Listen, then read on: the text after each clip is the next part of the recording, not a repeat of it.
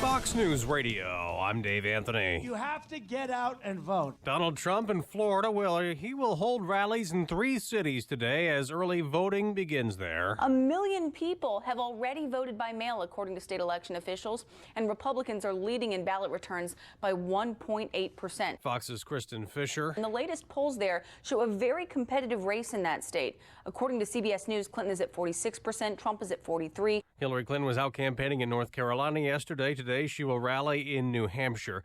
There's a manhunt for a killer in Oklahoma searching for a suspect who shot and wounded 2 police officers. Michael Vance is also wanted in the murder of 2 relatives found dead last night. He is supposedly armed with an automatic rifle and is possibly in a 2007 silver Mitsubishi. Lincoln County 911 dispatcher Tyler Carton. An American denial in Iraq amid questions about a deadly airstrike that hit a mosque. Fox's Jessica Gallagher live in our Middle East Bureau. Dave, the U.S.-led military coalition says it definitively determined that it was not responsible for an airstrike in Kirkuk that killed dozens. A U.S. military spokesman says it had notified Baghdad of its findings, and Iraq is investigating the incident. Human Rights Watch claims an airstrike targeted the women's section of a Shiite mosque in Kirkuk. Meanwhile, Iraqi special forces have started shelling ISIS positions near the strategic city of Mosul. Major General Haider al-Abadi says the hits began in Bartella, about 9 miles east of Mosul. The offensive to retake the city is in its 2nd week. Dave. Jessica, they're still trying to figure out why a bus returning from a casino trip going back to Los Angeles slammed into the back of a semi-truck early yesterday morning near Palm Springs. 13 people were killed, 31 others were injured. Fox News Radio, fair and balanced. In Chicago, we have partly cloudy skies this early morning. 51 degrees. 5:02 is our time on AM 560. The Answer. Good morning. I'm Mike Scott. One streak will come to an end in the World Series. The Indians and Cubs are squaring off in the Fall Classic. Cleveland hasn't won a championship since 1948. While the Chicago streak dates back to 08, that would be 1908. Chicago officials happy with the way Cubs fans celebrated the team's National League Championship Series win on Saturday night. We had some discussion early this morning about the next step, the World Series, and some modifications that we're going to make to the plan based on what we learned during this last series. Chicago's Office of Emergency Management says fans celebrated safely and responsibly for the most part. 6 were arrested, 9 were hospitalized. There was no major property damage reported. You're going to need several $1,000s if you want to watch a Cubs World Series game at Wrigley Field. Average ticket price, according to brokers, is about $6,000 each. Games in Cleveland going for well over $3,000 each.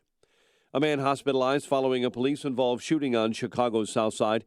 Authorities say officers pulled over a car with stolen plates near 59th and Princeton. 3 ran out of the vehicle. One of those suspects then confronted an officer with a weapon. The officer shot that offender multiple times, and everyone else in the vehicle was then taken into custody. CTA fares are expected to stay the same next year. The agency says their 2017 budget retains the $2.25 base price for rail service. The cost to grab a bus remains at $2. You probably already know who you're voting for on Election Day. Now, one more question for you. Is it okay to take a picture of your ballot? Laws nationwide are mixed on whether voters can legally take ballot selfies. Those are pictures of yourself in the act of voting or of your ballot. Federal judges have struck down bans on selfies in at least 2 states, and rules have changed in others like Indiana. But in many states, taking a picture of your ballot still carries potential fines or a jail term, including here in the state of Illinois. Chicago sports.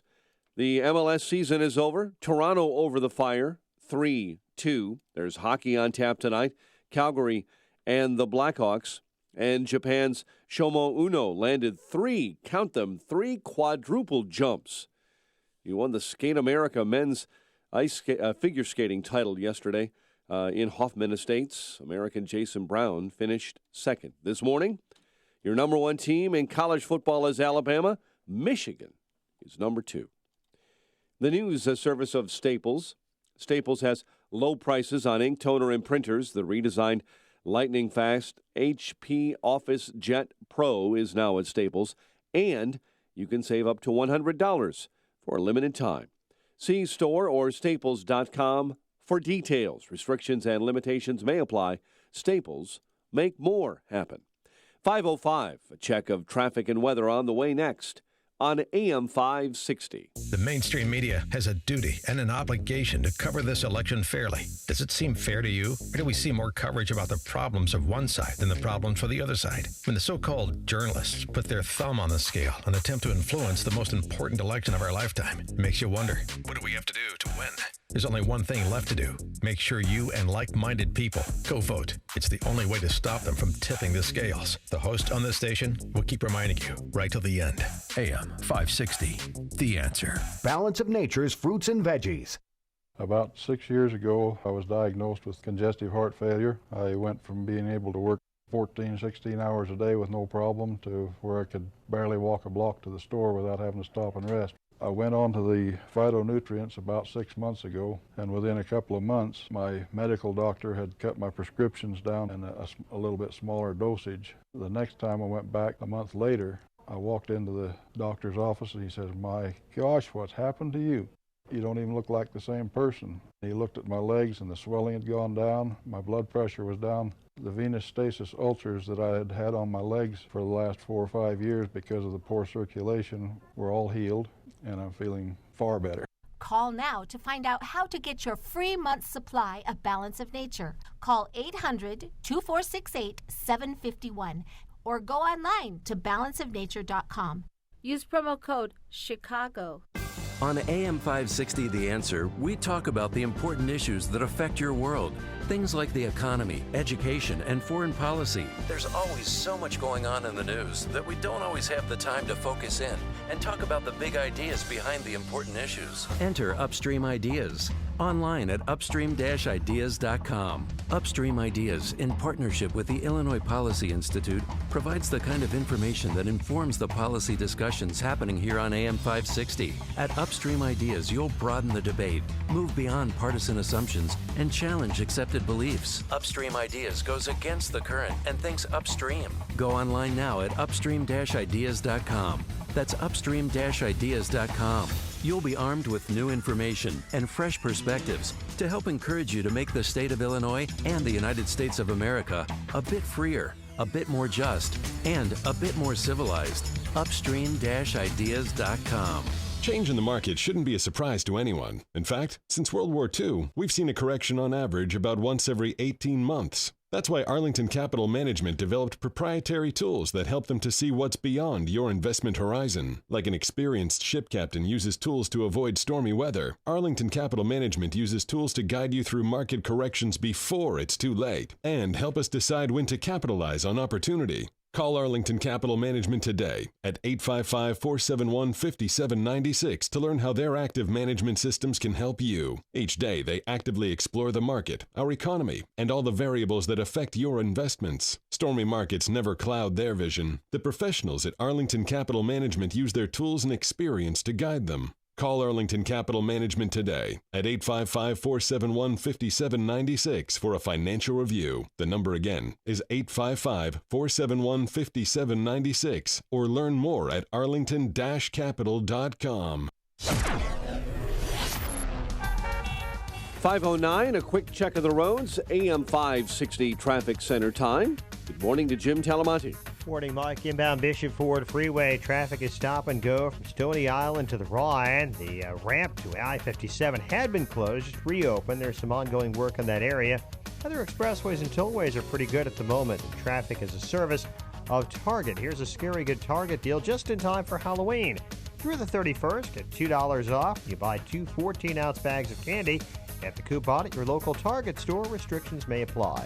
That's traffic. AM 560, The Answer. Jim, thank you. Chicago's Morning Answer starts next. Your official Chicagoland weather forecast from the aircomfort.com Weather Center. Here is our meteorologist, Kevin Snyder. Today will be sunny and cooler with a high 57. Clouds increase tonight with a low of 38. Mostly cloudy with a shower in the area late in the afternoon. Tomorrow, high 54. Rain at night, low 44. I'm Kevin Snyder on AM 560, The Answer. 47 at O'Hare, 51 along Chicago's lakefront. Your next news update is at 5:30. Chicago's Morning Answer with Dan and Amy starts now on AM 560, The Answer.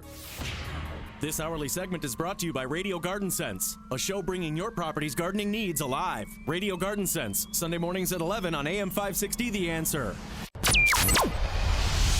This is Chicago's Morning Answer with Dan Proft and Amy Jacobson on AM 560, The Answer.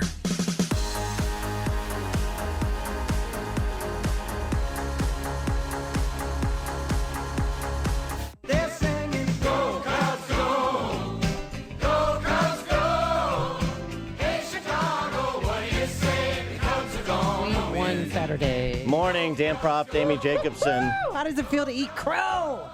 Woo!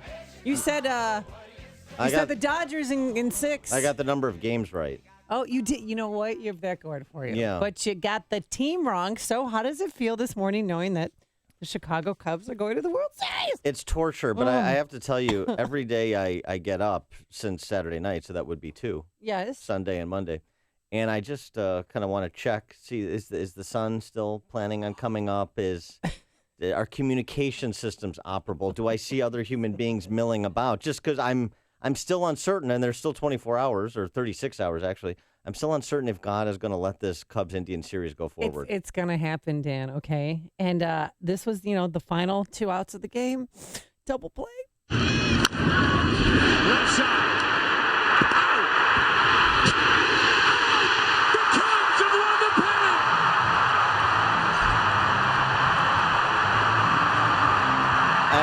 And it was awesome. Then I cry all over again. Then I saw you run on the field and tackle Addison Russell, and I know that was. I mean, it was exuberant, but it was fun. No, Cub fans, I'm not kidding you. And I live right by Wrigley, so I went by Wrigley Field. I couldn't help myself. Oh, I'm going to walk the dog. Oh, I'll go by Wrigley. And there was just as many people there all day yesterday as there almost were on Saturday. Did you go to the game? 2 hours before game time. No, I was on a rooftop. So that was fun. Okay. But it was still, and then I went, I was one of the losers who was out there at Sheffield and Waveland after the game, just, celebrating with fans. It was an emotional moment for most Cubs fans. I got really choked up. I'm getting choked up now, but, it's something extremely special. And you just don't have that, anywhere else in the United States, just in Wrigley Field. Hey, Cubs fans, though, they're so weenie that the only business that had to worry about possible looting was Nuts on Clark. No, listen to this. Thank you very much. I am so proud of everyone. Only 6 people arrested. No cars were flipped over. Nothing was set on fire. Well, it's just it was all on the up all the and up. fans they're just a bunch of frat girls and sorority boys. No, they're not. There was a lot of elderly people, and one guy fell into me because they took down the only damage I saw were there was a police blockade up, and that was knocked over, but nobody saw it, so people kept tripping. And this one guy fell. This elderly man fell into my back, or at least that's what he said he was doing. I don't know. I don't know what happened there. But no, there was a lot of elderly people there. Well, of course. Including myself. I mean. Yeah, exactly. Representing the senior citizens. Well, of course. I mean, this is a historic thing. Obviously, there's so many great, on a serious note, so many great players and so many great baseball fans who are Cubs fans. I will concede that point. Most of them are older and not like the, Cubby Bear crowd. But so this is, I appreciate the unbelievable moment this is because so many especially great Cubs players never got to see this, never got to play in this kind of game in the World Series, much less see it happen and have passed on. Yeah, I mean, think about Harry Carey, Ron Santos. Harry Carey didn't play for I know, the Cubs. but he was an announcer, and he was the iconic Cub. I mean, he's dancing in his grave this morning. And, people kept crying all night. Oh my goodness, I couldn't. My wife had to throw me downstairs to the basement. I was up, jumping, yelling, screaming. She said, "Please go down. You're scaring the dog." Don't scare the dog. Wow, so nice rhetorical flourish. But I brought you some things. Oh. Okay. Yeah. All right. First of all, a Cubs pennant for the pennant. Yeah, get it? Yeah. Well, we're going to put it up on the wall here. Are you going to use Can your... we put it here or should we put it here? I know we're talking to... What's Steve... Steve Bazil. Bazil. He's a ticket broker. We're talking to him at the bottom of the 8 o'clock hour to figure out how much tickets are to these games. But are you going to use your VIP Connects to go to all of the... Something's Got to Give series? Well, games I'm here? going to. I'm scheduled to go to Game 6. I have a ticket for Game 6 in Cleveland. Game 6 in Cleveland. When is Game 6 in Cleveland? That is next Tuesday. It's November 1st. It's past Freedom Summit. That could be the clincher. And then Game 4 is Saturday. And wouldn't you know, one of my neighbors, I can have a face value ticket for $200 and go to the game. But I'm supposed to go to Freedom Summit. Oh, that's how much tickets are. Oh, so it's a night game. I know. Well, Freedom Summit, the keynote true. speakers at night, but I think Keith Conrad could dress up as me. I'll give him a blonde wig. Anyway, similar body types. Back to your gifts. The gift of the Chicago Tribune. I'm keeping this, but everyone was trying to buy a Chicago Tribune yesterday. You know, get it one for the ages. No, I don't see what they did. You don't see the play on words. No. You don't see the homophone here. Oh, nice. Thank you. I do study some English. So I'm keeping that in the office. Don't touch it. But I did. What about wait, hold on. On the newspapers, what about the Sun-Times commemorative edition? No one wanted that. So everybody wanted the Tribune, and thank God I got one. Thanks, Dad. I know. Harvey. Most people My don't dad know the helped me out. Sun-Times still prints a paper, but here's the thing. I got a call from a friend of mine who, every Sunday morning, he's one of these guys. He's a senior like yourself. Still goes out to the edge of the driveway to pick up the paper, and he wants to sit down and read the Sun-Times. And he went to the game on Saturday night, and he's one of these guys that collects, the Bears 85 Super Bowl. He collects all the newspapers. Same thing for the Cubs. Big Cubs fan. So he said, on the most important day of my life, in terms of sports, I go out there to get the Sun-Times because I'm going to keep the entire paper, commemorative edition, if you will. And on the front page, whose face do I see? But yours, meaning me. Because there was a little profile piece on me in the Sun-Times, and I was one of the tease headlines. I wasn't the cover, but you know what I mean. And so it completely ruined. Awesome. I ruined his Sun-Times. So if nothing else, I could ruin a piece of the excitement for one Cubs fan, and that's thanks enough for me. That's awesome. Yeah. That's so cool. Well, I got you this hat. All right. But I want you to wear it. Come on. Postseason 2016. Cubs. That's rather generic, isn't it? Postseason 2016. This doesn't say NL champs. It doesn't say 2016 pennant. Here's the deal. It just says postseason. It's kind of open-ended. Because we're in the postseason. We're in the postseason. No, I got it. The year is 2016. But this is like in the leftover bin. This is probably before they even beat the Giants. Let me explain the hat situation. So the hat. And it's also mesh in the back. I know, it's mesh. It's old school, but that's cool now. The mesh in the back is cool. I only wear fitted hats and not with fit mesh. It with the plastic adjuster. No. I'm 7 1/8. You go back to Wrigley and you get me a proper hat. Here's the deal. The hats that the players were wearing, after they won the pennant. Yeah. Those sold out within a half hour everywhere. In Dick's Sporting Goods everywhere, even in the suburbs, they all sold out. They're on back order. But in the meantime, I think that this mesh Ricky Bobby hat is postseason 2016. Jeez. I'm underwhelmed. Your thimble runneth over. Yes. Let me ask you a question. Do you think they should have Steve Bartman throw out the first pitch? Will you stop it? I mean, I honestly. I was thinking Ronnie Woo Woo, because Ronnie Woo Woo came over for dinner last night. I have pictures. He just stopped by the house in his home uniform. Course. And he's getting better from his leg injury. He broke his femur. And I'm happy to hear that. I'm thinking that they should let Ronnie Woo Woo throw out the first pitch. I mean, he's been going to Cub games since 1947. He saw Jackie Robinson play. I heard the whole history again last night. Oh, I'm sorry. I meant the Indians have Steve Bartman throw out the first pitch. Holy cow! Before you see it on TV, share it on Facebook, or read about it in the paper.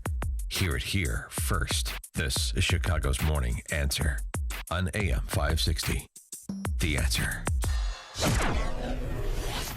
Forecast for today, it's going to be sunny, but a lot cooler than we're used to. A high only of 57 degrees tonight, lows in the 30s. And for Tuesday, game 1 of the World Series. Even though it's in Cleveland, but here it's going to be mostly cloudy. with a shower in the area late in the afternoon, a high of 54.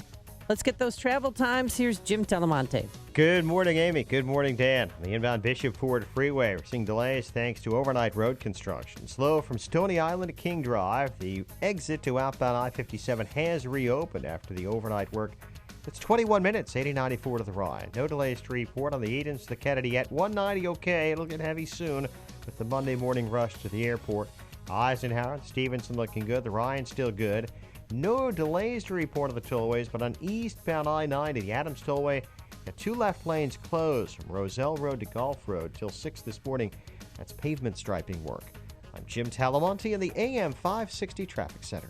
A storm is on the horizon, and you need to keep the lights on no matter what. Your business relies on the power being on 24/7. It's the lifeblood of your data and computer systems. Weather-related outages from the power company are not acceptable. Your need for a source of power that's reliable 24/7, along with round-the-clock service that can dispatch technicians to your site immediately, is mission critical. Your business needs Charles Equipment Energy Systems on speed dial. These are the big boys, not residential or solar, but reliable industrial generators for emergency backup or events. When you need more than a 100-foot extension cord plugged into a small engine generator, call Charles Equipment Energy Systems. They keep the lights on with rental generators for job sites or power outages. Stay warm this winter. Plan ahead. Call now to prepare generators for winter storms and potential power outages. Call 630-834-6000. That's 630-834-6000 or charlesequipment.com. charlesequipment.com. AM 560, The Answer. Did I mention that only 6 people were arrested? Yeah, only 6 people were arrested. And a few just for blocking traffic and disorderly conduct. That was it. It was a non-event, which is good. It's a proper way to celebrate. You don't need to, turn over cars or burn down buildings to celebrate a sports victory. The only thing, there's somebody decided to light off some fireworks, so that didn't go well. That was a little dicey. If it would have been on the south side, they would have returned fire. Here's now we have to we're only 2 weeks away from an election, don't you know? Yes, I do know. Yeah, 2 weeks from tomorrow. And the issues over the weekend that were discussed hotly, issues that we discussed last week, but I thought some of the exchanges were interesting on topic. One being the kind of underreporting of the corruption that kind of hangs over the Clinton Foundation, as well as the continuing release of these WikiLeaks emails and what they tell us about Hillary Clinton and her operation. So this was the topic of discussion on Chris Wallace's show, both with Robbie Mook, as well as on the panel. We're taking it to a new level. There we are. Well, it's 2 weeks to go. We got to up the game. And Mook, yes, it's pretty good. It's really Mook was asked about this, about Hillary not answering Chris Wallace's question about pay to play in last week's debate, the final debate. And specifically, Robbie Mook's mention in emails with respect to this 2015 trip to Morocco and the solicitation of the King of Morocco for a $12 million donation to the Clinton Foundation. Oh. And listen to this exchange and where Chris Wallace takes it, and then what happens to the Mookster. Did Mookster fall down? Wait, where's my Robbie Mook? Where's my Robbie Mook? Oh, no. Oh, no. Hold on. You might have to try it on your hat while they find it. Hold on. Where's my Robbie? Do we have Robbie Mook? Mook. What? You know why? Because you denied the hat. So now this is called karma, Dan. Maybe. Maybe not. Well, let's see. I don't see Mook anywhere. All right. Well, in addition to that, they had Bob Woodward on a panel, as I mentioned. And Woodward on the Clinton Foundation had this to say. Yes, it's corrupt. It's a scandal, and she didn't answer your question at all, and she turned to embrace the good work that the Clinton Foundation has done, and she has a case there. But the mixing of speech fees, the Clinton Foundation, and actions by the State Department, which she ran, are all intertwined, and it's corrupt. In a word, it's corrupt. And now, here we found Robbie Mook. Robbie Mook on this same topic. Woodward frames this relatively nicely. See if Mook doesn't confirm it. But again, these are stolen documents, stolen by the Russians. It's now confirmed from John Podesta. They are being put out for this purpose. Well, the Russians and Donald Trump want this campaign to be about something else right now. now. Let me just speak to that, though, because, the Trump tax returns were stolen as well when they were mailed to the New York Times. You guys didn't object to that. In fact, you jumped all over them. Well, we don't know where those tax returns come from. Well, they were clearly stolen. We don't know, and you'd have do you to think, work with do you the think New that York Trump Times on that. had given them? I don't know. I don't know how they got to the New York Times. I guess what I'm saying is if we're looking at the fruits of that theft, and I will call it a theft, it's fair to look at the fruits of your theft. I think what's particularly disturbing in this situation is that the intelligence community has now confirmed that John Podesta's emails and the DNC emails were stolen by the Russians. I know about the Russian connection. I'm talking about the $12 million from the King of Morocco. Yeah, so the whole idea is what they're doing. One is they have no problem. The WikiLeaks stolen, Russians involved. Now, Wallace brings up Trump's tax returns, which are obviously leaked to the New York Times, and they published them. Hillary Clinton and the camp had no problem with that, of course. So the hypocrisy, right? The facts change, so our interests change, so our ethics change. That's the policy of the left. And you just hear Mook kind of fumble around trying to distinguish it by going back to process over substance. And this was the same discussion, just so you know that they're on the same page. They've got their talking points down.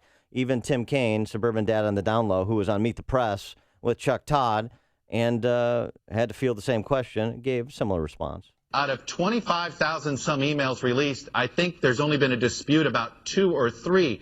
Why shouldn't the public look at these WikiLeaks emails and have it be something that informs them about Secretary Clinton?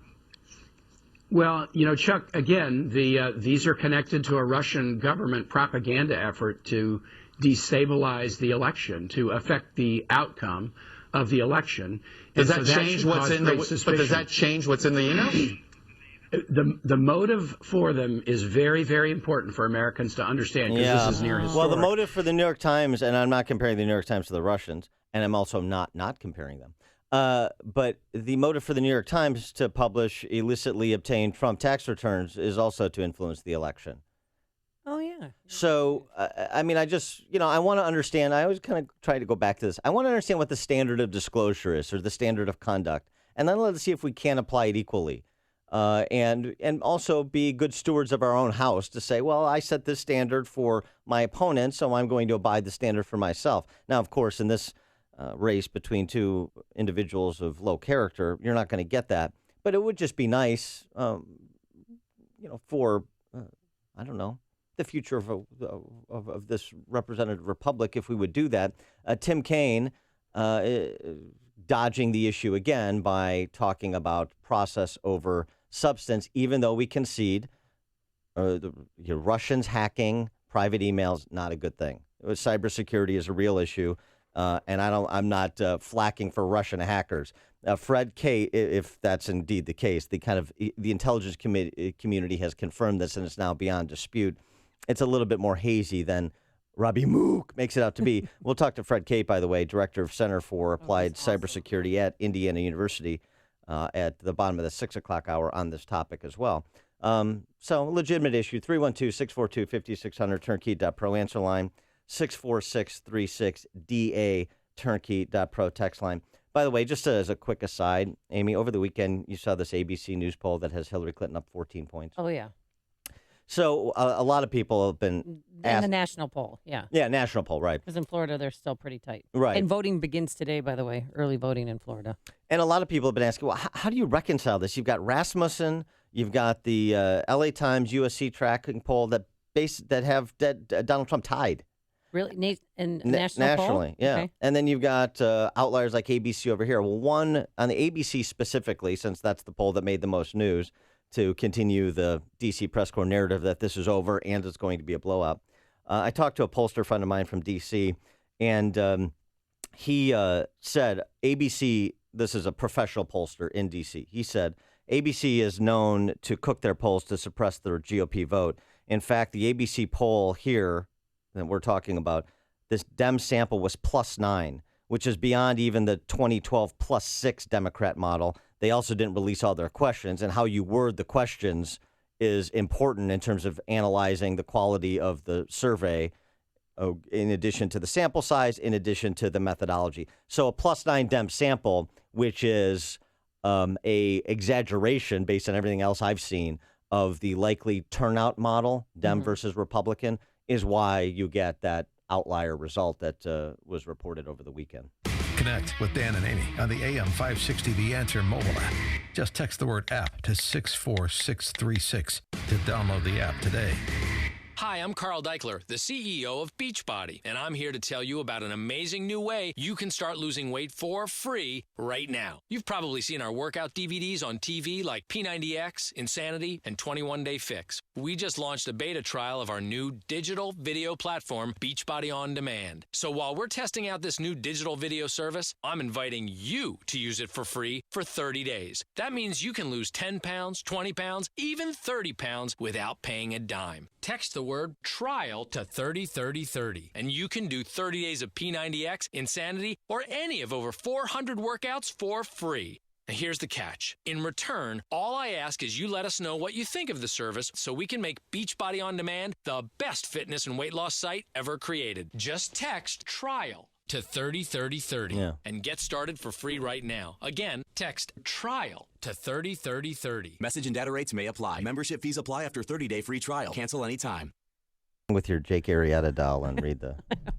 It's time for a little R&R, courtesy of ChicagoRadioDeals.com. 2 words, Door County. Take a few days off and escape to Wisconsin. Head up to the White Lace Inn. Now, it's a gorgeous bed and breakfast in Sturgeon Bay.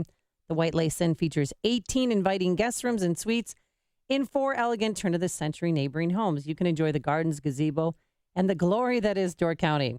It's a $300 gift certificate for only $150, and that can be applied to overnight stays or items in their store. For another fabulous getaway adventure, purchase an overnight stay for the Schuster Mansion Bed and Breakfast in Milwaukee. Spend the night in Molly's room. What could go wrong? It's a 2-room luxury suite with a private bath and concierge service. It includes breakfast in the Victorian dining room and fresh chocolate chip cookies. Yours for only $85 a couple. It's a $169 value. So check out all the deals only at ChicagoRadioDeals.com. Coming up on Chicago's Morning Answer. It took Lincoln 4 minutes at Gettysburg to frame the Civil War. It took Donald Trump 39 to frame this election. We'll have that at 5:38. But first, into the newsroom we go. Here is Mike Scott. One streak ends in the World Series. Indians, Cubs squaring off in the Fall Classic. Cleveland has not won a title since 1948. Chicago Cubs streak dates back to 1908. Diehard fans and baseball lovers around the world celebrating the Cubs' trip to the World Series. Cubs punching their ticket with a win over the Dodgers, and they were handed a ticket to the Fall Classic with that 5-0 win. Pentagon demanding thousands of dollars this morning from Iraq and Afghanistan war veterans who received bonuses that the Pentagon says they should not have gotten when they signed up. The LA Times says those bonuses were offered between 2006 and 2008 by California National Guard recruiters under pressure to find soldiers. House Majority Leader Kevin McCarthy says demanding that money back from almost 10,000 veterans who didn't even know they owed it is disgraceful. Donald Trump campaign manager Kellyanne Conway says it's true. Hillary Clinton has a few advantages heading into the final weeks of the election. $66 million in ad buys just in the month of September, thereby doubling her ad buys from August. Most of those ads are negative against Donald Trump, classic politics of personal destruction, cesspool kind of ads. Donald Trump continues to say on the stump, the presidential election could be rigged. If we win on November 8th, we are going to fix our rigged system. It's a rigged, broken, corrupt system. It's rigged. It's broken. It's corrupt. They want me to take that back. The president said Trump's claims of a rigged election can only mean one thing. You know, Donald Trump's already talking about how the game's rigged. I got to say, that means he's losing. Speaking in Nevada, the president added that Trump's complaints about the process prove he's not fit to serve. Police in Oklahoma searching for a suspect after 2 officers were shot. The injuries are not believed to be life-threatening. Authorities investigating a deadly bus crash along I-10 in California. At least 13 people have died. A Senate antitrust subcommittee holds a hearing on AT&T's plan to buy Time Warner. A 1960s anti-war icon has died. Barbara Williams says her husband, Tom Hayden, died yesterday after a long illness. His name became forever linked with the celebrated Chicago 7 trial.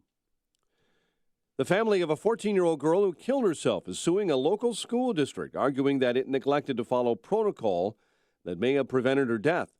The lawsuit accuses Mundelein High School District 120 of not having an up-to-date suicide prevention policy.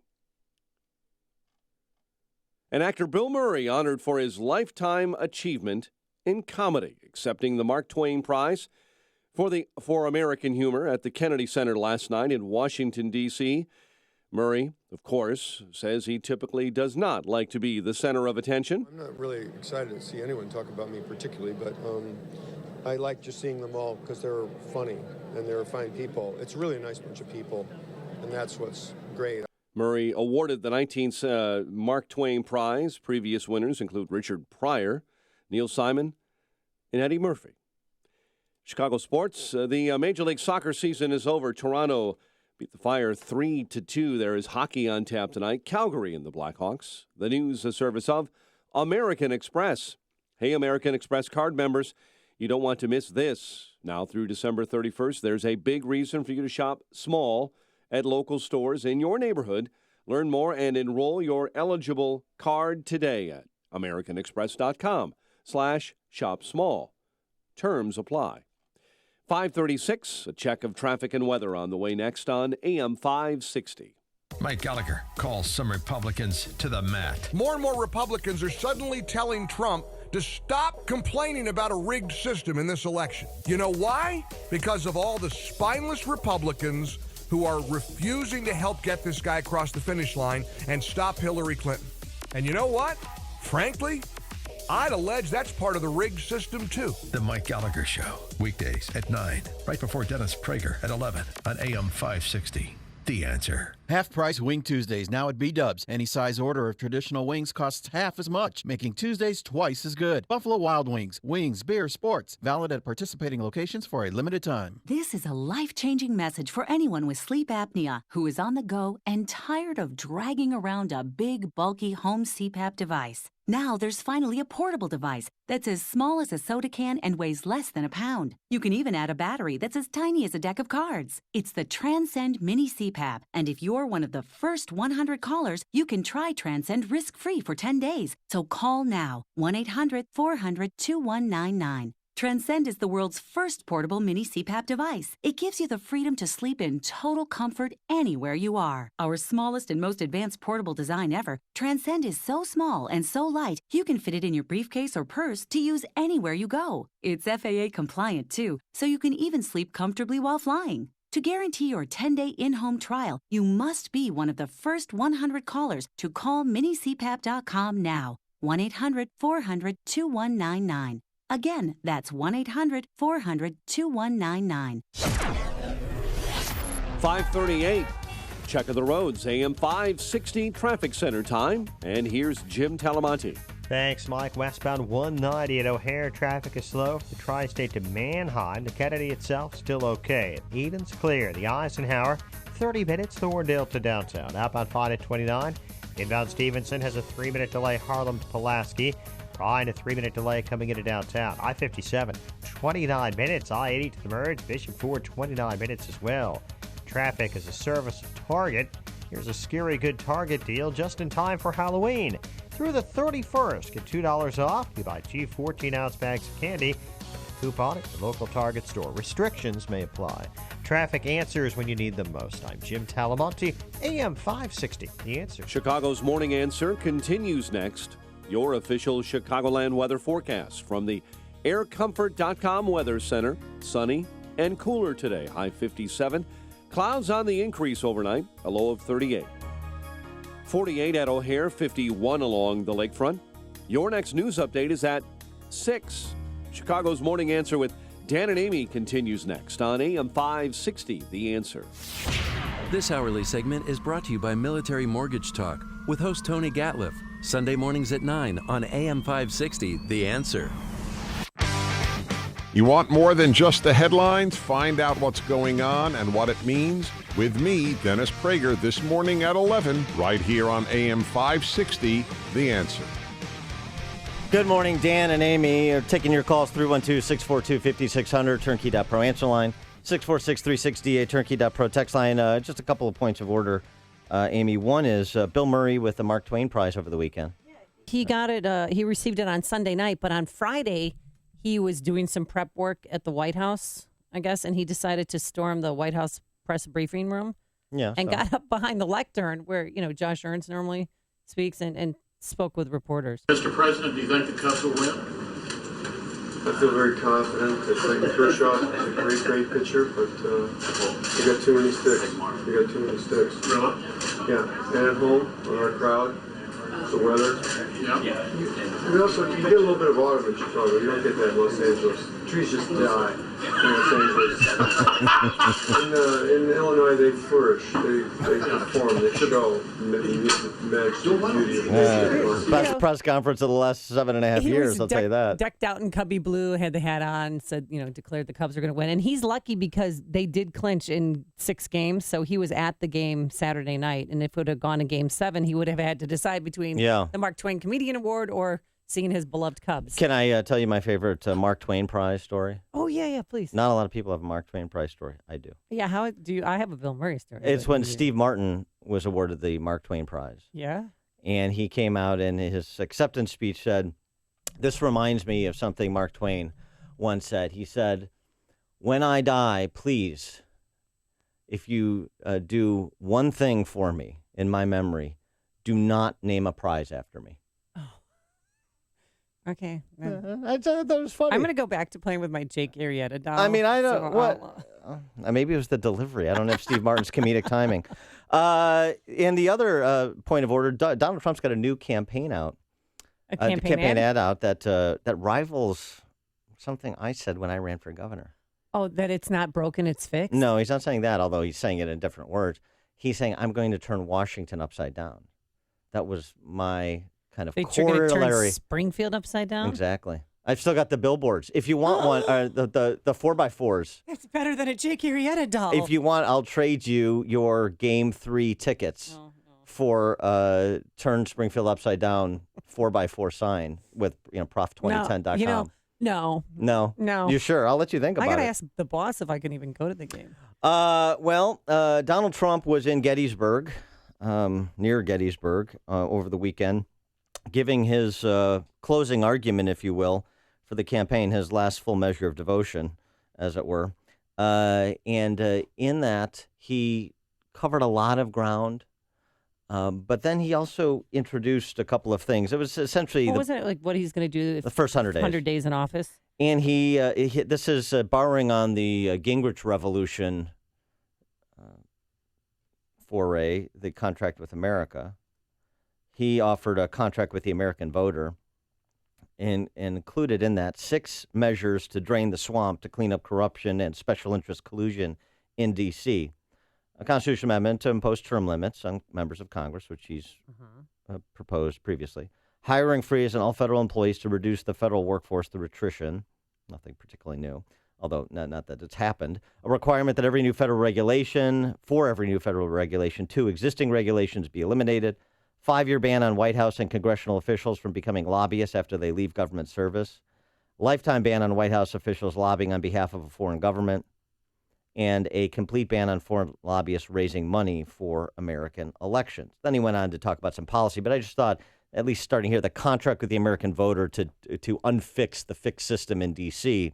Was interesting. Get your reactions to that, in addition to all the other matters that took place over the weekend. Victor and Elgin, you're on Chicago's Morning Answer. Hi, Dan and Amy. Good morning. I just want to say it's pretty sad that we have to rely on the Russians to do the work that our FBI refuses to do. Thanks for the call, Victor. Referring to the disclosure of all of Clinton's dealings. Yeah, it's a fair point. On a related topic, the political organization of Governor Terry McAuliffe, he's the Democrat governor of Virginia and former DNC head, close Clinton confidant, gave nearly $500,000 to the election campaign of the wife of an official at the FBI who later helped oversee the investigation into Mrs. Clinton's email use. Oh. That's a problem. Yeah. McAuliffe's PAC donated $467,500 to the 2015 state Senate campaign of Dr. Jill McCabe, who's married to Andrew McCabe, now the deputy director of the FBI. You want to talk about the appearance of conflict? Somebody who in part oversaw the Hillary Clinton investigation, the criminal investigation into her private server and related email use, and a close ally of the Clintons and governor of Virginia had donated nearly $500,000 to this gentleman's wife. And you want to tell me again how the system isn't rigged? The appearance of impropriety? I mean, these are the same kind of pay-to-play indicia of corruption problems we're talking about with Clinton specifically. Now they seep into the FBI because, of course, that's how corruption works. It seeps into every nook and cranny. Illinois being a prime example of that. Scott on the West Side, you're on Chicago's Morning Answer. Hey, Dan. Hi, Amy. Thanks for taking my call. The Dems keep saying it's the Russians, Boris and Natasha from the Bullwinkle show, I guess, that have hacked their emails. My point is, and I haven't really heard anybody say it, is if the Dems can't keep the Boris and Natasha from hacking their emails, how do we expect them to keep us secure from the Russians? It kind of seems to me that the way the rhetoric is going against the Russians, that the Russians are in on it, and maybe we need to look at if they've made a donation to the Clinton Foundation. Thanks for the call, Scott. The other part of Trump at Gettysburg, though, he veered off and he made some news that I don't think is particularly helpful to him.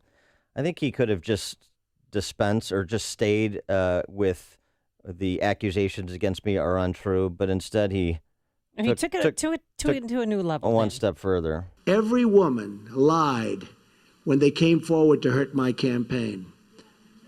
Total fabrication.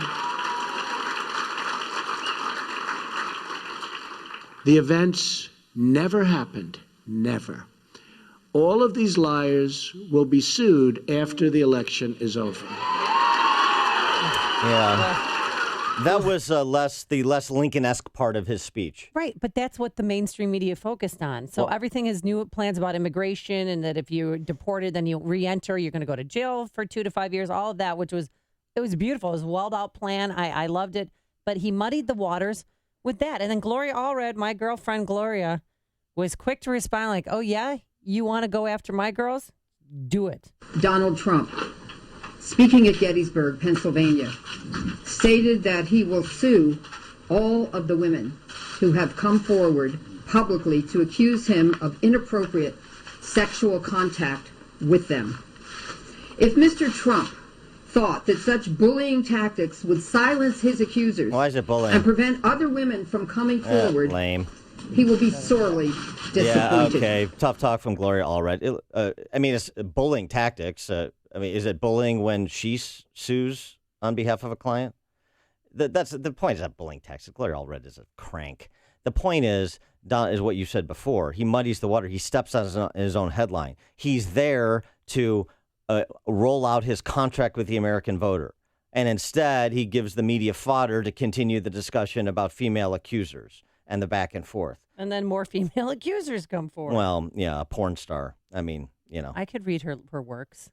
Yes, she's been in several films, Dan. I'm sure she has. And it's the same. Well, this one was $10,000 for sex or something. Do you like want this. to hear from her? Not really. Well, her name's Jessica Drake, and yes, she's a porn star. But Dan, she's not a prostitute, and apparently she met him at Tahoe at a golf tournament. Distinction without a difference. He invited her to her suite and offered her $10,000 allegedly and a ride on his plane. Mm-hmm. Then Donald called. He asked me to return to his suite and have dinner with him. He also invited me to a party. I declined. Donald then asked me, "What do you want?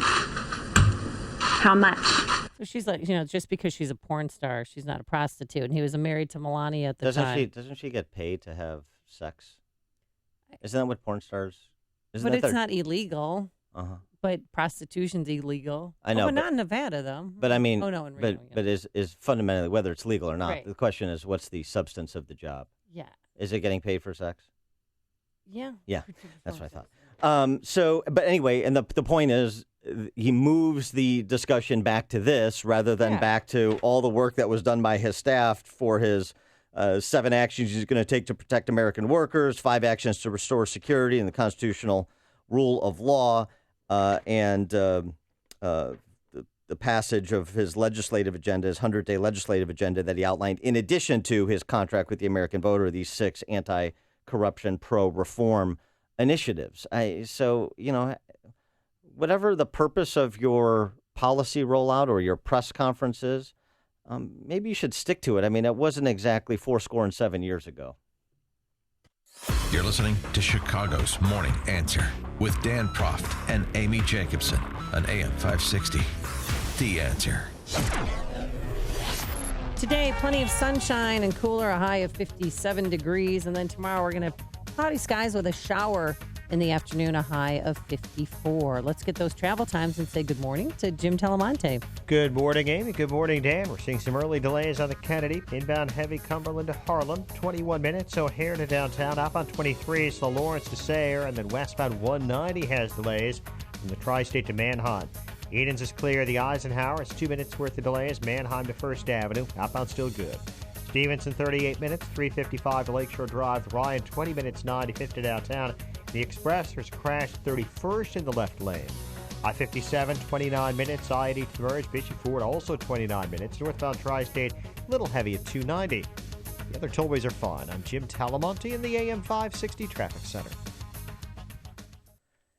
In this election and all its uncertainty, causing you sleepless nights? If you're worried about the effect of what a new president in office will have on your portfolio, you're not alone. It's time to consider Online Trading Academy. They'll teach you how to navigate the stock market and show you the tools and techniques to prepare you for any outcome, even in this presidential election. Online Trading Academy certified instructors teach you a rules-based strategy. You'll learn to trade on knowledge and identify market changes before they happen. So reserve your seat today for a free half-day training course at their education facility in Lombard. Just text the word income to 313131. That's income to 313131. Text now, and Online Trading Academy will secure your seat and send you a free home video study course valued at $247. So text income to 313131 now.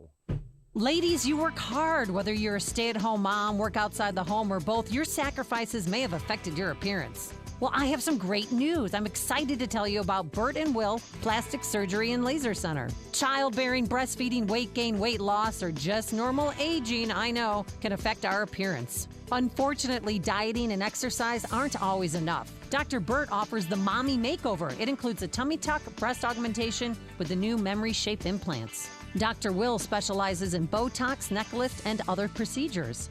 You can uncover the beauty within.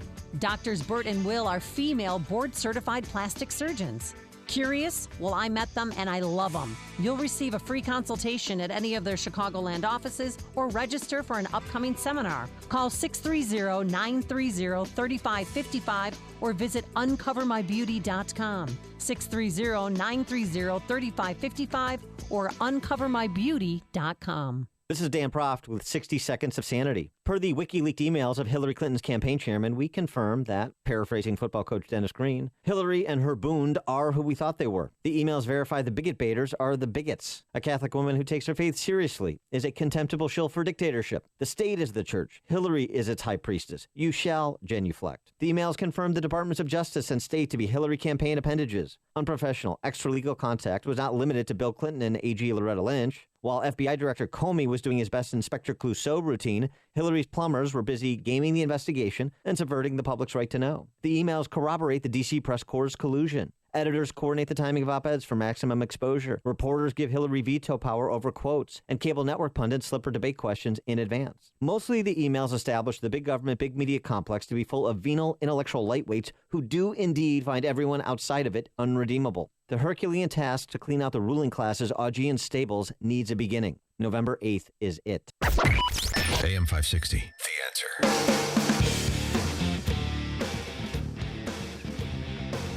Oh, so Katy Perry and Miley Cyrus are campaigning on behalf of Hillary Clinton.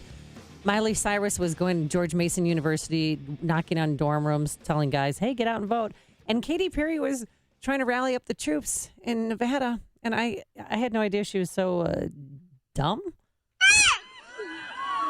I'm like really nervous. My mouth is really dry. It's like, ah!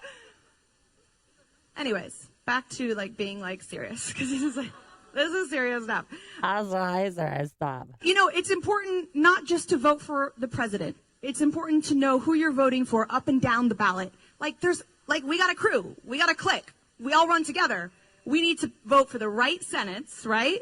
The right so that senates. they can appoint the right people, so that they can make sure we're all okay. The right senates, and that's before the right senates to appoint the right people to make sure we're all okay. It's a compelling closing argument that Katy Perry offers. It is embarrassing. That is so embarrassing. You want to join that party? You want to join that leader? That's the I kissed a girl and I like it party. This is the morning show more Chicago radio listeners are choosing. This is Chicago's Morning Answer on AM 560. The Answer. Signature Bank is Chicago's fastest growing independently owned business bank. It's a bank where relationships still matter. Signature Bank knows your name and your story. I'm Dan Proft, and I know this because Signature Bank is my business bank. I'm Gina Labus, President and CEO of Mid-States Glass and Metal and a customer of Signature Bank since 2011. As we expanded our business into all aspects of the glass and metal industry, we needed a bank who could grow along with us. That's when we met Mick O'Rourke, co-founder of Signature Bank. Mick and his team took the time to understand the ebbs and flows of our business. They worked with us to find a solution that would support our growth. Mid-States Glass and Metal is proud to work with Signature Bank because they support Chicagoland women-owned businesses like mine. Signature Bank is looking for their next success story. Learn more about turning your business vision into reality. Visit signature-bank.com. Signature Bank, helping local businesses succeed. Member FDIC, Equal Housing Lender.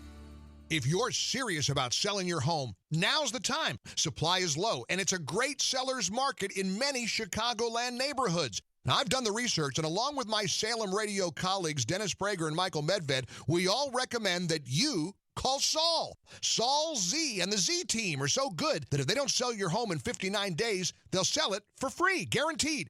Saul is ranked 106th out of 1.2 million agents by the Wall Street Journal. His proven marketing system is so effective that he sells on average a home every single day, attracting multiple full-price offers. Now, that demand helps sell your home fast at the highest price. It's a no-brainer. If I was selling a home in Chicagoland, I'd definitely call Saul. 888-346-0666 or call Saul, SAUL.net. Call Saul.net or 888-346-0666. You'd better call Saul. Hi, I'm Carl Deichler, the CEO of Beachbody, and I'm here to tell you about an amazing new way you can start losing weight for free right now. You've probably seen our workout DVDs on TV like P90X, Insanity, and 21 Day Fix. We just launched a beta trial of our new digital video platform, Beachbody On Demand. So while we're testing out this new digital video service, I'm inviting you to use it for free for 30 days. That means you can lose 10 pounds, 20 pounds, even 30 pounds without paying a dime. Text the word TRIAL to 303030, and you can do 30 days of P90X, Insanity, or any of over 400 workouts for free. Now here's the catch. In return, all I ask is you let us know what you think of the service so we can make Beachbody On Demand the best fitness and weight loss site ever created. Just text TRIAL to 303030 and get started for free right now. Again, text TRIAL to 303030. Message and data rates may apply. Membership fees apply after 30-day free trial. Cancel anytime. Did you know that a dirty CPAP system can make you sick? If you knew what could be growing in your mask and hose, you might not sleep so well. But now, SoClean.com has released the world's first and only automated CPAP cleaner and sanitizer. It kills 99.9% of all CPAP germs, and it's completely hands-free. For a limited time, you can try SoClean risk-free for 30 days. Just call 1-800-400-0542. SoClean changed the CPAP experience for the better. My health has improved. It's simple to use, and I'm not worried about infections. SoClean destroys CPAP bacteria, viruses, and germs, and it eliminates the daily hassle of washing your system by hand. There's no water, chemicals, or disassembly. Just pop in your mask, close the lid, and presto, your CPAP system is clean and fresh in minutes. Call SoClean.com to try it risk-free at home for 30 days. This is a limited time offer, only available by calling 1-800-400-0542. That's 1-800-400-0542. Here are the stories we're following right now. Chicago officials happy with the Cubs celebration, and a longtime Chicago radio legend dies. WIND Chicago News Time is 6 o'clock.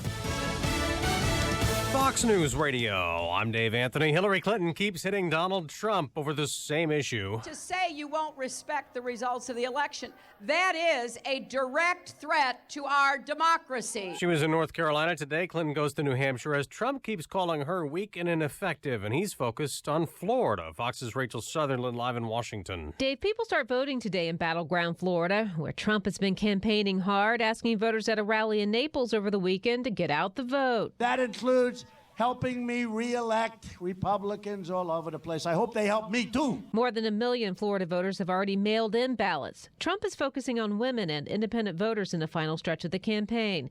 Clinton will also rally voters in Florida this week. Balloting is already underway in 34 states, with at least 46 million people expected to vote before Election Day. Dave. Rachel, they're searching for an accused killer in Oklahoma, also wanted for shooting 2 cops. He recently got out of my jail. He was accused of a child sexual assault. Lincoln County Sheriff Charlie Doherty on Michael Vance, who's accused of stealing a police car after wounding the 2 officers. Later, 2 of Vance's relatives were found dead. Investigators are still trying to figure out why a bus traveling back to Los Angeles from a casino slammed into the back of an 18-wheeler early yesterday morning, making it tougher to determine the bus driver was among the 13 killed. The speed of the bus was so significant that when it hit the back of the big rig, the trailer itself entered about 15 feet into the bus. California Highway Patrol Division Chief Jim Abley, 2 tow trucks had to lift the trailer to reach the demolished front of the bus. 31 other passengers were injured. A famed anti-Vietnam War activist, once married to Jane Fonda, has died. Tom Hayden was also involved in the violent protests of the 1968 Democratic Convention. He later became a California state lawmaker. Fox News Radio, fair and balanced.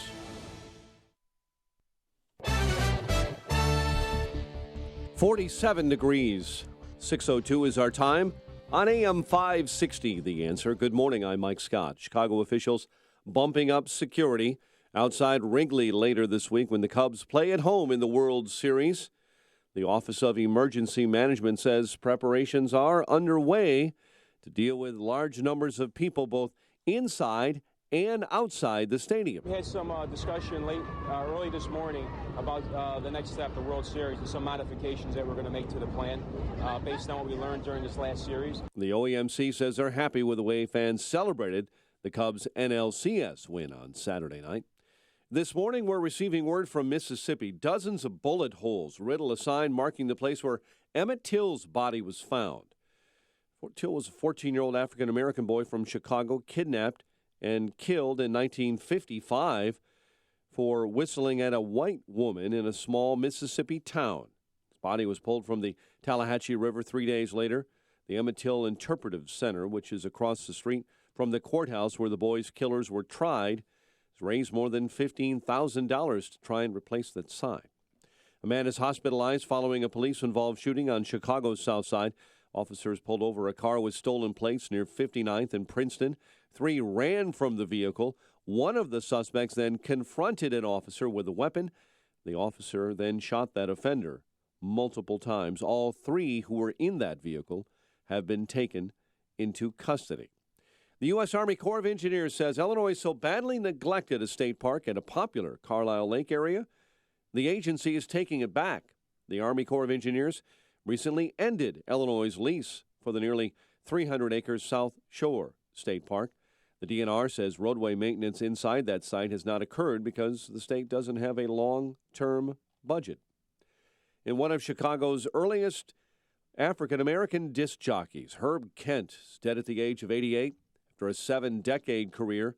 The station where Kent worked, V103, said Sunday Kent died Saturday evening. The company didn't provide details in an online statement, but said, like a good radio professional, he hosted his final broadcast on Saturday morning. MLS, the season ends for the Fire with a loss to Toronto, 3-2. Hockey tonight, Calgary and the Blackhawks. The news service of American Express. Hey, American Express card members, you don't want to miss this. Now through December 31st, there's a big reason for you to shop small at local stores in your neighborhood. Learn more and enroll at your eligible card at americanexpress.com/shop small offer. Terms apply. 6:04 and a check of traffic and weather on the way next on AM 560. The mainstream media has a duty and an obligation to cover this election fairly. Does it seem fair to you? Or do we see more coverage about the problems of one side than the problems for the other side? When the so-called journalists put their thumb on the scale and attempt to influence the most important election of our lifetime, it makes you wonder, what do we have to do to win? There's only one thing left to do. Make sure you and like-minded people go vote. It's the only way to stop them from tipping the scales. The host on this station will keep reminding you right till the end. AM 560, The Answer. These days, you gotta have a side hustle. And I'm not talking about a 9-to-5. I'm talking about driving with Uber. It's the ultimate side hustle. You wanna earn extra money? Drive with Uber. Have a few spare hours here and there? Drive with Uber. You like the idea of being your own boss? Drive with Uber. You make a great boss. You're probably driving right now. You should be earning. If you want your car to start making you money, then visit uber.com/drive now and get your side hustle on today. That's uber.com/drive now. I'm Jay Farner, president of Quicken Loans. Recently, mortgage rates have dropped to the second lowest level in history. The rate today on a 30-year fixed-rate mortgage is all the way down to 3.5%, APR 3.57%. It's a great time to refinance with Quicken Loans and save hundreds every month. So lock in this ultra-low rate before it goes back up. Call 800-QUICKEN. That's 800-QUICKEN. Call for cost information and conditions. Equal housing lender. Licensed in all 50 states. NMLS ConsumerAccess.org. Number 3030. 6:06. Let's get an update on the roads this early morning. In our AM 560 traffic center, here's Jim Talamonte. Thanks, Mike. On the inbound Kennedy, traffic slows Cumberland to Harlem. 22 minutes O'Hare to downtown. Outbound 28, slow Lawrence to Sayre, and then Cumberland to 190. There are additional delays till you get past Manheim. On Eisenhower, about a 2-minute delay, Manheim to First Avenue. Outbound, it's fine. Stevenson, slow starting around First Avenue. It's 38 minutes, 355 to Lakeshore Drive. Outbound 5 to 34. The Ryan, 19 minutes, 95th to downtown. I-57. Bishop Ford, both 29 minutes from I-80 to the merge. Traffic is a service of Cece's Pizza. And Cece's flavor-loaded pizzas don't have to come at a loaded price. Now, Meat Eater and Supreme are guaranteed on the buffet. If you don't see them, they'll make them immediately. Get them both and all your favorites for just $5 and change. Only at Cece's. Better. Believe it. Traffic answers when you need them most. I'm Jim Talamonte on AM 560. The Answer. Chicago's Morning Answer continues next.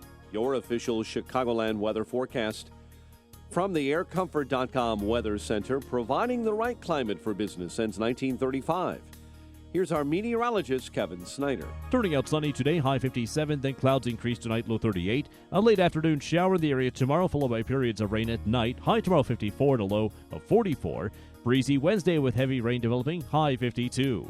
I'm Kevin Snyder on AM 560, The Answer. 46 at O'Hare, 51 along the lakefront. Next news, 6:30. Chicago's Morning Answer with Dan and Amy continues next on AM 560, The Answer. This hourly segment is brought to you by the Money Hour Radio Show, Saturday afternoons at 3 on AM 560, The Answer. Brought to you by Pearshale Financial Group. Good morning. Welcome to your Monday morning briefing. Here's what you need to know to start your day.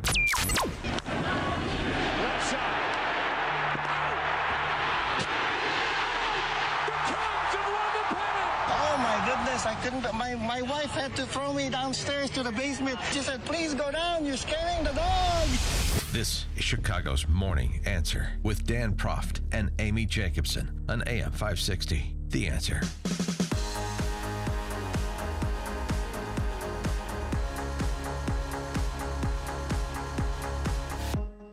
Good morning, Dan and Amy. Well, some matters with respect to national security to discuss, particularly in light of some of the components of Trump's contract with the American voter that he rolled out in Gettysburg over the weekend. But first, I just have to say, this was a geopolitical matter, too. The Philippines and their rather colorful authoritarian president, Duterte. Well, Josh Earnest, he's this grotesque Dickensian-named spokesbeing for the regime. I'm familiar with his work. Yes. He tried to make a funny over the weekend about the tension between the Philippines and the U.S. per President Rodrigo Duterte.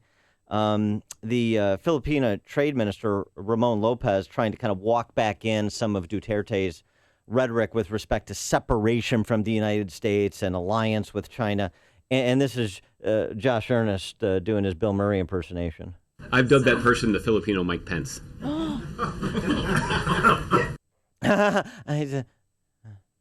Is he? Are you being? That was Josh Earnest. Because Mike Pence has to clean up for Donald Trump the way that Ramon Lopez, the trade minister of the Philippines, has to clean up for the seemingly unbalanced president of the Philippines, Duterte. So that was his funny. And it's also rather funny because I refer to Dmitry Peskov as the Russian Josh Earnest. Oh, that's better. Yeah. See, for those of you not familiar with your Soviet-era spokesbeings that are at present, Dmitry Peskov. I'm sure you know them all. Peskov is the spokesbeing for Vlad Putin. So that's but I guess if I have to explain the joke, it's not so good. So maybe I should dispense with jokes and go to KT McFarland, our friend and national security analyst for Fox News. KT, thanks for joining us. Appreciate it.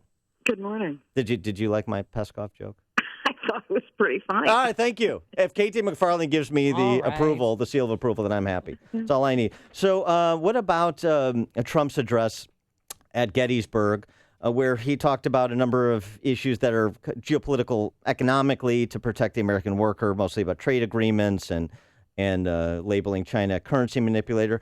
But then he also talked a bit about his first 100 days that included eliminating the defense sequester and expanding military investment. He talked about his ending illegal. He provided, I should say, some more details about ending illegal immigration and building the wall. Anything in the remarks Trump made with respect to national security you found either redeeming or troublesome? Yeah, I thought it was all great. And here's why. The United States has historically led from the front. And that doesn't necessarily mean we lead everybody into war.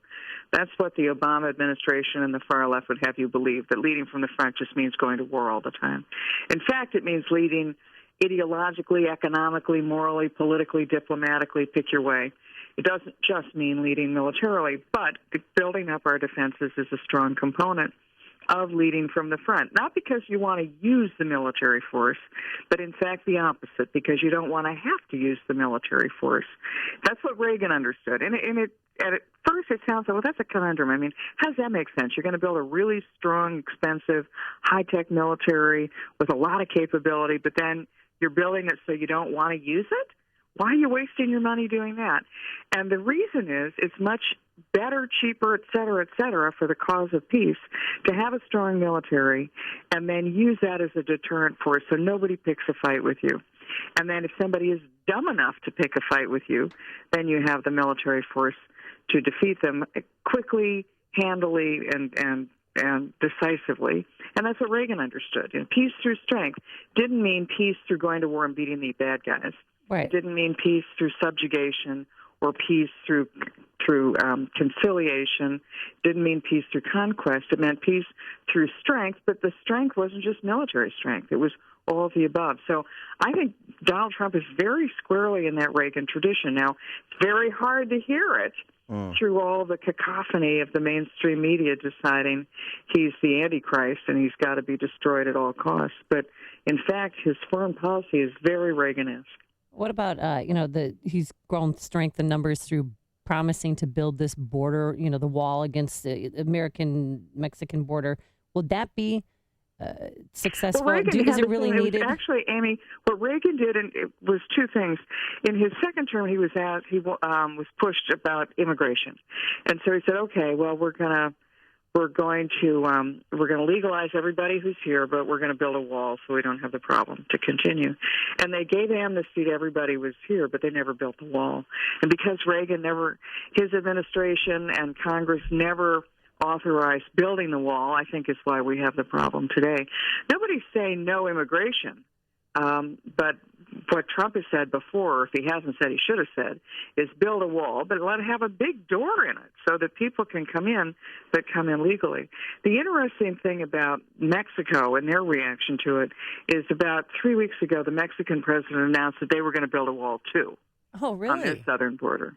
Didn't hear that in the mainstream media. Well, and so it's interesting. There's a piece by Peggy Noonan in the Wall Street Journal over the weekend where she calls Trump nuts, but she also says that his great historical role is to reveal to the Republican Party what half of its own base really thinks about the big issues. It's, the party leaders didn't know. They wanted to indulge in denial that it was happening, but included in the denial is that party leaders have more or less accepted open borders and big trade deals. Half of the base doesn't want it. Donald Trump doesn't want it, and he intuited what was going on in the base. Do you share that assessment? Yeah, I mean, look, I'm a populist. I'm a lifelong Republican, but I'm not a big government Republican. I'm a kind of rated Republican. I'm not a neocon who wants to go to war all the time. And so with policies, I'm very comfortable with Donald Trump, and I very much agree with what my friend Peggy Noonan has said, that the Republican Party has failed a lot of Republicans. And if you look at the middle class, for example, the middle class has been losing ground for the last 15 years under Republicans as well as Democrats. The middle class, the people are falling out of the bottom of the middle class, and people aren't advancing up into the middle class. And yet the middle class is the foundation of the land of opportunity. It's how we assimilate. It's the melting pot. It gives everybody an equal opportunity to live the American dream, and yet we're denying the American dream. So I think that there's an awful lot to what Peggy says, that the Republican Party has failed the non-Washington, non-elite, non-mainstream media, the outside the Beltway crowd, and the inside the Beltway crowd is stunned by this reaction because they thought everything was fine. Why? Because their lives are just fine. They're not feeling the pain of what has happened to the middle and lower middle of the country in the last 15 or 20 years. Now, if Peggy goes on to say in that article that the message is the right one, and if a sane Donald Trump had delivered the message, then he would be winning in a landslide. But she concludes that Donald Trump isn't sane, he's nuts, so therefore the message is getting thrown out with the messenger. But I believe that no matter what happens on November 8th, this national grassroots movement will still be there on November 9th. It's going to look for a new champion, but it's going to remain and I think grow. KT McFarland, I've always wanted to ask you, what was your reaction when you heard the Billy Bush tape, when you heard that boorish rhetoric coming out of Donald Trump's? Did that affect your... That was just disgusting. But it doesn't mean that anybody who supports Donald Trump is therefore a racist, a bigot, a groper, whatever.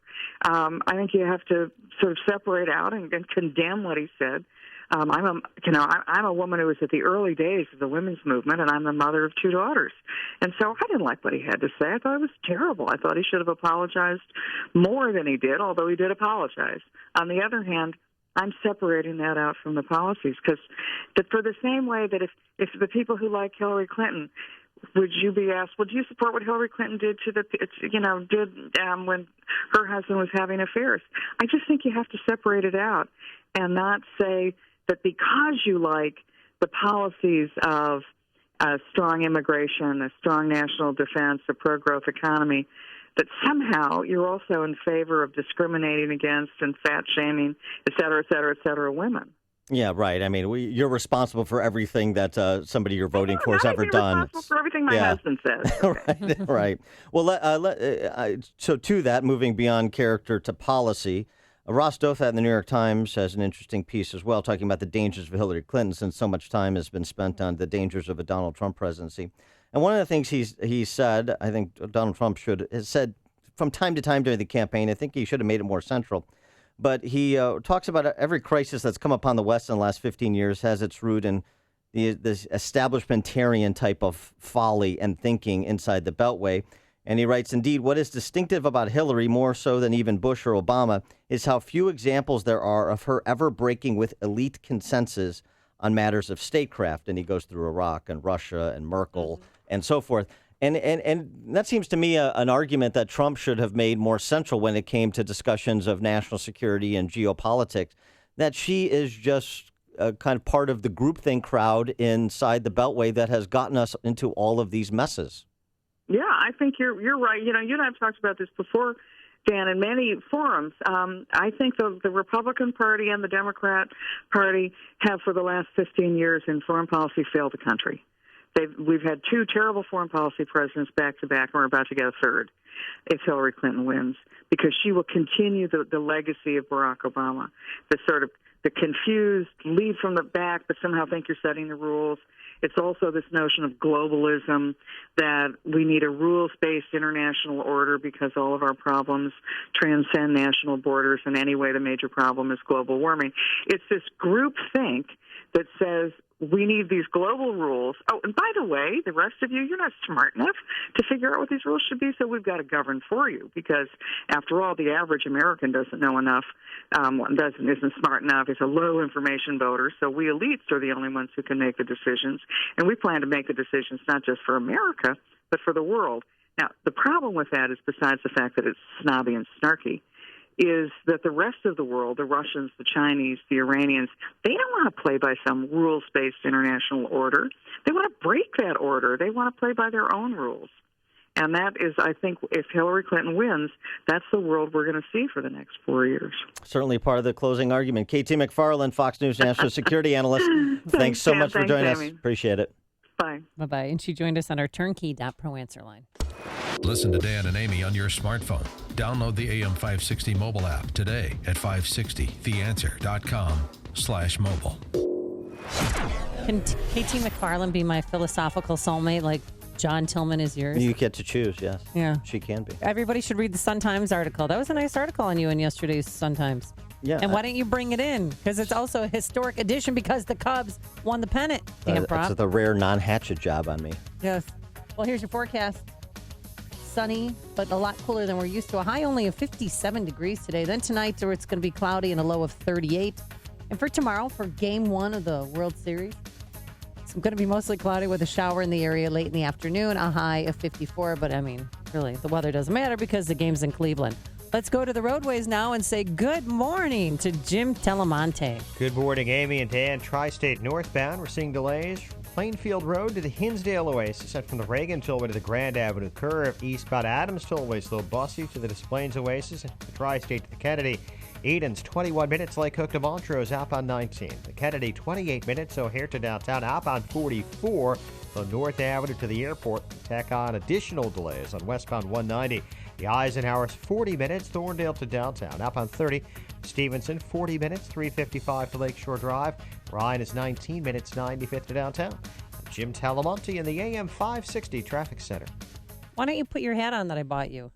It was a nice gift and you should wear it. Why don't you get me a proper hat? It says at least NL champs, NL, World Series 2016, postseason 2016. It's awesome. It's going to be more generic. Looking to secure financing on a new home or refinance your existing home? Then you need to do what I did and call David Hochberg over there at Pearl Mortgage. If you have an FHA loan, listen very closely to this amazing success story. Now, Joey heard David encouraging borrowers with FHA loans to call him about eliminating PMI and reducing their interest rate, and Joey is ecstatic he called. David helped Joey refinance out of his FHA loan, eliminate his PMI, and lowered his rate, paid all his closing costs, and saved him over $250 a month. One phone call to David increased Joey's family's cash flow by over $3,000 a year. Now, if you have an FHA loan and would like a free evaluation to see if you could eliminate your PMI and lower your rate, all you have to do is pick up the phone and call David now. 312-751-1333 or visit am560david.com. David helped me and thousands of AM560 listeners, but he can't help you if you don't call. 312-751-1333. That's 751-1333 or visit am560david.com. Pearl Mortgage, an equal housing lender, Illinois residential mortgage licensee 4358 NMLS 19186. Rain, sleet, and snow are coming to threaten your visibility and turn your commute into a battle. But the Michelin Man is ready to protect you with Michelin Stealth Wiper Blades. Exclusive SmartFlex technology makes these blades flex to the curve of your windshield, giving you the best wipe possible and streak-free, long-lasting performance for safer driving. Winter is coming, and when it arrives, be ready. Michelin Wiper Blades. It doesn't get any clearer than this. Available at Walmart, Pep Boys, Home Depot, and other fine retailers. It's that time of year. There's going to be a lot that scares you. Replacing your windows shouldn't be one of them. Right now at Feldco, get 2 windows for the price of 1, with no money down and no interest until 2018. Replace your drafty old windows and say goodbye to those high heating bills once and for all. Hurry, 2 windows for the price of 1 ends Halloween. Call now. For quality windows, siding, and doors, call 866 for Feldco. Holiday parties come in all shapes and sizes. Elegant plated dinners, festive cocktail hours, casual buffets, themed events, and more. Tasty Catering is already decked out with the holiday spirit, featuring a brand new holiday catering menu and a team of event planners who are eager to help you experience a successful party of any kind. So much more than amazing holiday catering, Tasty Catering has been helping companies plan their entire holiday parties from start to finish for decades. Tasty Catering is a Chicago holiday tradition. Your event can be exactly what you envisioned. All you need to do is visit tastycatering.com or call Tasty Catering at 847-593-2000 and tell them your event date. A planner will ask you about your holiday party goals and then help you reach them as simply and stress-free as possible. tastycatering.com. Start your holiday planning with a company that Chicago trusts. Tasty Catering, 847-593-2000. Tasty Catering is a Chicago holiday tradition. 847-593-2000. AM 560, The Answer. Dan and Amy, look, Amy, you've got Peyton and Eli at home. They are not millennials, but they're following, and there's no... They're getting up there, though. Yeah, and there's no telling about this crisis that I learned about with millennials. No telling if it will...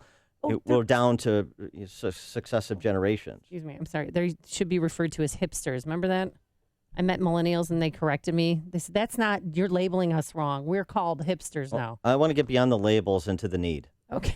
And the need for what? There's a millennial ministry. This is very important. There's a millennial ministry that I just learned about. And I had no notion the depths of the crisis facing millennials, but there was a story that was done and posted on YouTube, on the internets, as Katy Perry would call them, about this ministry.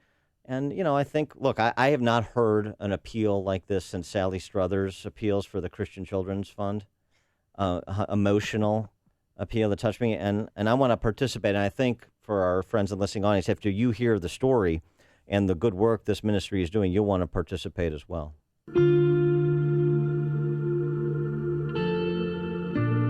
I was at church one day, and the speaker that day was different. I just sat there with tears in my eyes, learning about this ministry that was revolutionizing the planet. I'm talking, of course, about Millennial International. The need is enormous. There are over 10 million millennials out there who have graduated with no work ethic, no job, no discernible skills at all, and they have expenses. Housing, student loans, credit card debt. And I didn't really realize the magnitude of the problem until I looked into the eyes of a millennial.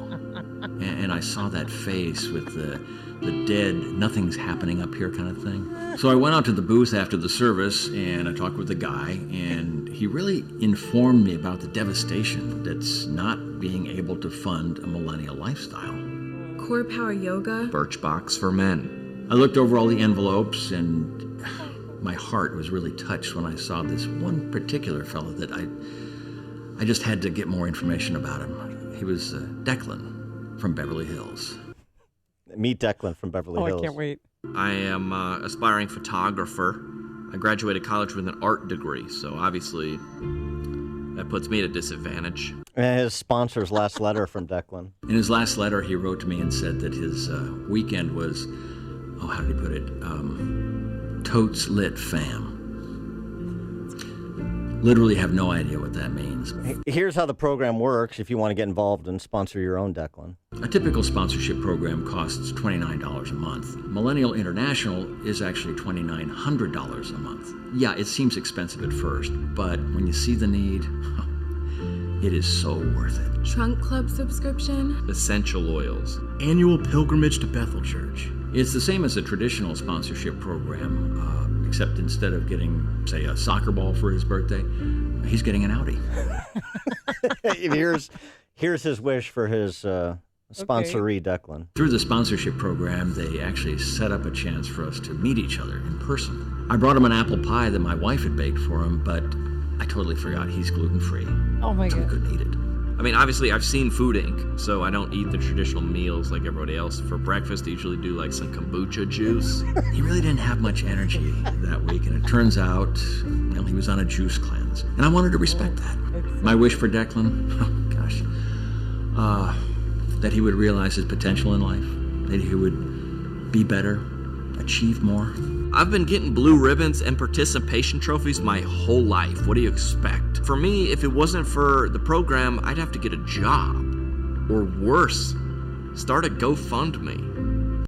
So here's the final pitch for your consideration of participation. Join me in sponsoring a millennial today and help us. Help us. Help us. Help us live the lives we portray on Instagram. The stories you need to know to start your day. This is Chicago's Morning Answer on AM 560. The Answer. Are you stuck in a bad home mortgage? Well, join the club that has about 10 million other American families.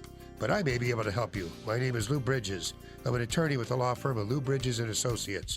We've been helping distressed homeowners like you for over 8 years now. Give us a call. We provide free consultations. I guarantee you it will not be a sales pitch. We will give you our honest legal analysis, counsel, recommendations, and advice regarding your options. We are experts in doing loan modifications successfully. We know the regs. We understand the process. Most importantly, we don't take no for an answer. We fight. We are prepared, and we win. We save houses. We make houses affordable. So if you want to keep your house affordable, contact us. Go to bridgeslaw.net or call 224-513-1231. That's 224-513-1231. Remember, people, never give up the land. Fight for truth and justice. You do that, I guarantee you'll never be alone in this country. AM 560. The Answer. Coming up on Chicago's Morning Answer. Nobody's laughing at the Russians or Mitt Romney now. We'll talk to Fred Cate from Indiana U at 6:36. And later, what does Joe Madden, the NBA, and Barbie dolls have in common? We'll explain. But first, into the newsroom we go. Here is Mike Scott. 47 degrees. Faculty members at Pennsylvania's 14 state-supported universities will be back to class today. They ended their 3-day strike overnight. Donald Trump has won an endorsement from Nevada's largest newspaper. The Review-Journal says the Republican presidential nominee would bring a corporate sensibility and a steadfast determination to an ossified Beltway culture. Trump says he's also doing better with women than men in recent polls. I'll tell you what, we're doing well in the polls, but I really think those polls are very inaccurate when it comes to women. I think we're doing better with women than with men. Trump continues campaigning in the critical state of Florida today, while Hillary Clinton campaign manager Robbie Mook is denouncing any form of violence at campaign rallies. Well, violence is unacceptable. Speaking on CNN's State of the Union, Mook addressed recent reports that Democrats have been paid to infiltrate Republican rallies. Federal investigators working to find out what may have caused a crash that killed 13 and injured 30 in Southern California. AT&T is acquiring media giant Time Warner. It's a deal worth $109 billion. Chicago officials bumping up security outside Wrigley Field later this week when the Cubs play at home in the World Series. CTA fares expected to stay the same next year. The agency's 2017 budget retains the $2.25 base price for rail service. The cost to ride the bus remains at $2. Police in Milwaukee this morning say 3 are dead following a crash Sunday that involved an Uber car that ran a red light. MLS on Sunday, Toronto beat the Fire 3-2. Calgary and Chicago kick off the Monday NHL action. And the news, a service of Staples. Staples with low prices on ink, toner, and printers. And the redesigned lightning-fast HP OfficeJet Pro is now at Staples. And you can save up to $100 for a limited time. See store or staples.com for details. Restrictions and limitations may apply. Staples, make more happen. 6:34, a check of traffic and weather on the way next on AM 560. Dennis Prager believes it's time to compromise. So you can't align yourself with people who have some odious aspects to their personal life. This is the rule now from the right. One of the reasons that they win and we don't. They align themselves with anybody and march on in the crushing of America as America. But you will do it in good conscience. The Dennis Prager Show. Weekdays at 11, right before Sean Hannity at 2 on AM 560. The Answer. Get a flu shot today at your Jewel Osco pharmacy and get 10% off on your next grocery purchase up to a maximum of $200. Some restrictions apply. See pharmacist for details. Signature Bank is Chicago's fastest growing independently owned business bank. It's a bank where relationships still matter. Signature Bank knows your name and your story. I'm Dan Proft, and I know this because Signature Bank is my business bank. I'm Chris Veldman of ServiceMaster DSI, the largest ServiceMaster franchise in the United States and a customer of Signature Bank. In our business, we respond to disaster, and we never know when disaster will strike, whether it's flooding in Louisiana or a house fire in Chicago. Not all banks understand that need for flexibility, but Signature Bank does. That's why we consider them so much more than a bank. They have been our business partner since 2006, when their 3 co-founders, Mick, Kevin, and Brian, started the bank. Signature Bank is a key part of our growth strategy at ServiceMaster DSI. Signature Bank is looking for their next success story. Learn more about turning your business vision into reality. Visit signature-bank.com. Signature Bank, helping local businesses succeed. Member FDIC, Equal Housing Lender. Here's microbiologist Dr. Kim O'Neill talking about balance of nature.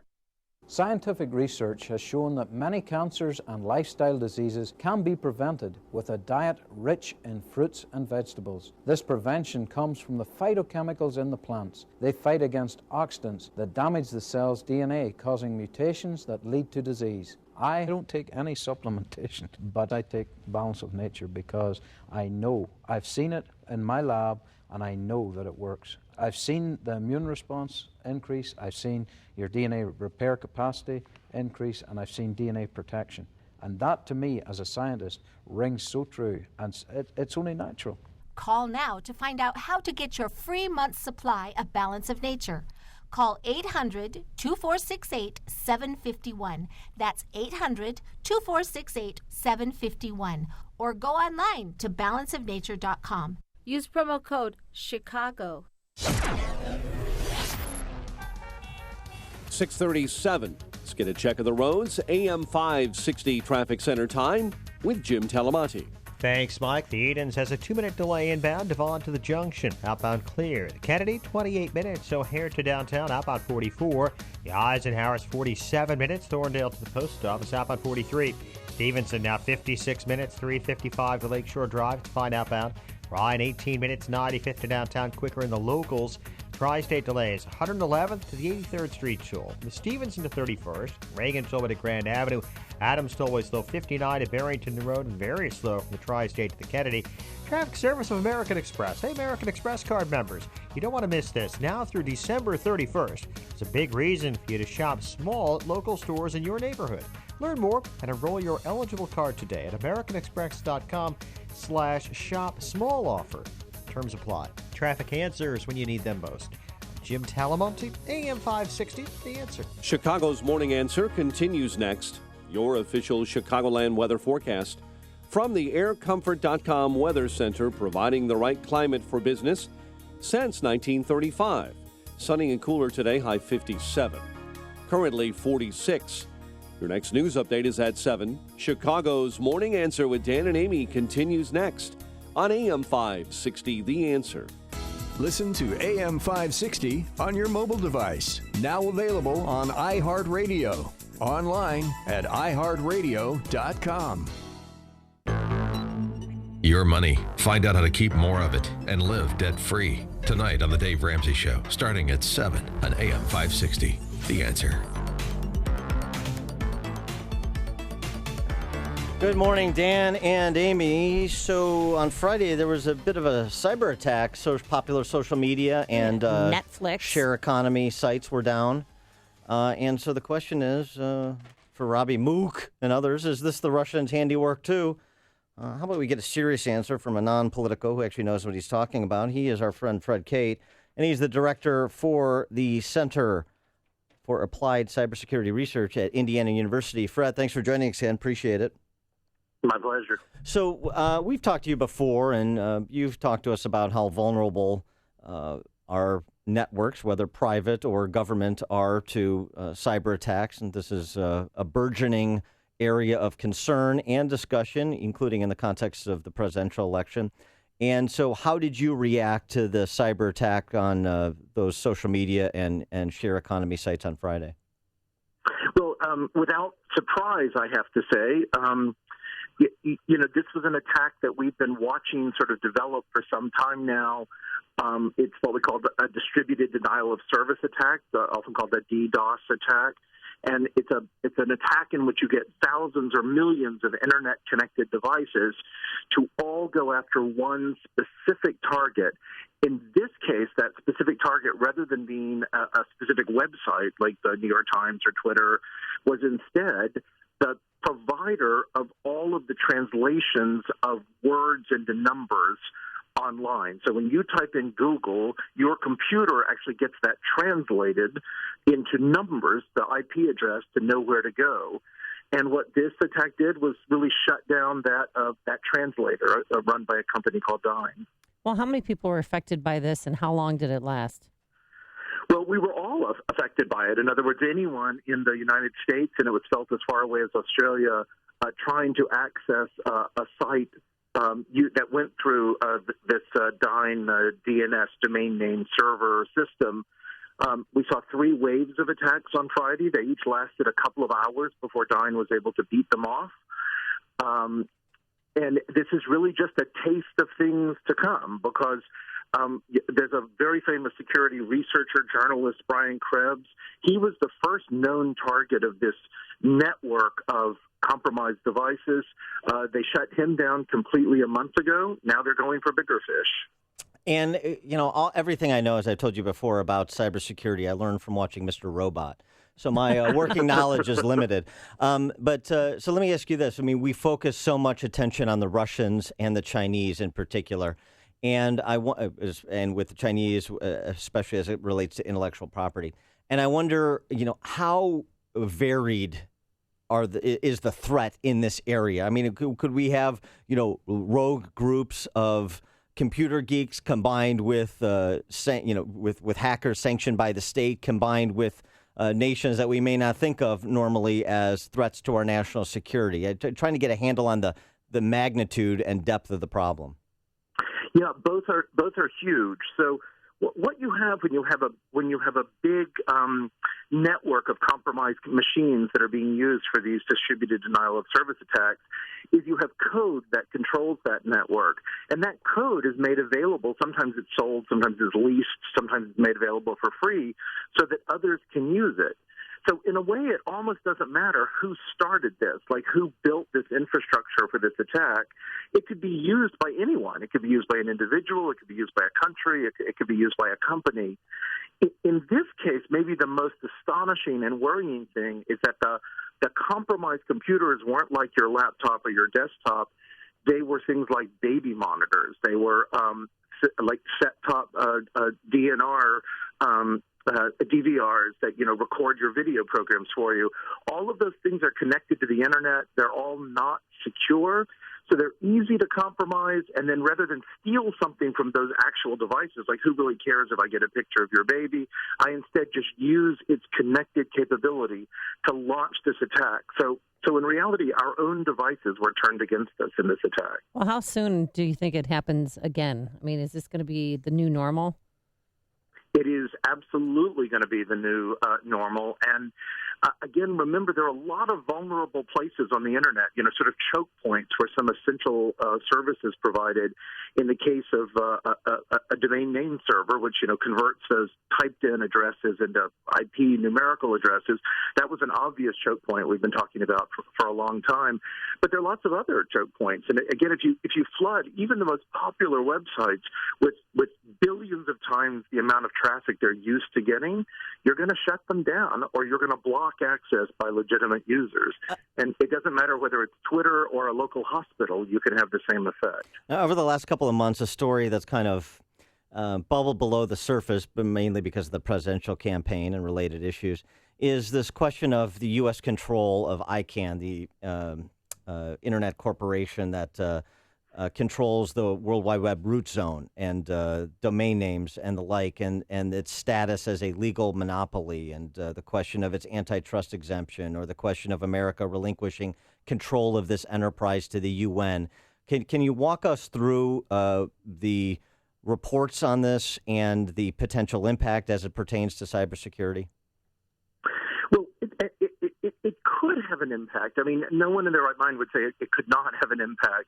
But it's not clear that it does have an impact. In other words, this wasn't so much a bad management or governance decision. In some ways, it may not matter who's in control. This is somebody building an infrastructure underneath all of the organization and management and control. And so remember, for example, this whole network that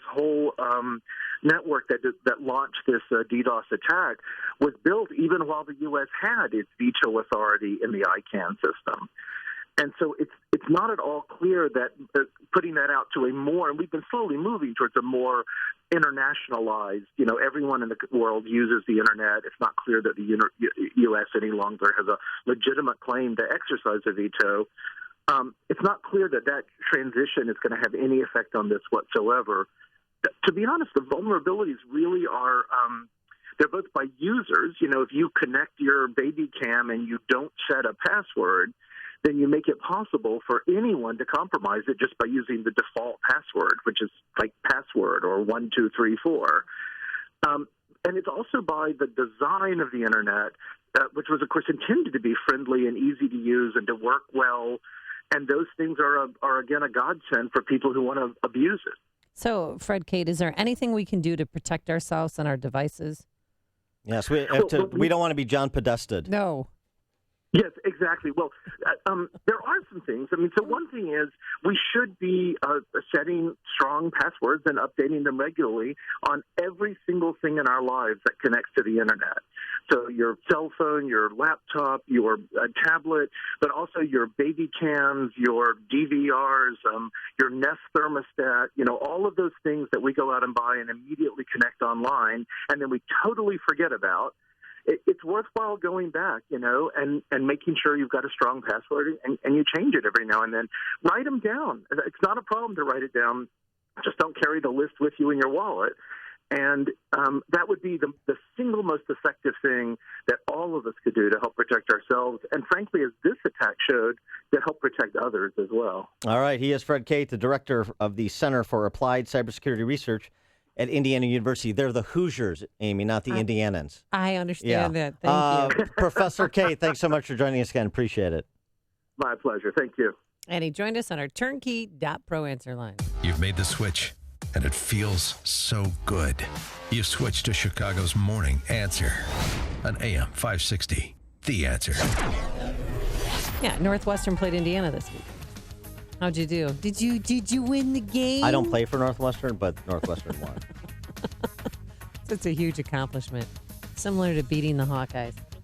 Today is plenty of sunshine, cooler, a high of 57 degrees. Then tomorrow it's going to be cloudy with a shower in the area. Late in the afternoon, a high of 54.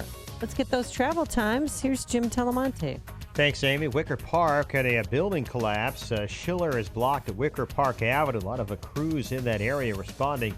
Eden Spur heavy past Waukegan Road, then the Edens to stop and go from Gulf to Junction. 32 minutes, Lake Cook to Montrose, outbound 23. Kennedy, 29 minutes, O'Hare to downtown, outbound 45. The Eisenhower, 47 minutes. Thorndale to the post office, southbound 43. Stevenson, 56 minutes, 3:55 to Lakeshore Drive, 44 from the Tri-State. Outbound still okay. Ryan is 19 minutes, 95 to downtown, but heavier in the Express. I-57, Bishop Ford, both 29 minutes. I-80 to the merge. And eastbound Adams Tollway, really jammed from the Tri-State to the Kennedy after some earlier airport traffic.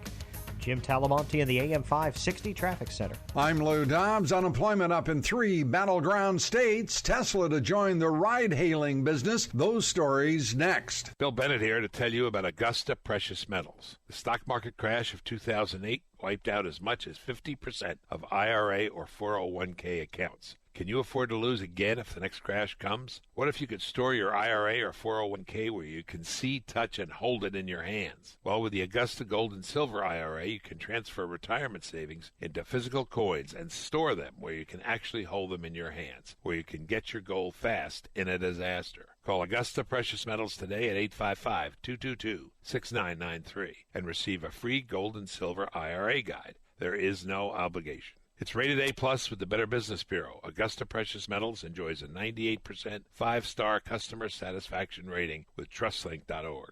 Trust Augusta. Call Augusta Precious Metals today at 855-222-6993. That's 855-222-6993. 855-222-6993. With just 13 days to go until voters head to the polls, the Labor Department reporting unemployment rates in 3 of the so-called battleground states, Michigan, North Carolina, and Ohio, rose last month. Economic reports out today include quarterly financial results from Burger King owner Restaurant Brands. Later today, Visa reports its quarterly financials after the closing bell. Electric car maker Tesla Motors planning to get into the ride-hailing business, joining a marketplace that's quickly getting crowded, already being served by Uber, Lyft, and conventional taxis. Vacuum cleaner companies Dyson and Shark Ninja have dismissed legal claims against one another over which of their products is more efficient. Please join me for Lou Dobbs tonight, 7 and 11 Eastern on the Fox Business Network. This is the Lou Dobbs Financial Report. Hey, I know a perfect holiday gift. Did you guess? Yep, it's MyPillow, and MyPillow will extend the money-back guarantee through March. Plus, if you buy one premium MyPillow, you still get the second one and 2 additional Go Anywhere MyPillows for free. So you're actually getting 4 pillows for the price of 1 with an extended money-back guarantee. It's their best offer ever. You know, the National Sleep Foundation made MyPillow their official pillow. It's washable to remove germs that cause allergies, acne, and asthma, and you will sleep better. I guarantee it. So visit MyPillow.com, click the Radio Listener Special tab, and use the promo code Amy. Again, you'll get 2 premium MyPillows and 2 Go Anywhere pillows, all for the price of 1, plus that extended money-back guarantee through March for your holiday gifts. Or you can call 800-489-0201, mention the Radio Listener Special, and be sure to use the promo code Amy.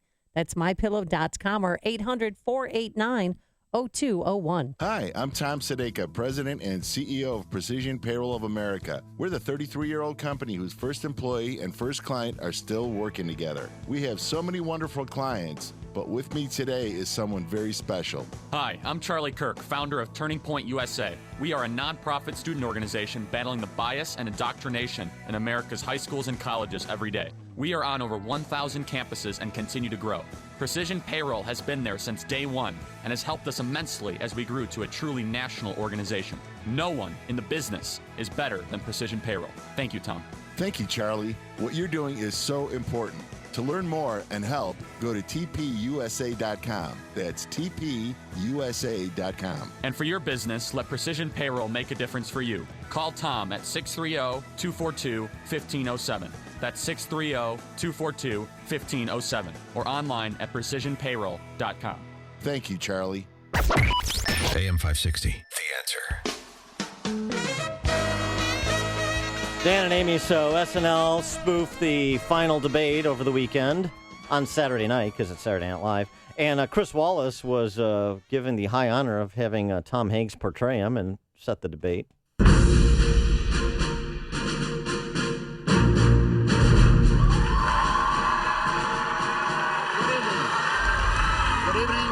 Chris Wallace, and welcome to the third and final presidential debate. Tonight is going to be a lot like the third Lord of the Rings movie. You don't really want to watch, but hey, you've come this far. Yeah, that is actually kind of the great. way I felt. It kind of crystallized my feelings about the last debate. He did a wonderful job. And then you had the openers from the two candidates. Hello, Chris.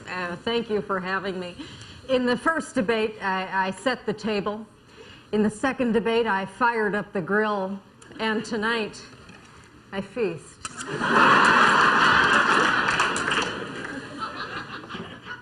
Chris, I'm going to start this debate in the quietest voice possible. In the past, I have been big and loud, but tonight, I am a sweet little baby Trump.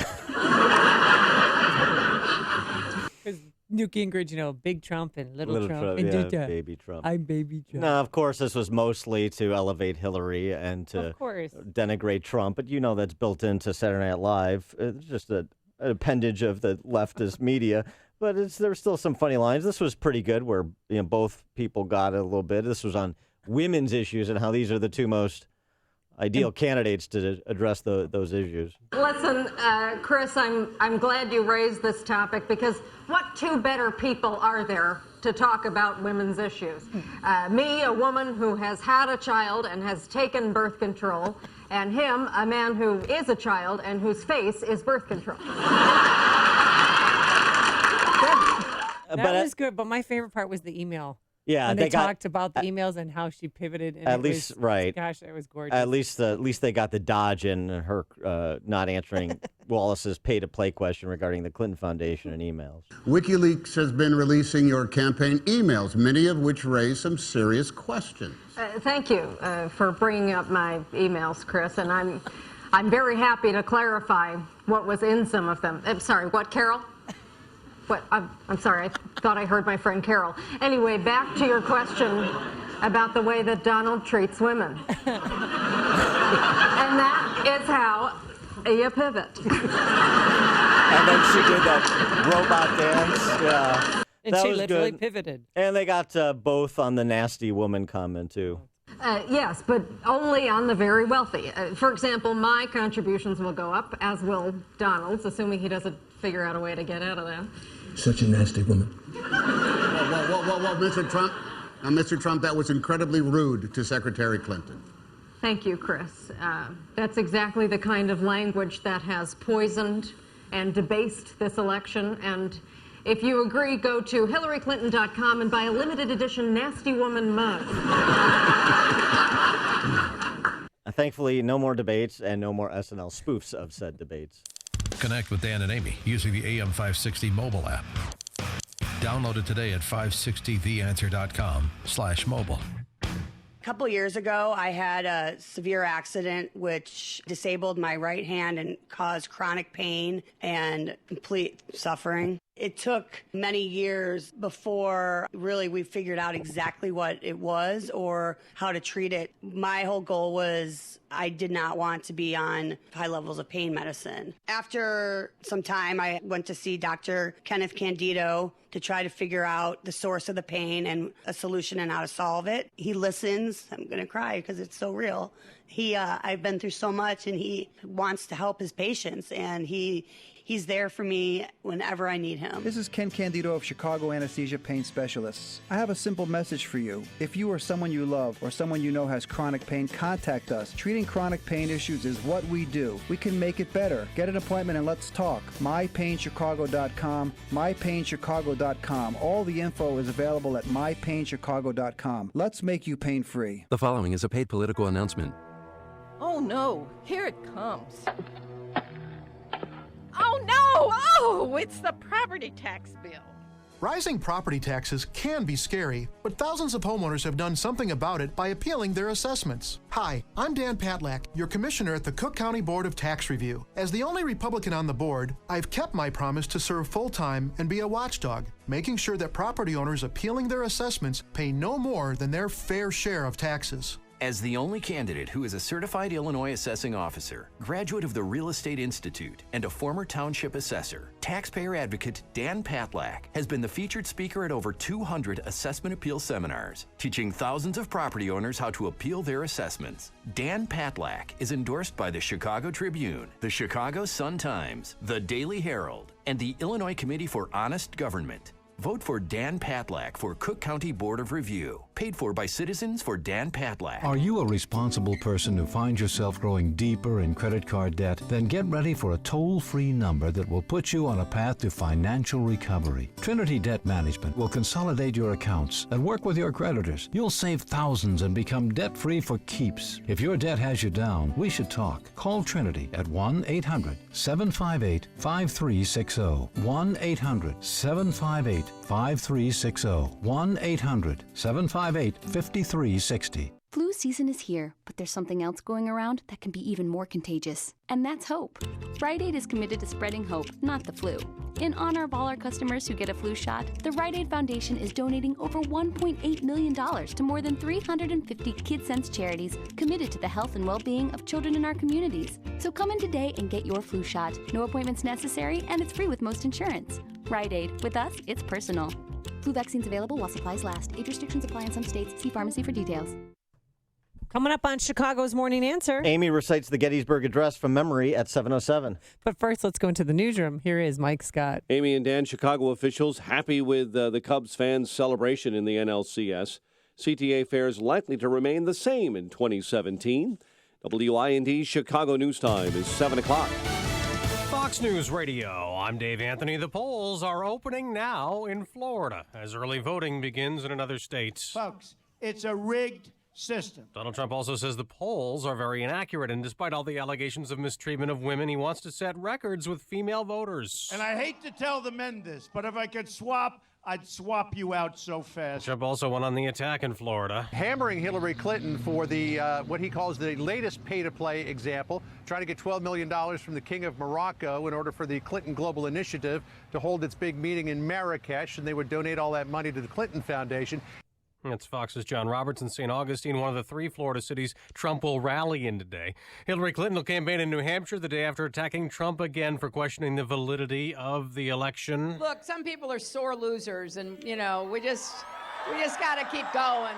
He's accused of shooting cops and might have killed 2 relatives. A man police are hunting down in Oklahoma. Fox's Tanya J. Powers has more live. Well, the 2 law enforcement officers who were shot are expected to be okay. Mark Opgrand with the Oklahoma County Sheriff's Office says the man on the run stole a patrol car, drove to a trailer park, then stole another vehicle from a woman. We have an active search going on for the vehicle with the suspect whose name is Michael Dale Vance. Officials say Jr. Vance was recently released from jail on a child sex assault complaint. They believe he's armed with an AK-47, the same weapon he earlier fired at police. Dave. Tanya, federal investigators will be near Palm Springs, California, the day after a bus carrying sleepy passengers from a casino back to L.A. crashed into a semi-truck, killing 13 on board, including the bus driver. We're hoping to get a data recorder, but it's a 1996 model. We're not so sure that it's going to be there. Highway Patrol Division Chief Jim Abiley says the bus was going a lot faster than the truck it slammed into. A wrong-way crash on a Massachusetts highway left 5 people dead early this morning. Fox News Radio, fair and balanced.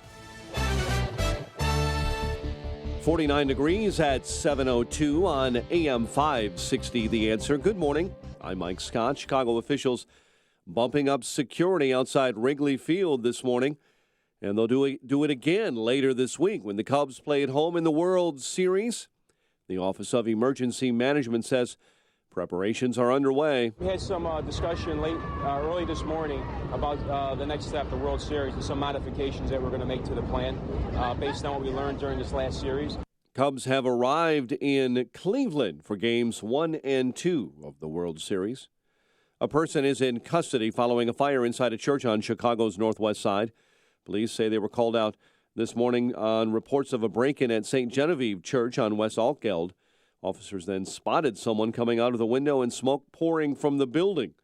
The suspect was arrested and fire crews did put out that blaze. The family of a 14-year-old Illinois girl who killed herself is suing a local school district, arguing that it neglected to follow protocols that may have prevented her death. The lawsuit accuses Mundelein High School of not having an up-to-date suicide prevention policy when Makayla Wren died in October of 2015 that was required by a new state law. CTA fares are expected to stay the same next year. The agency says their 2017 budget does retain the $2.25 base price for rail service. The cost to ride the bus remains the same at $2, but there may be some cutbacks in routes. The MLS season is over. Toronto beat the Fire 3-2. Tonight on the ice, it's Calgary and the Blackhawks. The news, a service of Staples.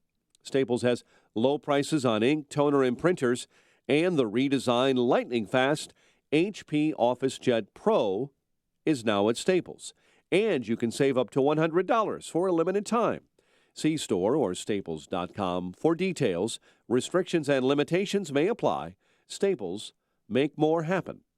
7:04, a check of traffic and weather on the way next on AM 560. Sean Hannity gives you a free lesson on the economy. Corporations do not pay taxes. Well, what do you mean, Hannity?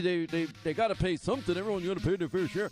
When they build the product or they provide the service, and let's say the government taxes them at a high rate, what do you think they are going to do? They're going to pass the tax charges on to you. The Sean Hannity Show. Afternoons at 2, right before Joe Walsh at 5 on AM 560. The Answer. These days, you gotta have a side hustle. And I'm not talking about a 9 to 5. I'm talking about driving with Uber. It's the ultimate side hustle. You wanna earn extra money? Drive with Uber. Have a few spare hours here and there? Drive with Uber. You like the idea of being your own boss? Drive with Uber. You'd make a great boss. You're probably driving right now. You should be earning. If you want your car to start making you money, then visit uber.com/drive now and get your side hustle on today. That's uber.com/drive now. I'm Jay Farner, president of Quicken Loans. Recently, mortgage rates have dropped to the second lowest level in history. The rate today on a 30-year fixed-rate mortgage is all the way down to 3.5%, APR 3.57%. It's a great time to refinance with Quicken Loans and save hundreds every month. So lock in this ultra-low rate before it goes back up. Call 800-QUICKEN. That's 800-QUICKEN. Call for cost information and conditions. Equal housing lender. Licensed in all 50 states. NMLS ConsumerAccess.org, number 3030. 7:05. Check of the roads in the AM 560 traffic center. Here's Jim Talamonte. Thanks, Mike. Eden's inbound delays start around Church Street. It's 29 minutes. Lake Cook to Montrose, outbound 26. Eastbound spur heavy past Waukegan Road. Kennedy, now 47 minutes. O'Hare to downtown. 24 from Montrose, 22 in the Express. Outbound 31 minutes to Montrose, 58 to O'Hare. Eisenhower, 49 minutes. Thorndale to the Loop, outbound 43. Stevenson, looking at a travel time of 56 minutes, 3:55 to Lakeshore Drive. Outbound now 52, especially heavy, really Damon to the Tri-State in pockets. Then a little bit beyond that, Ryan 27 minutes, 95th to downtown. Northbound Tri-State, slow 111th to 83rd. The Stevenson to 31st, and Roosevelt to North Avenue. Reagan tollway slow Farnsworth to Eola, 22nd at the Tri-State. Veterans Memorial from Boughton, much of the way to St. Charles. Traffic answers when you need them most. I'm Jim Talamonte, AM 560, The Answer. Chicago's Morning Answer continues next. Your official Chicagoland weather forecast from the aircomfort.com Weather Center. Here's our meteorologist, Kevin Snyder. Today will be sunny and cooler with a high 57. Clouds increase tonight with a low of 38. Mostly cloudy with a shower in the area late in the afternoon. Tomorrow, high 54. Rain at night, low 44. I'm Kevin Snyder on AM 560, The Answer. 46 at O'Hare, 51 along the lakefront. Your next news update at 7:30. Chicago's Morning Answer with Dan and Amy continues next on AM 560, The Answer. This hourly segment is brought to you by Saul Z and the Z-Team Realty. They guarantee to sell your home in 59 days or they'll sell it for free. Log on to callsaul.net for details. Good morning. Welcome to your Monday morning briefing. Here's what you need to know to start your day. Oh my goodness, I couldn't, my wife had to throw me downstairs to the basement. She said, please go down, you're scaring the dog. All of these liars will be sued after the election is over. Well, we don't know where those tax returns come from. Well, they were clearly stolen. We don't know. And I guess what I'm saying is if we're looking at the fruits of that theft, and I will call it a theft, it's fair to look at the fruits of your theft. This is Chicago's Morning Answer with Dan Proft and Amy Jacobson on AM 560. The Answer.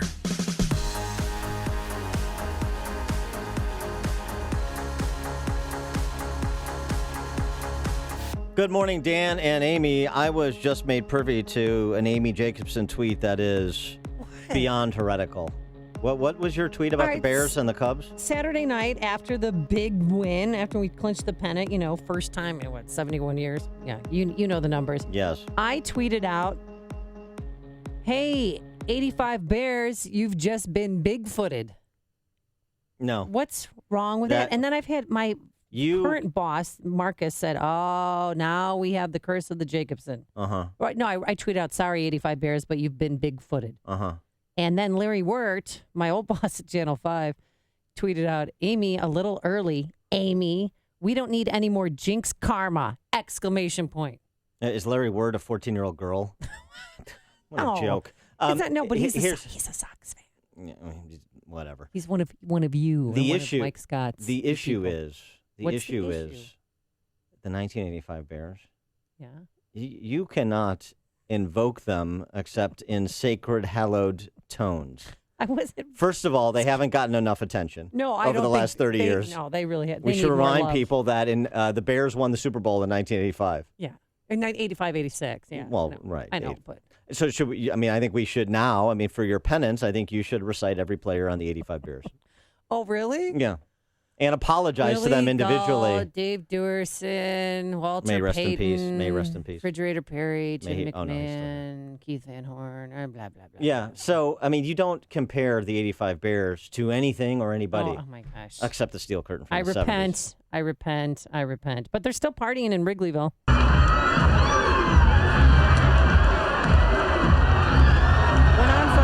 Went on for days, actually. This was great ambient sound. Well, was this NPR? No, I'm just glad that only 6 people were arrested and nobody flipped a car over. Nobody set anything on fire. They're not serious people sports were fans. Civilized. No, they were civilized. It's not a celebration without cars being flipped over and things on fire. No, it's not a celebration without tears. It's the greatest thing. Even if they don't get to the World Series, just so we're not losers anymore. There's no crying in baseball, but this is a classic Cubs fan. They just won the pennant, and he said, even if they don't get to the World Series, is their plane going to be hijacked? No, what is he talking about? They don't even understand how this process works. All right, truth be told, that was from 2003, but it was classic, my favorite soundbite. But people, Dan, were crying. It was very emotional. It was an emotional moment for most Cubs fans. I got really choked up. I'm getting choked up now, but, it's something extremely special. And you just don't have that, anywhere else in the United States, just in Wrigley Field. Who do you think should throw out the first pitch at the first Cubs World Series game in 171 years? 312-642-5600, turnkey.pro answer line, 64636DA, turnkey.pro text line. Who should throw out the first pitch at Game 3 at Wrigley? I say, well, maybe I should make this multiple choice. Okay. Steve Garvey, because it worked well for the Cubs when he threw out the first pitch for the Dodgers. Right, yeah. That was in Game 5. Leon Durham. You have to exercise, exorcise more jinxes, more curses. I think Mike Ditka would be good. He announced, He'll be playing golf at Bobolink, where I played on Friday. Actually, thank you, Gary Groh, the pro at Bobolink, entertained me at Bobolink on Friday. Men only club? Absolutely, it's fantastic. So sexist. It's a little piece of heaven. Discriminatory actions right there. It's a private club, private action. It's the freedom of association guaranteed to us in the First Amendment. And so anyway, keep going. Mike Ditka, he won't be there. He'll be playing a Bobolink. Billy Williams, he threw out during Game 1 of the division series. Preston Gomez. Is Preston Gomez still around? Michael Jordan would be great. How about something baseball related? Well, how about sports fan icons?Maybe we could get Dan Hampton to throw out the first pitch. How about Larry Wirt won't be mad at me anymore. This is where I feel. It's such a burden on me, but I feel obligated because of the general ignorance of Cubs fans to have to propose proper individuals to throw out the first pitch for a Cubs game. You know, the great Cubs of yore who have never gotten a chance to play in a World Series game.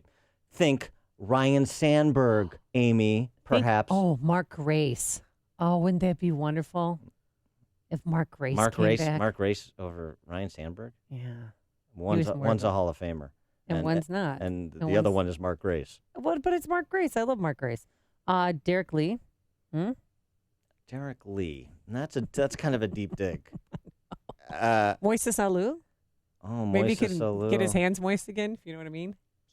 Moises Alou. He used to catch the ball better. He used to urinate. Yeah, on his no, hand. I recall. Okay, sorry. I recall. Oh my God. You know, but my favorite, and I really, really want him to throw out the first pitch, Ronnie Woo Woo.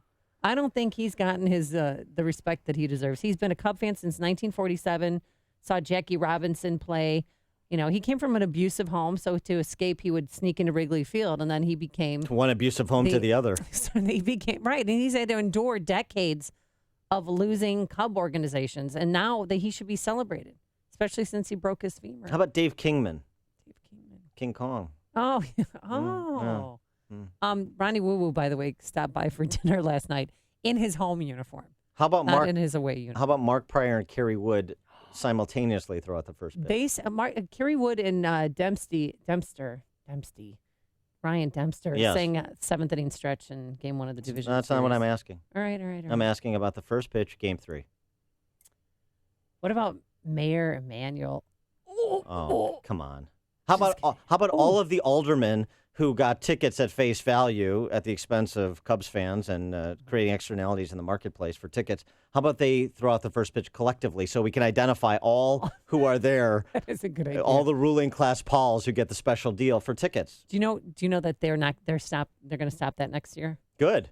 It ends after they the should World stop Series. it right now. I know they should, but they they're should not. Stop it right now. They're not. That's what's sad. But next year, that's not going to be happening. Let's see. What about the Black Cat from '69? No, there's no cats. What about who else?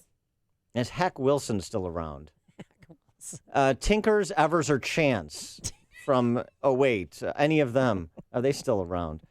All right, let's Frank and Burr Ridge, you're on Chicago's Morning Answer. Morning, guys.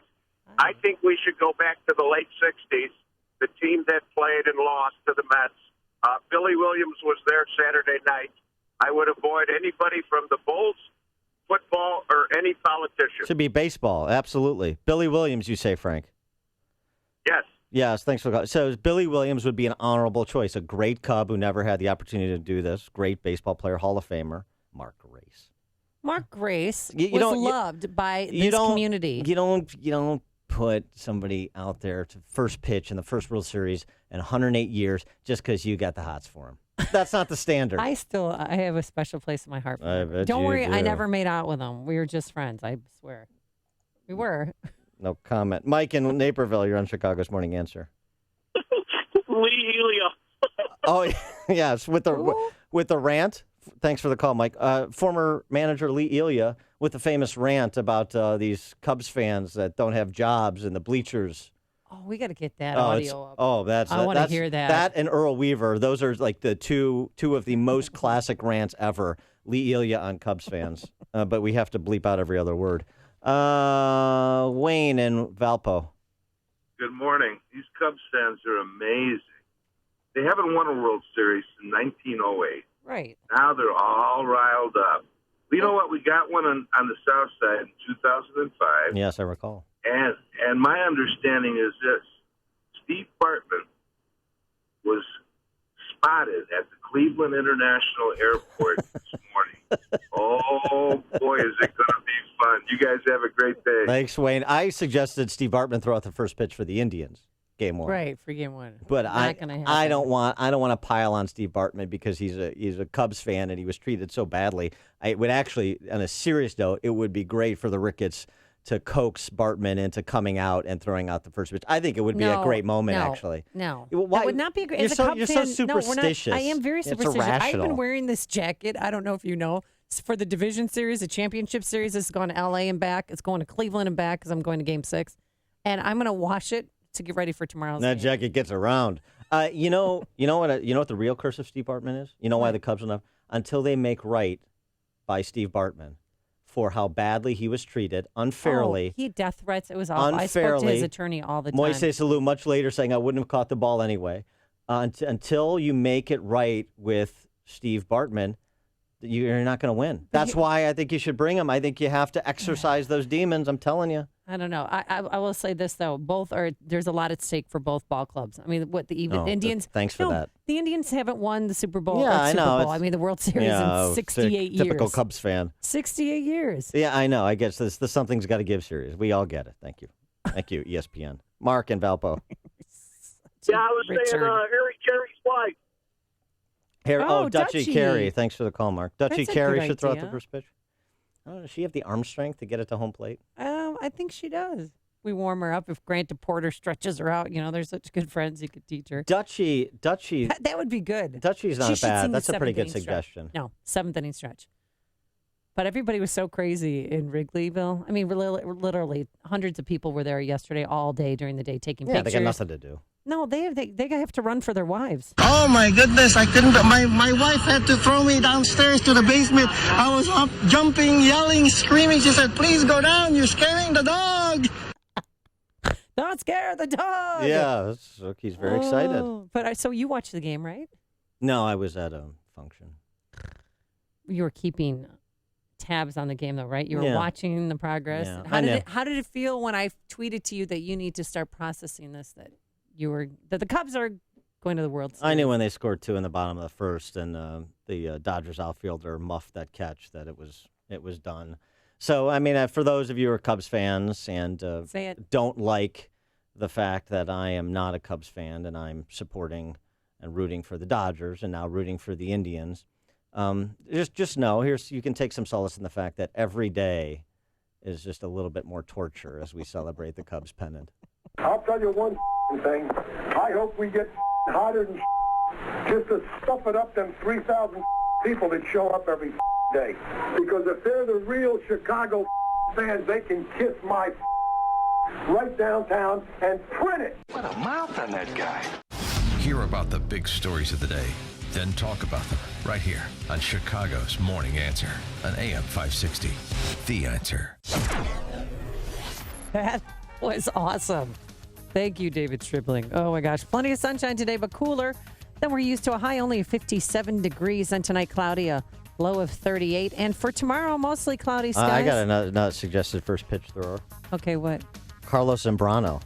And then he can take apart a Gatorade cooler right after that. That's right. I remember that moment. Mostly cloudy tomorrow with a shower in the area late in the afternoon, a high of 54. Let's get the travel times. Is there traffic outside the bars at Wrigley already getting ready for tomorrow night's game? Here's Jim Telemonte. When isn't there, Amy, traffic in your neighborhood? Glad I'm not in it right now. And the inbound Kennedy is pretty heavy, too, with delays all the way in from O'Hare. 47 minutes O'Hare to downtown, and the Ohio feeder's backing up. There's a stalled taxi blocking the left lane. And not much savings in the express right now either on the Kennedy. Outbound even heavier. 58 minutes downtown to the airport. Eden's 29 minutes, Lake Hook to Montrose, outbound 26. The Eisenhower, 1 hour, Thorndale to downtown, 44 minutes from Manheim. Medical emergency at Des Plaines Avenue with the left lane blocked. Outbound 43 minutes to Thorndale. Stevenson, 56 minutes, 3:55 to Lakeshore Drive, outbound 52. Bryan is 27 minutes, 95th to downtown, northbound Tri-State. Stop and go Cicero to 47th and 31st to North Avenue. Veterans Memorial really slow now from Boughton to the Reagan Tollway, Finley to St. Charles and Lake to 290. I'm Jim Talamonte in the AM 560 Traffic Center. I'm Jay Farner, president of Quicken Loans. Mortgage rates have dropped again. In fact, recently mortgage rates have dropped to the second lowest level in history. Now is the time for you to take advantage of these historically low rates and save serious money every month by refinancing your mortgage. The rate today on a 30-year fixed-rate mortgage is all the way down to 3.5%, APR 3.57%. Call Quicken Loans today at 800-QUICKEN to see how far we can lower your mortgage payment. For 6 years in a row now, J.D. Power has ranked Quicken Loans highest in the nation in customer satisfaction for primary mortgage origination. And for the third year, they also ranked us highest in the nation for mortgage servicing. It's a great time to refinance with Quicken Loans and save hundreds every month. This ultra-low rate of 3.5% won't last long. So call 800-QUICKEN or go to QuickenLoans.com. That's 800-QUICKEN. Visit jdpower.com for award information. Call for cost information and conditions. Equal housing lender. Licensed in all 50 states. NMLS ConsumerAccess.org, number 3030. Did you know that if you have mutual funds in your IRA, 401k, or investment accounts, that according to Forbes magazine, you could be paying as much as 3.17% in hidden fees every single year? 3.17% may not sound like much, but over 10 years, it's costing you 32%, whether your fund is up or down. Hi, it's Tom Fortino of the Alpha Wealth Group in Chicago and host of the Alpha Wealth Hour on AM 560. This is just one of the reasons I hate mutual funds, and you should too. You may not know this, but you have far more investment options today without the excessive fees. Learn what they are in my free report, The Truth Behind Mutual Funds. What you learn may shock you. To get your free report, The Truth Behind Mutual Funds, call 630-519-4742. There's no obligation. That's 630-519-4742. Investment advisory services offered through Retirement Wealth Advisors, Inc. Hi, this is Shalom Klein of Get Down to Business, the show for small business, jobs, and entrepreneurship, powered by Tandem HR. 401k plans have become a widely accepted retirement savings vehicle. An estimated 53 million U.S. workers participate in 401k plans today. Business owners offering retirement savings plans help employees save for their future and are often seen as desirable places to work. Attract and retain the best employees while earning tax savings for your business. According to the American Benefit Council, nearly 80% of full-time workers have access to employer-sponsored retirement plans. Are you a small or mid-sized business not currently offering a retirement plan? Contact Tandem HR today to find out how to add this and other affordable benefits to compete for talent. Visit tandemhr.com. That's tandemhr.com. For more tips, advice, and stories of entrepreneurial successes, listen to Get Down to Business with Shalom Klein. Heard Sunday afternoons at 6. Your Business Minute of the Day is powered by Tandem HR. AM 560, The Answer. Dan and Amy, we were talking about the Cubs and some other suggestions for first pitch for Game 3, first game at Wrigley in 108 years, first World Series game. Yeah, it's going to be... 71 years. Yeah, please. Yeah. It's going to be Bill Murray. Bill Murray's it's not bad. It should be a player. Crying. No, but he you can is do a Bill player. Murray. You can do Bill Murray in Game 4. You should do a play. You should do a great. This is a serious thing as a Sox fan who despises the Cubs. You should do a Cubs great. You should do a Hall of Fame baseball player who never had the opportunity. So Billy Williams, Ryan Sandberg. That's legit. But here's the thing. That is a great suggestion, but Yes. Billy Williams threw out the first pitch in the division series. So what? Does that matter? Yeah, they didn't expect to get to the World Series. No, so that's why now they're there. Bring Billy Williams back. Okay, or so Sandberg. What about Rhino? Yeah, that's all right. He's so... And people ask me. Somebody asked me the other day. Rick Sutcliffe. Your Sox. Well, if you can keep Big- them off the sauce. Big Red. Somebody asked me that. You know what? You're a Sox fan, but why do you hate the Cubs so much? Yeah, you and everybody, like Larry Word, George Bliss, you guys all... What's wrong with I'm you not going to people? speak for any other Sox fan. I'm just going to speak for myself. The reason I hate the Cubs and I can't celebrate their success is because I'm a small little man who relies on schadenfreude of my enemies, with respect to my enemies, to enjoy life. Have I not made that clear? Oh, my gosh. Speaking of small little men, we have to get to this, some presidential news. Terry McAuliffe, he's the small little man who's the governor of Virginia and a Clinton confidant. And he's also the one who unconstitutionally tried to reinstate the voting privileges of 200,000 convicted felons in Virginia in violation of Article 2, Section 1 of the Constitution, was chastised by the Virginia Supreme Court. And so now he's doing a workaround, just individually signing their reinstatement papers in terms of voting privileges to help skew the election in Virginia for Hillary Clinton. A little background. He is about as oleaginous as a human being can be and still walk upright. That's Governor Terry McAuliffe. Common spelling, oleaginous. Yeah, with the O. Now this story. Yes. He gave nearly $500,000 to the political campaign of Dr. Jill McCabe, who is married to Andrew McCabe, now the deputy director of the FBI. This was last year in her 2015 state Senate campaign, which she lost, thankfully. Andrew McCabe, the deputy director of the FBI. The deputy director of the FBI who had oversight responsibilities in the investigation of Hillary Clinton and her homebrew server and emails. Any conflict there? The FBI said in the statement during his wife's campaign, Mr. McCabe played no role, attended no events, and did not participate in fundraising or support of any kind. Months after the completion of her campaign, then Associate Deputy Director McCabe was promoted to deputy, where in that position he assumed for the first time an oversight role in the investigation into Secretary Clinton's emails. He played no role in his wife's political campaign. This Chinese wall that separates his job at FBI versus his wife's political ambitions and aspirations, and the $500,000 she received in a state Senate race. That's a pretty big number for a state Senate race. She spent $1.8 total, so more than a quarter of the money raised came from Terry McAuliffe. And we're supposed to believe that that doesn't present the appearance of impropriety, the appearance of a conflict at minimum. The issue is not McCabe not participating in his wife's campaign. The issue is McCabe not participating in Hillary Clinton's investigation, criminal investigation, because of the relationship his family clearly has with Clinton confidant Terry McAuliffe. It's absurd. It's an embarrassment to the FBI, and it's indefensible. They wouldn't tolerate this if McCabe was a target of their investigation. Right. But they tolerated his deputy director. And this is where Trump, at his Gettysburg address over the weekend, made a salient point that he should have spent more time making over the course of the last 6 months, rinsing and repeating this flourish. But a simple phone call placed to the biggest newspapers or television networks gets them wall-to-wall coverage with virtually no fact-checking whatsoever. Here is why this is relevant to you. If they can fight somebody like me, who has unlimited resources to fight back, just look at what they can do to you, your jobs, your security, your education, your health care, the violation of religious liberty, the theft of your Second Amendment, the loss of your factories, your homes, and much more. Look at what they've done to you with your jobs. It's always better when Trump remembers this campaign isn't about him. It's news, opinion, insight. This is Chicago's Morning Answer on AM 560.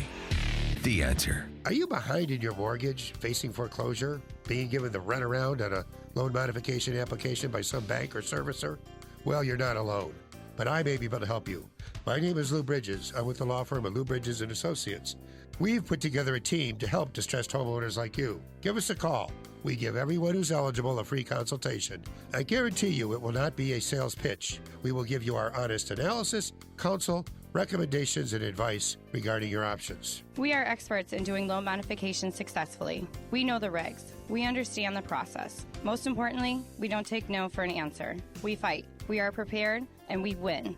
We save houses. We make houses affordable. So if you want to keep your house affordable, contact us. Go to bridgeslaw.net or call 224-513-1231. That's 224-513-1231. Remember, people, never give up the land. Fight for truth and justice. You do that, and I guarantee you'll never be alone. Hey, you've heard the name Turnkey IT for years on this radio station, and you know that they do something with IT for business. The truth is that Turnkey IT supports users, not simply computer devices. Now, the average consumer now has just under 4 connected devices they use daily, like smartphones, tablets, laptops, desktops. And these devices connect to fitness devices, watches, thermostats, heck, even your refrigerator. So the professionals at Turnkey IT help you connect all of them together so your company is as connected as you want it to be. Turnkey IT has a team of professionals who help users every day, just like you and me. From the simplest to the most complex systems, they make technology workable, usable, and reliable. So if you're tired of just settling for technology and you want to really make your technology work for you, then you need to visit turnkey.pro today to see how simple and affordable it can be to get your tech world spinning. That's turnkey.pro, turnkey.pro. Coming up on Chicago's Morning Answer. You know, just speaking of Gettysburg, have you ever read Killer Angels by Michael Shara, the historical novel in Gettysburg? All right, well, read it and give me a book report on it at 9 a.m. tomorrow morning. Coming up, we're talking to the pundresses with the mostesses, Diamond and Silk, 737. Can't wait. But first, into the newsroom we go. Here is Mike Scott. Amy and Dan outside. We have sunrise in Chicago, 46 degrees. Donald Trump calling on his supporters to vote for him And Republicans running in congressional races. The GOP presidential nominee rallied crowds in Naples, Florida, yesterday, helping him, he says, to reelect Republicans all over the nation. Hillary Clinton's campaign advisor, Joel Bennison, says the majority of American voters, in his mind, have put the Democratic presidential candidates' emails behind them. They're making a decision now between Donald Trump and Hillary Clinton, and they're factoring in everything they know about the people. There's a lot of things in there about Donald Trump that people are very unsatisfied with. Trump campaign manager Kellyanne Conway says Americans should not let Hillary Clinton get away with unethical behavior. If we were so worried and so high-minded about the integrity of American democracy, then somebody would really get their hair on fire about the fact that Hillary Clinton's foundation took millions of dollars from countries that disrespect women. On CNN's State of the Union, federal investigators are working to find out what caused a crash that killed 13 and injured at least 30 in Southern California. Police in Oklahoma in the middle of a manhunt after 2 police officers were shot, both suffering non-life-threatening injuries when they responded to a report of shots fired in the small town of Wellston, about 30 miles northeast of Oklahoma City. Chicago officials bumping up security outside Wrigley Field now and again later this week when the Cubs play at home in the World Series. You probably already know who you're voting for on Election Day. Now, one more question. Is it okay to take a picture of your ballot? Laws nationwide are mixed on whether voters can legally take ballot selfies. Those are pictures of themselves in the act of voting or on ballots. Federal judges have struck down some bans on selfies in at least 2 states, and rules have changed in others. But in many states, like Illinois, taking a picture of your ballot still carries potential fines or a jail term. Toronto beat the Fire 3-2 to end the Major League Soccer season. On the ice tonight, Calgary takes on the Blackhawks. Ohio State dropping to number 6 in the AP College Football poll after Penn State upset the Buckeyes. Number 1 again, Alabama. Number 2, Michigan. This update is service of Target. Here's a scary good Target deal just in time for Halloween. Through the 31st, get $2 off when you buy 2 14-ounce bags of candy. Get the coupon at your local Target store. Restrictions may apply. 7:35 and a check of traffic and weather on the way next on AM 560. I'd say the same thing to a billionaire that I would say to somebody making $30,000 a year. The Joe Walsh Show. The money you make, the money you earn, the money you invest, that's your money, damn it. And I think it's your duty, it's your right to do whatever you can do legally to limit what you give government, because we have a government that's too damn big. The Joe Walsh Show. Weeknights starting at 5. Right after Sean Hannity at 2 on AM 560. The Answer. Half-price Wing Tuesdays now at B-Dubs. Any size order of traditional wings costs half as much, making Tuesdays twice as good. Buffalo Wild Wings. Wings, beer, sports. Valid at participating locations for a limited time. Did you know 40% of all cancer could be prevented? That's a fact. Along with maintaining appropriate body weight and regular exercise, the American Institute for Cancer Research and the USDA confirm that eating 9 to 11 servings of fruits and vegetables every day is the key. Now ask yourself, am I at risk? How many servings of fruits and vegetables did I eat today? Balance of Nature has solved this problem and provides an easy and affordable way to consume over 10 servings of 31 different whole fruits and vegetables every day. Call now to find out how to get your free month's supply of Balance of Nature. Call 800-2468-751. That's 800-2468-751. Call now, 800-2468-751. Or go online to balanceofnature.com. Use promo code Chicago. 7:37. Let's get an update on the roads in our AM 560 traffic center. Here's Jim Talamonte. Thanks, Mike. On the Edens inbound, it's 29 minutes like Cook to Montrose, outbound 26. The Kennedy an hour, O'Hare to downtown, 31 minutes from Montrose, 28 in the Express, outbound 57 minutes to the airport. The Eisenhower's an hour, Thorndale to downtown, and outbound an hour and 2 minutes. Stevenson, 56 minutes, 355 to Lakeshore Drive, outbound 52. Ryan, 27 minutes, 95th to downtown. Tri-State northbound, Very slow Cicero to 47th and 31st to the Grand Avenue curve. Adams Tollway delays from the Elgin Toll to 31, 59 to Roselle, and Busty to the Des Plaines Oasis. Traffic is a service of Colorado State University Global Campus. Avoid rush hour traffic by earning your degree 100% online. With CSU Global, there's no need to commute because you're already on campus. Earn your bachelor's or master's degree on your schedule. Apply now at csuglobal.edu. Traffic answers when you need them most. I'm Jim Talamonte, AM 560, The Answer. Chicago's Morning Answer continues next. Your official Chicagoland weather forecast. From the aircomfort.com Weather Center. Sunny and cooler today, high 57. Clouds on the increase overnight, low 38. Currently, 45 at O'Hare and 50 along the lakefront. Your next news update is at 8. Chicago's Morning Answer with Dan and Amy continues next on AM 560, The Answer. This hourly segment is powered by CharlesEquipment.com, keeping the lights on through summer storms. Listen to podcasts of Joe Walsh and Chicago's Morning Answer with Dan Proft and Amy Jacobson on the AM 560 mobile app. Download it today at 560theanswer.com/mobile. Dan and Amy, did you see this story? I found the only woman in the world who's taken more money from a Qatari billionaire than Hillary Clinton. Who's that? It's Janet Jackson. Oh, Miss Jackson, if you're nasty. what happened? I heard she's pregnant, but what I don't. Pregnant at 50. Still time for you to pop out a couple more. Oh, I have an announcement to make. I'm pregnant with quadruplets. Yeah, okay. Just thought I'd let you know. That's Janet the weight gain. Jackson, Miss Jackson, if you're nasty, Qatari billionaire Wasim Almana from heaven for her. It doesn't sound like it's a Catholic name. She married him in 2012, and she was spotted by the Mirror shopping with him in London in full Islamic garb. It's believed that she converted to Islam, did Janet Jackson. Okay. And so it's a little preview of the Hillary Clinton presidency, underwritten by Qatari billionaires, minus the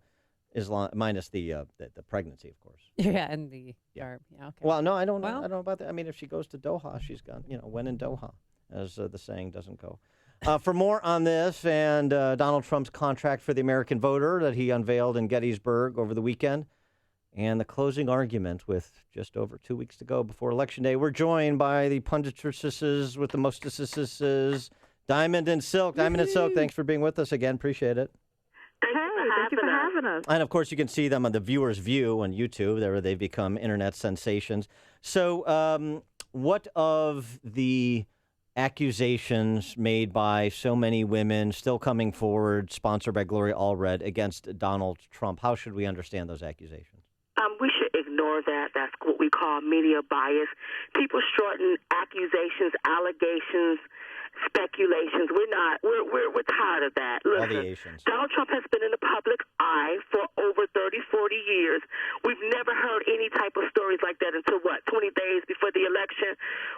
This is the media trying to influence our election.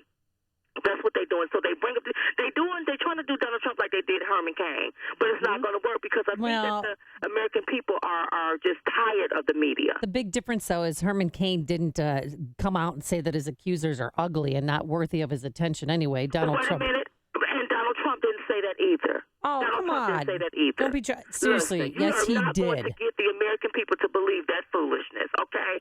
I believe Donald Trump when he said it didn't happen, and I'm moving on. Talk about the issue, because how is those women going to help us get out of $20 trillion in debt? But listen, ladies, in their defense, they said they all came forward because Donald Trump made those comments to Billy Bush about 10 years ago while he was on that Access Hollywood bus. Listen, let me tell you something. I am not concerned about what Donald Trump said a decade ago in his private life, and he was not a politician, okay? I'm more concerned about what crooked Hillary has done, paying for play schemes, taking $12 million from Qatar, trying to influence our election. Her camp going around taking and inciting violence by sending protesters to shut down Donald Trump's rallies. That's what the American people are concerned about. And you know what? She needs to go to jail for that. She needs to be held accountable. All right. Now we're getting into it. All right. So Donald Trump's speech over the weekend at Gettysburg lays out the contract for the American voter, as he termed it, a bunch of reforms that are directly relate to his phraseology to drain the swamp in D.C., term limits and lobbying reform and so forth. What was your takeaway? What was the most important thing he said over the weekend at Gettysburg? Well, the most important thing that he said, well, basically, to sum it up, it looked like he's going to be working for the American people, and he's going to go to Washington and clean house. That's right. And that's what we love. We are tired of these career politicians working for their own greed and not the need of people. They sit up there year after year after year, and they do nothing for the American people. So to sum up his whole speech, he's about to go and clean house. Somebody's gravy train is about to end, and in come the Trump train, baby. That's right. Did you? Well, I just wanted to acknowledge Silk. Silk, Yeah, I know. Yeah, I like Silk. Silk, you're coming out. Yeah. You're developing your own voice. And I have to tell you, my aunt is a Trump delegate. She was. And she met you ladies in Nevada for the women's luncheon that you held. Hello? Okay. So did she come to one of the events in Nevada? Is that what you're saying? Yeah, she took selfies with. She loves you guys. She's a huge bless Trump her. supporter. We love her too. We love her more. And see, what we're doing is the grassroots work, like the Underground Railroad. So while the media is spitting their bias, while Hillary Clinton is hiding under a rock trying to run down the clock, we're not falling for the media okey doke. We're going to get out and we're going to vote, and we're going to vote in droves. That's right. So you all are in North Carolina. That's your home base of operations. And I wonder, that's a swing state, and it's a state that Trump has to win.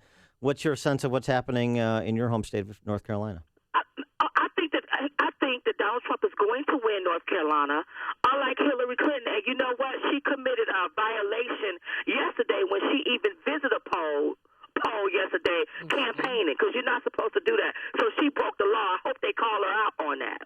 And I believe that he's going to win North Carolina. He's going to win the swing states that he needs, he's going to be the 45th president of the United States. And what are your plans for the final 2 weeks? Are you continuing, like Amy was mentioning, the event that you hosted or co-hosted in Las Vegas? Are you continuing to do events for the Trump campaign?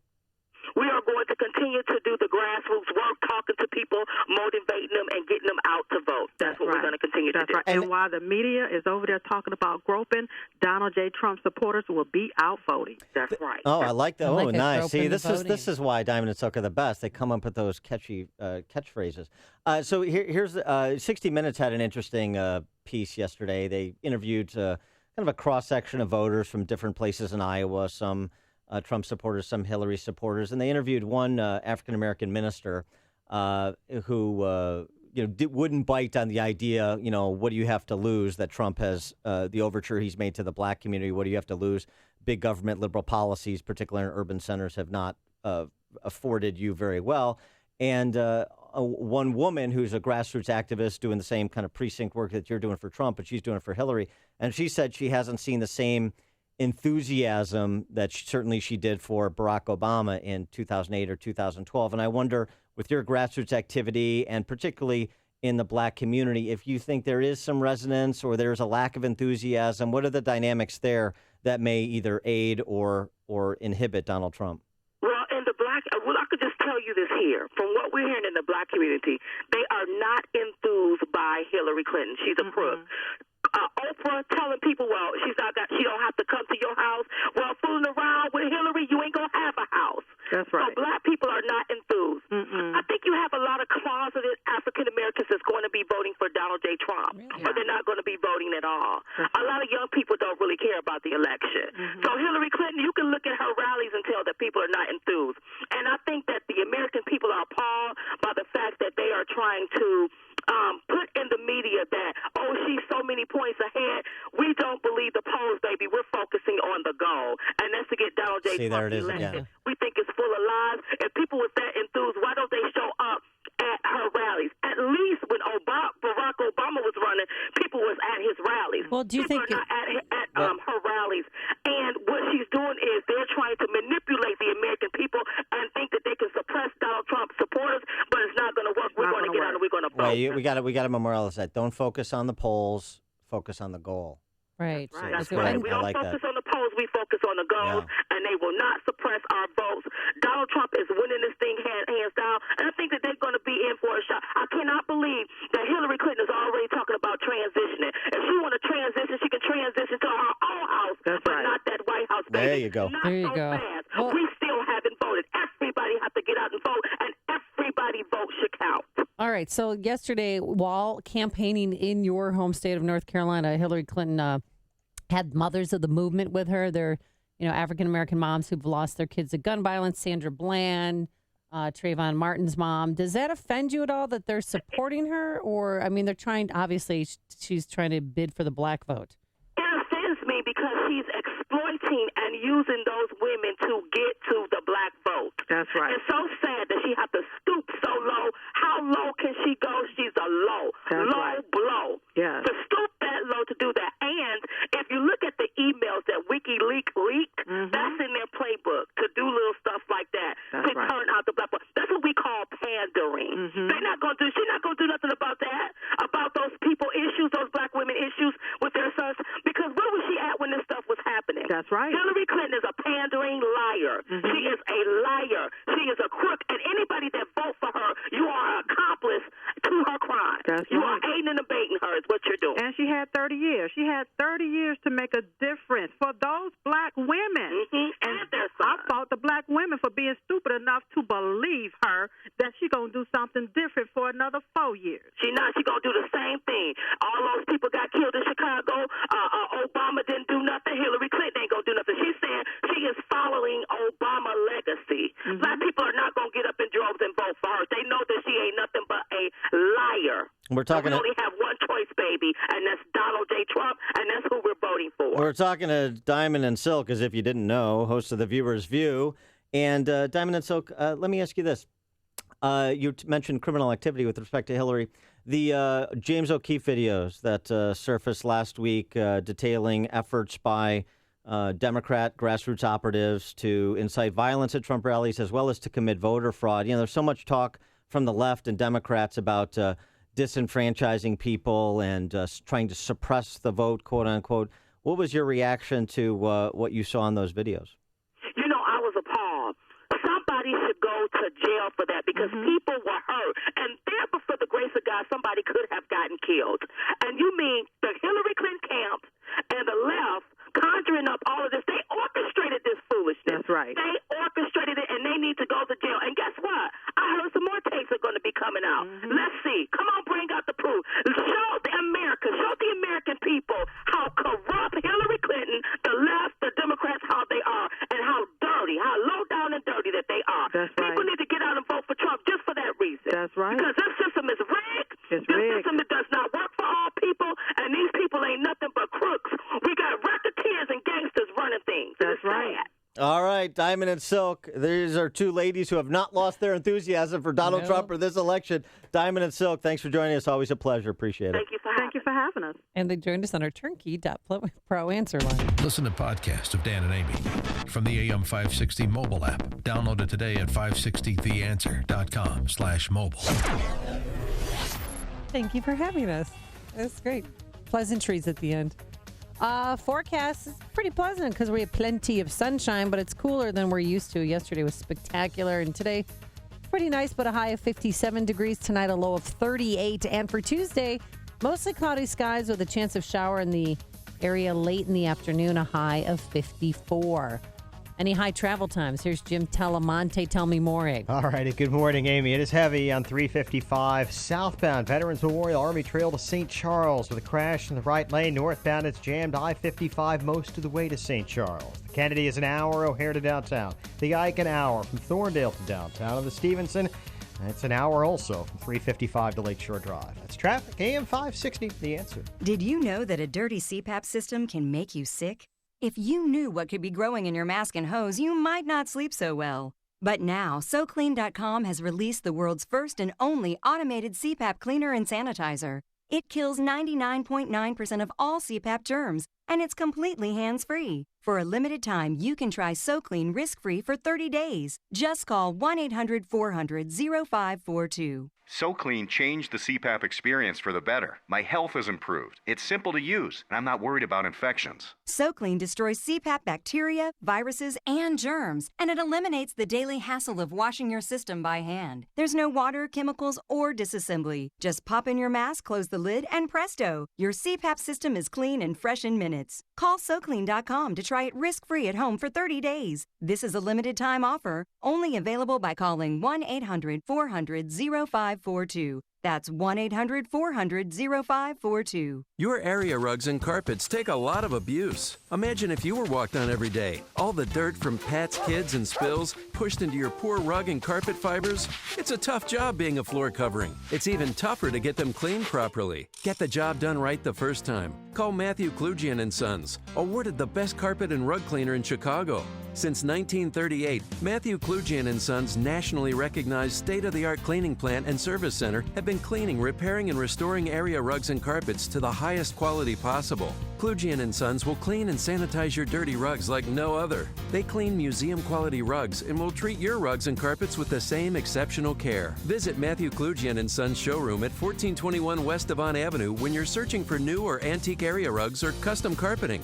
Now save 50% on deodorizing with an area rug cleaning order. Klugian & Sons. Find them online at KLUJIANrugs.com or call 773-743-1300. If you're aged 59 and a half or older with a 401k plan and still working, stop what you're doing and call Arlington Capital Management at 855-471-5796. They'll help you actively manage your 401k, show you strategies to avoid major declines, and capitalize on opportunities. There are benefits with age, and this is one of them. At 59 and a half, you're entitled to new opportunities in the investment world that can dramatically improve your results and even lower your fees. Call 855-471-5796 now and take the first step toward getting more out of your retirement assets. The team at Arlington Capital Management proactively explores the market, our economy, and all of the variables that offset your investments. Call 855-471-5796 now for a complimentary consultation. That's 855-471-5796 or visit arlington-capital.com. You worked hard to accumulate your nest egg. Now, it's time to put your money to work for you.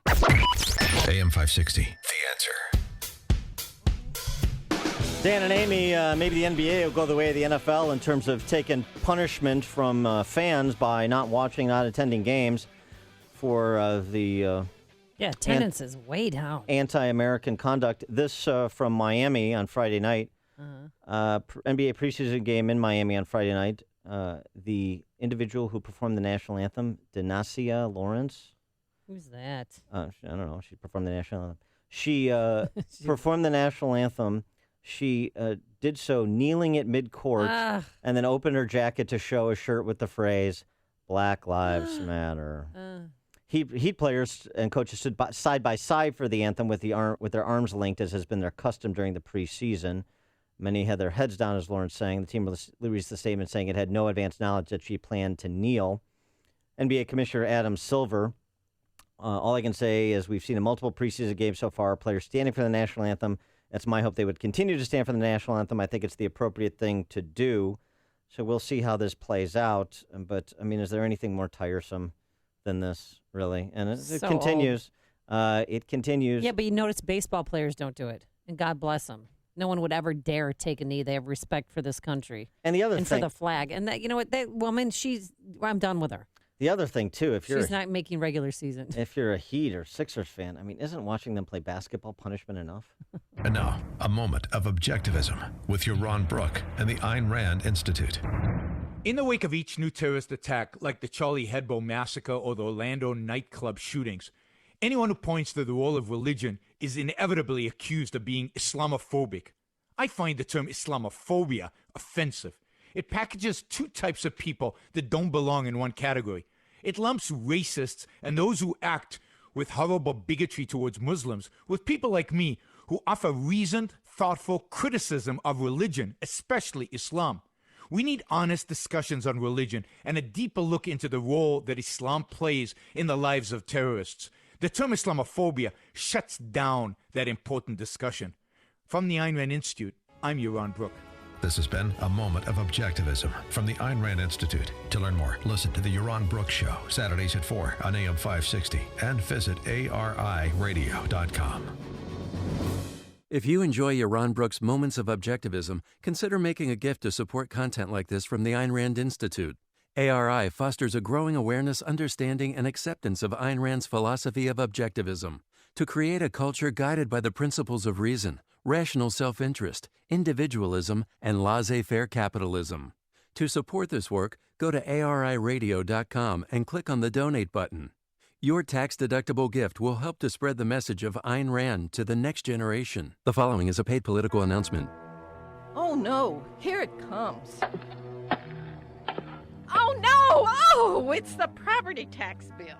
Rising property taxes can be scary, but thousands of homeowners have done something about it by appealing their assessments. Hi, I'm Dan Patlack, your commissioner at the Cook County Board of Tax Review. As the only Republican on the board, I've kept my promise to serve full-time and be a watchdog, making sure that property owners appealing their assessments pay no more than their fair share of taxes. As the only candidate who is a certified Illinois assessing officer, graduate of the Real Estate Institute, and a former township assessor, taxpayer advocate Dan Patlack has been the featured speaker at over 200 assessment appeal seminars, teaching thousands of property owners how to appeal their assessments. Dan Patlack is endorsed by the Chicago Tribune, the Chicago Sun-Times, the Daily Herald, and the Illinois Committee for Honest Government. Vote for Dan Patlack for Cook County Board of Review. Paid for by Citizens for Dan Patlack. Okay, kids, the campfire's out. Let's hit the road. Dad, the fire's not out. It's still smoking. No, close enough.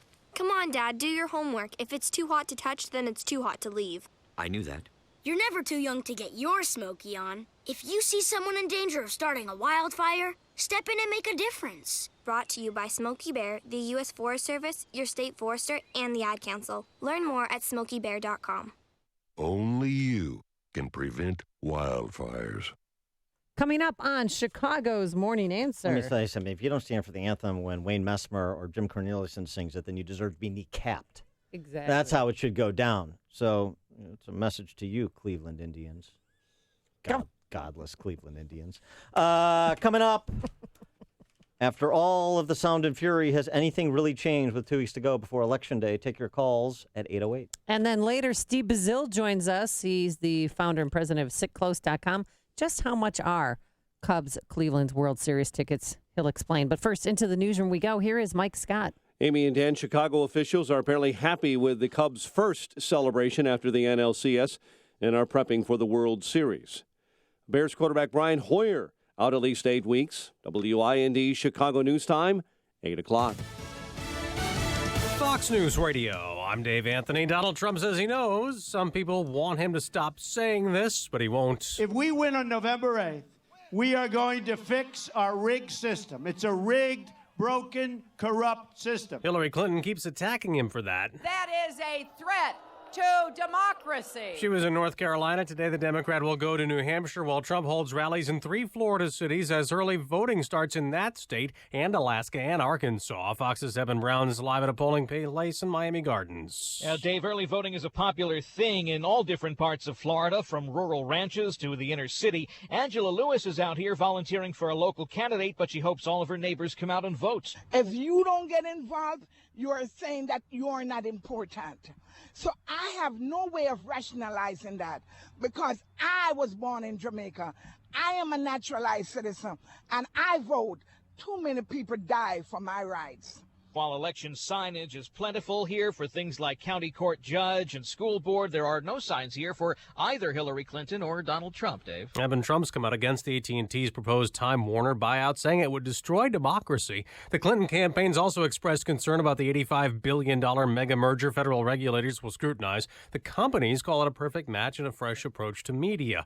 Police are hunting for a man accused of wounding 2 officers last night, stealing their patrol car, then carjacking a woman and ending up at a relative's house. At that relative's house, we believe there was some sort of altercation, resulted in the deaths of 2 individuals, which we believe are related to the suspect. Mark Obgrand with the Oklahoma County Sheriff's Office. A driver going the wrong way on a Massachusetts highway crashed into another car early this morning. That driver, 4 in the other car were killed. Federal investigators will be in California the day after a bus returning to L.A. from a casino trip crashed into a truck and 13 were killed. Fox News Radio, fair and balanced. Sunshine, 47 degrees, 8:02 on AM 560. The Answer. Good morning. I'm Mike Scott. Chicago officials bumping up security outside Wrigley Field this week when the Cubs play at home in the World Series, and Preparations are underway to deal with a large number of people. We had some discussion early this morning about the next step, the World Series, and some modifications that we're going to make to the plan based on what we learned during this last series. And they learned that over 400,000 people crowded the streets around the ballpark following the NLCS win. A person is in custody following a fire inside a church on Chicago's northwest side. Police were called out early this morning on a report of a break-in at St. Genevieve Church on West Altgeld. The suspect was arrested. Fire crews extinguished the blaze. Officers made an arrest in that case. CTA fares are expected to stay the same next year, the agency says. Their 2017 budget retains $2.25 base prices for rail service, $2 for the bus, but there may be some problems down the line, and if so, they may make some changes to routes across the board. Chicago sports, MLS season is over for the Fire, beaten by Toronto 3-2. NHL tonight, Calgary and the Blackhawks. Ohio State dropping 4 stops in the latest AP college football poll. Alabama still number 1. Michigan moves up to number 2. The news, a service of Lead Safe America. More than 1 in 3 American kids has lead in their blood. No level of lead is safe. Lead poisoning causes learning disabilities and behavioral disorders. Has your child been tested? Learn more at leadsafeamerica.org. 8:03 is our time. Time for the AM 560 Business Beat from the Fox Business Network, a service of Turnkey.pro. Here's Jenny Casola. From the Fox Business Network, politicians and candidates aren't the only ones calling for a tough review of AT&T's offer to buy Time Warner Inc., parent company of HBO, CNN, TNT, and Warner Brothers Film and TV Studio. Walt Disney is calling for close regulatory scrutiny of the deal. Gary B. Smith, president of Cadena Group, says technology is changing so fast, this merger might not mean you'll have fewer choices. We've seen just in the past few years companies like Netflix, Amazon grow leaps and bounds, Uber, Lyft, companies like that came out of nowhere and revolutionized the industry. TD Ameritrade Holding is buying Scottrade Financial Services. Both offer low-cost trading. It's a $4 billion deal. The Dow dropped 16 Friday, NASDAQ up 15, S&P down a fraction. With the Fox Business Report, I'm Ginny Cosola. It's 8:04, time to check the climate of your business with aircomfort.com, providing the right climate for business since 1935. A check of traffic and weather on the way next on AM 560. You need to understand that the way you build wealth is you do not use the evening news or CNN or Fox to set the tone of your emotions around your investing. The Dave Ramsey Show. If you're thinking of changing your investing patterns because you're watching the news, you need to turn off the news. You are in charge of your destiny. Dave Ramsey. Weeknights starting at 7. Presented by Wintrust Community Bank on AM 560. The Answer. I'm going to go out on a limb here and guess that you're probably driving right now. Sitting comfortably behind the wheel with a tasty caffeinated beverage in your cup holder. Well, if you were driving with Uber, you could be earning money right now too. That's because Uber is the ultimate side hustle. Extra cash whenever you want. Earning you can turn on and off, just like your car. This isn't just another job, it's a totally flexible way to earn. So go ahead, get your side hustle on. Visit uber.com/drive now. That's uber.com/drive now. I'm Jay Farner, president of Quicken Loans. Recently, mortgage rates have dropped to the second lowest level in history. The rate today on a 30-year fixed-rate mortgage is all the way down to 3.5%, APR 3.57%. It's a great time to refinance with Quicken Loans and save hundreds every month. So lock in this ultra-low rate before it goes back up. Call 800-QUICKEN. That's 800-QUICKEN. Call for cost information and conditions. Equal housing lender. Licensed in all 50 states. NMLS ConsumerAccess.org. Number 3030. 8:06 in our AM 560 traffic center. Here's Jim Talamonte. Thanks, Mike. On the inbound Edens, delays start on the spur past Waukegan Road. Then it's 29 minutes Lake Cook to Montrose, outbound 26. On the Kennedy, in an hour from O'Hare to downtown, 31 minutes from Montrose, 28 in the Express, outbound 34 minutes to Montrose, 57 to the airport. The Ike, an hour and 25 minutes, Thorndale to the post office, 53 minutes from Manheim, outbound 44 minutes to Manheim, an hour and 2 minutes to Thorndale. Stevenson, 56 minutes, 3:55 to Lakeshore Drive, outbound 52. Ryan is 27 minutes, 95th to downtown, northbound Tri-State. Heavy delays, 95th to 47th. And from the Cermak toll to the Grand Avenue curve. Adams Tollway bottled up. The Elgin toll to 31, 59 to Roselle, and Bussy to the Des Plaines Oasis. Reagan Tollway very slow, 31 to Wiola. Winfield Road to Yackley, and Findlay most of the way to 294. Traffic answers when you need them most. I'm Jim Talamonte, AM 560 The Answer. Chicago's Morning Answer continues next. Your official Chicagoland weather forecast from the aircomfort.com Weather Center. Here's our meteorologist, Kevin Snyder. Starting out sunny today, high 57, then clouds increase tonight, low 38. A late afternoon shower in the area tomorrow, followed by periods of rain at night. High tomorrow 54 and a low of 44. Breezy Wednesday with heavy rain developing, high 52. I'm Kevin Snyder on AM 560, The Answer. 45 at O'Hare, 49 along Chicago's lakefront. Your next news update is at 8:30. Chicago's Morning Answer with Dan and Amy continues next on AM 560, The Answer. This hourly segment is brought to you by Power Trading Radio. Heard Sundays at 2 p.m. Brought to you each week by Online Trading Academy. Good morning. Welcome to your Monday morning briefing. Here's what you need to know to start your day. Oh my goodness, I couldn't. My wife had to throw me downstairs to the basement. She said, please go down, you're scaring the dog. All of these liars will be sued after the election is over. Well, we don't know where those tax returns come from. Well, they were clearly stolen. We don't know. And I guess what I'm saying is if we're looking at the fruits of that theft, and I will call it a theft, it's fair to look at the fruits of your theft. This is Chicago's Morning Answer with Dan Proft and Amy Jacobson on AM 560. The Answer.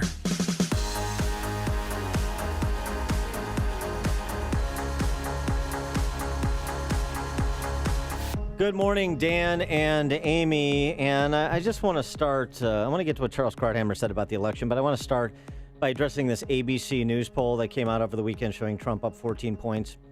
Hillary Clinton up 14 points on Trump. Because people are still talking about it and making a big deal. And well, they're saying it's over. And I love the stories about Hillary Clinton's transition team. I love doing that. I remember Bill Brady, a Republican gubernatorial candidate in 2010, working on his transition team and transition plan with about 45 days to go before the election. And a funny thing happened. He never got elected. Well, the Rasmussen poll had him up 5 points or 7 points on Quinn at that time. So I think he felt comfortable and decided to start his transition team. CNN this morning reporting today that Hillary Clinton has reached out to GOP senators, letting them know that she has a different policy than Barack Obama and an open door policy, and she wants to work with them. Public position versus private position, that blah, was blah, blah. Leaked this morning. The point is the transitioning. And you've got Rasmussen and LA Times, USC Track that's got it at a dead heat. You've got ABC and some other polls. You've got an RCP average that has her up a few points nationally and in most of the battleground states. So it's real. I think it's probably real that the deficit Trump faces is real. But here's the thing. One, on the ABC poll, it's a national poll, number one, state-by-state process. But here's the other thing. I talked to a friend of mine who is a pollster in D.C., professional pollster, respected pollster. So ABC polling traditionally suppresses Republican vote. The sample matters, and ABC's sample was +9 Democrat, which is a much larger spread than most polling outfits are projecting the electorate to be on election day. So that's one point. So that generates outside the kind of 95% confidence interval result. The other thing is, if there is this revolt bubbling below the surface, and if the Trump turnout is bigger than anticipated in these models, then all the models are out the door. I mean, the models, all polling relies on certain assumptions, and you look at historical turnout trends and you try and factor in real-world dynamics in a particular cycle, but you can have turnout that blows the curve. That's actually what we had in the primary, and I saw it manifest itself in several legislative races, state legislative races, with which I was involved in the primary. I'm doing polling in Illinois. I see a lot of volatility with respect to Trump. I see Trump moving back actually among women in Illinois, in central and southern Illinois districts, picking up some points in the last week. So it's volatile, And I say, could some of these surveys end up being right? Could this be an electoral blowout for Hillary? Could be. But if the turnout is different than the model and models, then you could have an unexpected result. And this is in part what happened with Brexit, just to cite one example. Yeah, and Donald Trump agrees with you, Dan. I mean, last night in Naples, he told people, don't worry about the polls. There might not be any truth to it. I'll tell you what, we're doing well in the polls, but I really think those polls are very inaccurate when it comes to women.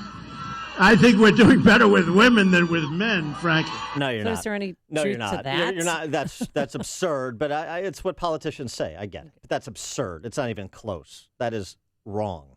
Period. The end. Full stop.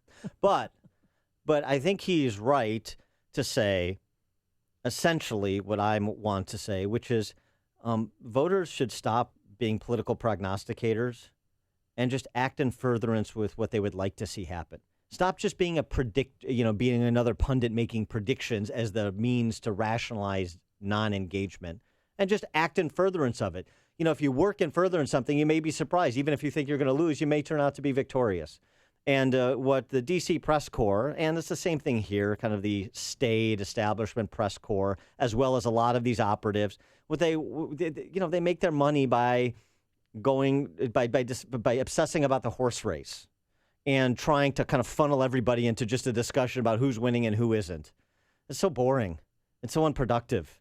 Just act in furtherance of what you want to see happen. The political predictions take care of themselves, unless you're betting on the race. Well, just last night in Naples, he thank goodness he didn't talk about suing his accusers. He stayed focused, but he kept on with this. The system is rigged. The system is rigged, and it's to the point where it's wearing on my soul. I mean, I know that the system is rigged. My message is this. If we win on November 8th, we are going to fix our rigged system. It's a rigged, broken, corrupt system. It's rigged. It's broken. It's corrupt. They want me to take that back. Let me tell you, folks, it's a rigged system. And we are going to drain the swamp of corruption in Washington, D.C.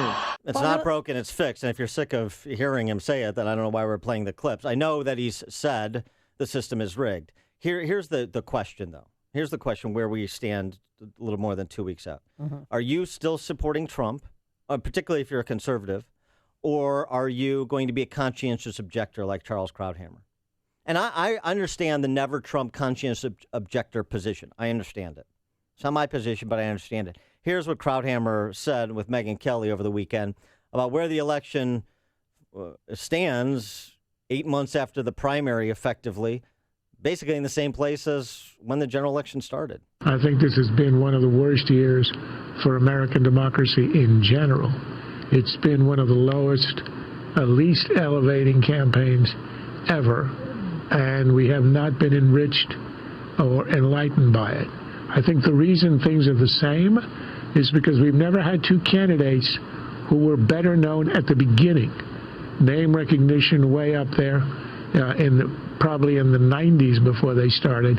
In other words, people knew who they were, and character is destiny. We got a year of them on the stage, and they basically showed us their character, which is what we thought it was at the beginning, untrustworthy, unfit in some cases, cynical, etc. And we are where we are. Nothing really has changed in that respect, other than we've reached lows in tactics, in incivility, that we really didn't think we'd ever see at the presidential level. And that was flying off Krauthammer's piece last week where he explained why he can neither vote for Trump nor Hillary Clinton. So conscientious objectors, 312-642-5600, turnkey.pro answer line, 64636DA, turnkey.pro text line. Myself, while I understand that position among some when it's articulated like Krauthammer, some others articulate basically the C.S. Lewis position. I'm a realpolitik kind of guy, so I prefer to live or die on the battlefield. I think there needs to be engagement. So I understand the philosophically pure position, the idea that both are persons of low character who I cannot trust. But at the end of the day, you have to pick your sides when the war is being waged, and throw in when you're called to serve. And I'm interested in trying to advance the flag. And you can't advance the flag if Hillary Clinton is the president of the United States. You can possibly if Donald Trump is the president of the United States. And I go back to our friend Dennis Prager, our colleague Dennis Prager's formulation, which is you have two doors. One door says man-eating lion, and the other door says perhaps man-eating lion. Which door do you choose? Pretty good summation of the choice. Let's go to Sarah in Lake in the Hills. You're on Chicago's Morning Answer. Good morning. Morning. Hi. Good morning. I just wanted to say you were talking about the political polls and if they were accurate or not. And I got a call last week to participate in a poll, and as soon as I said sure, they hung up on me. So I never even had a chance to say what my opinions were and who I was going to vote for. Okay. All right. Thanks for the call, Sarah. Alan in Orland Hills. Well, good morning. For months during the primary, Donald Trump on the stump would brag about his polls and how he was ahead in the polls because he's a winner and he wins. Yeah. And now that he's behind in the polls, all we hear is that it's rigged and the polls shouldn't count. And it seems like Trump and his supporters are sort of in the bargaining stage of dealing with the death of their candidate.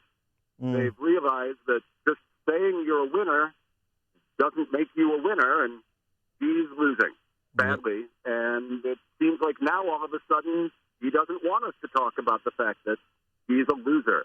Yeah. Okay, Alan. Badly. Yeah. So, I mean, you're as mature as he is when he talks about being a winner, and you're using loser. So, real compelling stuff. The bottom line is my position and my explanation of polls has not changed. It hasn't changed because I've been in this business for 20 years. So I know of what I speak, and that's why some distillation on polling is important. Whatever Donald Trump said in the primary or at present is immaterial to this discussion, really. Verlin on the South Side. Wow, that guy sure won me over. Now, to answer your question, nothing has changed. The media, as a majority, is still against Trump. He's fighting Democrats, and he's fighting people from his own party. Now, I'm going to tell you like this. It goes to what you just said, which I was going to say earlier. The polls are favored towards Democrats. So why would I believe those polls? Those polls are made to suppress the Republican vote. Now, the way I look at it, I'm going to do my own numbers. It's 317 million people in this country. 218 million people are registered to vote. The last election was decided by 120 to 130 million people. I believe this is an election like no other. You know how you saw chocolate lines voting for Barack Obama all the way down the street? I predict vanilla lines all the way down the roads and all the way down the streets that's going to pop out of nowhere and vote for Donald Trump. Just like they did in the primary, you can bet your bottom dollar Trump will be president of the United States of America. All right. Thanks for the call, Verlin. Maybe it probably needs like a vanilla swirl, though. That's the only thing. But interesting perspective. Verlin's studied his numbers. Steve and Lyle. Yes, Verlin is absolutely right. Polls are meant to influence opinion, not to measure opinion. And every time I see a poll sponsored by ABC or on the networks, you know that they're oversampling, and it's designed to influence opinion and not to measure opinion. And it's just a matter of fact. Thanks for the call, Steve. But you have to admit, I mean, Donald Trump was bragging about the polls when he was ahead in the polls during the primary. No, there's no question about it. There's no question about it. But I mean, I expect politicians to point to the polls and try and enhance the bandwagon effect that Steve from Lyle's talking about when they're up, and to dismiss when they're down. I just take the position. But in the Republican primary, it was the primary, so they were polling Republicans. Well, so and now they're polling both Democrats and Republicans, but skewing more towards Democrats. Well, just AB. I mean, CNN even admitted in one of their polls that their cume is mostly Democratic. Well, it's not a question of polling Republicans and Democrats. It's a question of the modeling. Is it a representative sample of the turnout on Election Day across every demographic, race, age, income, geography, partisan affiliation? Mary in Bridgeport. Hello. Hey, Mary. Hi. I really do believe Donald Trump is going to win, but he's not going to win unless the people that really want him to win get out and help the election. I, for the first time in my life, am going to get on a bus, and I'm going to go down to Hamilton County in Ohio and dedicate 4 days to getting on the phones and doing everything I need to do to help him get elected. And my sister lives in Beverly, and her local newspaper, I don't know if you know, the 19th Ward is very Democrat. Yes. Her local newspaper, week after week, they do a consistent poll. Who's going to be the next president? Week after week, it says Donald Trump. Wow. That is a heavy, heavy Democratic ward. I really think people are bullied into not wanting to say they're going to vote for Trump. But I think come Election Day, you're going to see a lot of people press the Trump button. And I personally am every day from now until the election to get him elected. Well, thanks for the call, Mary. And it's in neighborhoods like Beverly and that demographic across the country that are going to have to vote Trump and have to turn out in big numbers for Trump, I suspect. Bill in Lincolnshire. Yeah, I just wanted to call and comment on the polls as well. Last week I was contacted by a pollster. My phone went straight to voicemail, and they continued asking questions. And my voicemail is very obvious that it's a voicemail. And they just continued asking questions, and they were like, interesting, okay. And then the very final question. Oh, my gosh, that's great. What's that? So it was What was the final question? It was a live caller that left a voicemail pretending to poll you. Yeah, that is correct. And the last question was who I was going to vote for the presidential election. They asked Hillary Clinton first, and okay, thank you, have a nice day, and then that was it. They never even asked if I was voting for Donald Trump. So it was obviously a live pollster. They were asking, and they were writing down something, and it was my entire voicemail. I saved it though. All right, thanks, Bill. It could be phone banking too, but that is interesting. Steve and Wayne. Yeah, I support Trump. I think he's the only chance we have to change the system. And I have a question for Dan, since you're so involved in all of this. No candidate before has ever had these unprecedented rallies with thousands and thousands and thousands of people showing up. How do you think that might be impacting this in a way that isn't being measured? Thanks for the call, Steve. It's the rallies, the size of rallies. It's kind of like yard signs. You can over-extrapolate from the anecdotal. I mean, I don't know. We have seen candidates with these kind of rallies before. One recently, his name was Barack Obama. We know how that turned out. So that's where, if there is this enthusiasm gap, and if there is this turnout that is not being contemplated among the kind of the Trump demographic, that's not being contemplated by these models and polls, they could be wrong, and they could be wrong substantially. So, enthusiasm does matter, and I guess that's the best way to kind of provide some assessment of the rallies and their importance. It speaks to enthusiasm. Mike in Geneva. Hi, guys. I was just going to say that, every time Trump speaks, I do cringe a little bit. I am afraid of what he's going to say, but what he says are minor issues. They're venial sins. Hillary Clinton has major problems. If she wins, she's going to bring more of all the things that I don't want. We have to vote Trump. All right, thanks for the call, Mike. Venal sins versus mortal sins. That's this election. Pretty good. Kent in Lincoln Park. Hey, good morning. Hey. Hey, Dan, I just wanted to point out, I called you on Friday, and we talked. I talked to Tim Malloy from Quinnipiac. I started noticing in these polls a while back that, that certain questions, they'll give you the demographic numbers. The other, portion of the polls where it asks who you're going to vote for, it leaves them out. And I noticed that they were doing it intentionally. And the fact is this, they wanted Donald Trump, and I'm sure we'll get an email about that too. They wanted Donald Trump to get the nomination. They felt he was the most beatable. Donald Trump got it. Now they're basically trying to make him lose. Yeah. It's right in front of us. And the fact is that, Hillary Clinton is a loser candidate. And everybody who's called up, it's the same gut feeling that I knew when I called this guy from Quinnipiac. And his answer to it was, hey, you didn't have time to put it in there. That's not an answer. That's a lie. Thanks, Kent. Before you see it on TV, share it on Facebook, or read about it in the paper. Hear it here first. This is Chicago's Morning Answer on AM 560. The Answer. On AM 560, The Answer, we talk about the important issues that affect your world. Things like the economy, education, and foreign policy. There's always so much going on in the news that we don't always have the time to focus in and talk about the big ideas behind the important issues. Enter Upstream Ideas. online at upstream-ideas.com. Upstream Ideas, in partnership with the Illinois Policy Institute, provides the kind of information that informs the policy discussions happening here on AM 560. At Upstream Ideas, you'll broaden the debate, move beyond partisan assumptions, and challenge accepted beliefs. Upstream Ideas goes against the current and thinks upstream. Go online now at upstream-ideas.com. That's upstream-ideas.com. You'll be armed with new information and fresh perspectives to help encourage you to make the state of Illinois and the United States of America a bit freer, a bit more just, and a bit more civilized. Upstream-ideas.com. Balance of Nature's fruits and veggies.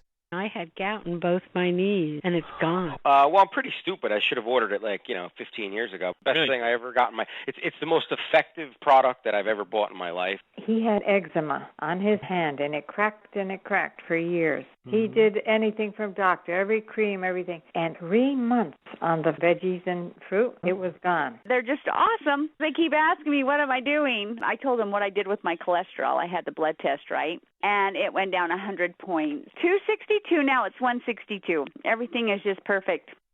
Call now to find out how to get your free month's supply of Balance of Nature. Call 800-2468-751. That's 800-2468-751. Call now, 800-2468-751. Or go online to balanceofnature.com. Use promo code Chicago. This is Bob. Hi, I'm Bob. His company put their trust in Air Comfort to keep their business running cool all summer. Bob knows the value of proper chiller maintenance that includes end-of-season service, so he'll be ready for next summer. I'm ready. Dave, on the other hand, thought he could put off servicing his chiller at the end of last season and had 3 complete shutdowns this summer. Needless to say, his staff and customers were not happy. Moral of the story? Preventative maintenance will save you time, money, and trouble. As the hot weather ends, you need maintenance on your chiller before the start of next season. Air Comfort has one of the largest commercial and industrial service groups in the Chicago area, with a dedicated factory-trained chiller department that takes a scientific approach to analyzing your system and determining any needed maintenance. They know how to work on large equipment, perform an analysis of your chiller, and get you ready for next season. Call 708-345-1900 or visit aircomfort.com. Air Comfort, providing the right climate for business since 1935.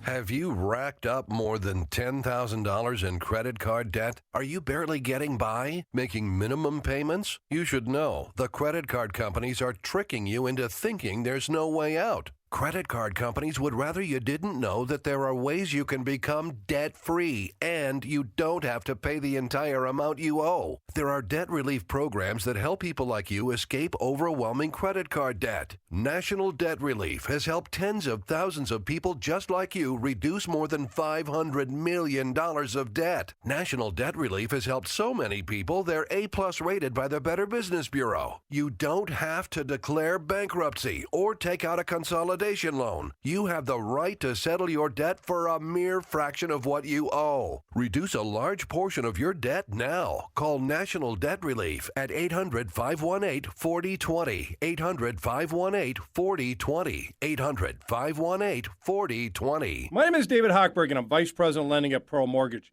If you're looking to purchase a new home or refinance your existing home, give me a call. Market knowledge, in-house underwriting, low rates, and closing costs are what makes me one of the country's top loan officers. My team of experienced loan officers is committed to helping you with your next real estate transaction. If you complete an online application with the company in love with their rockets or the guy with the big red blowhorn, somebody in a hotbox call center returns your call. When you complete an online application at am560david.com, either me or one of my experienced professional loan officers calls you back and answers all of your questions.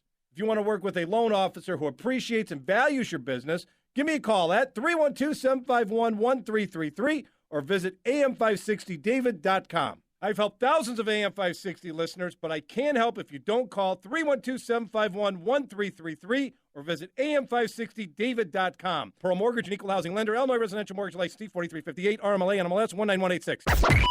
AM560, The Answer.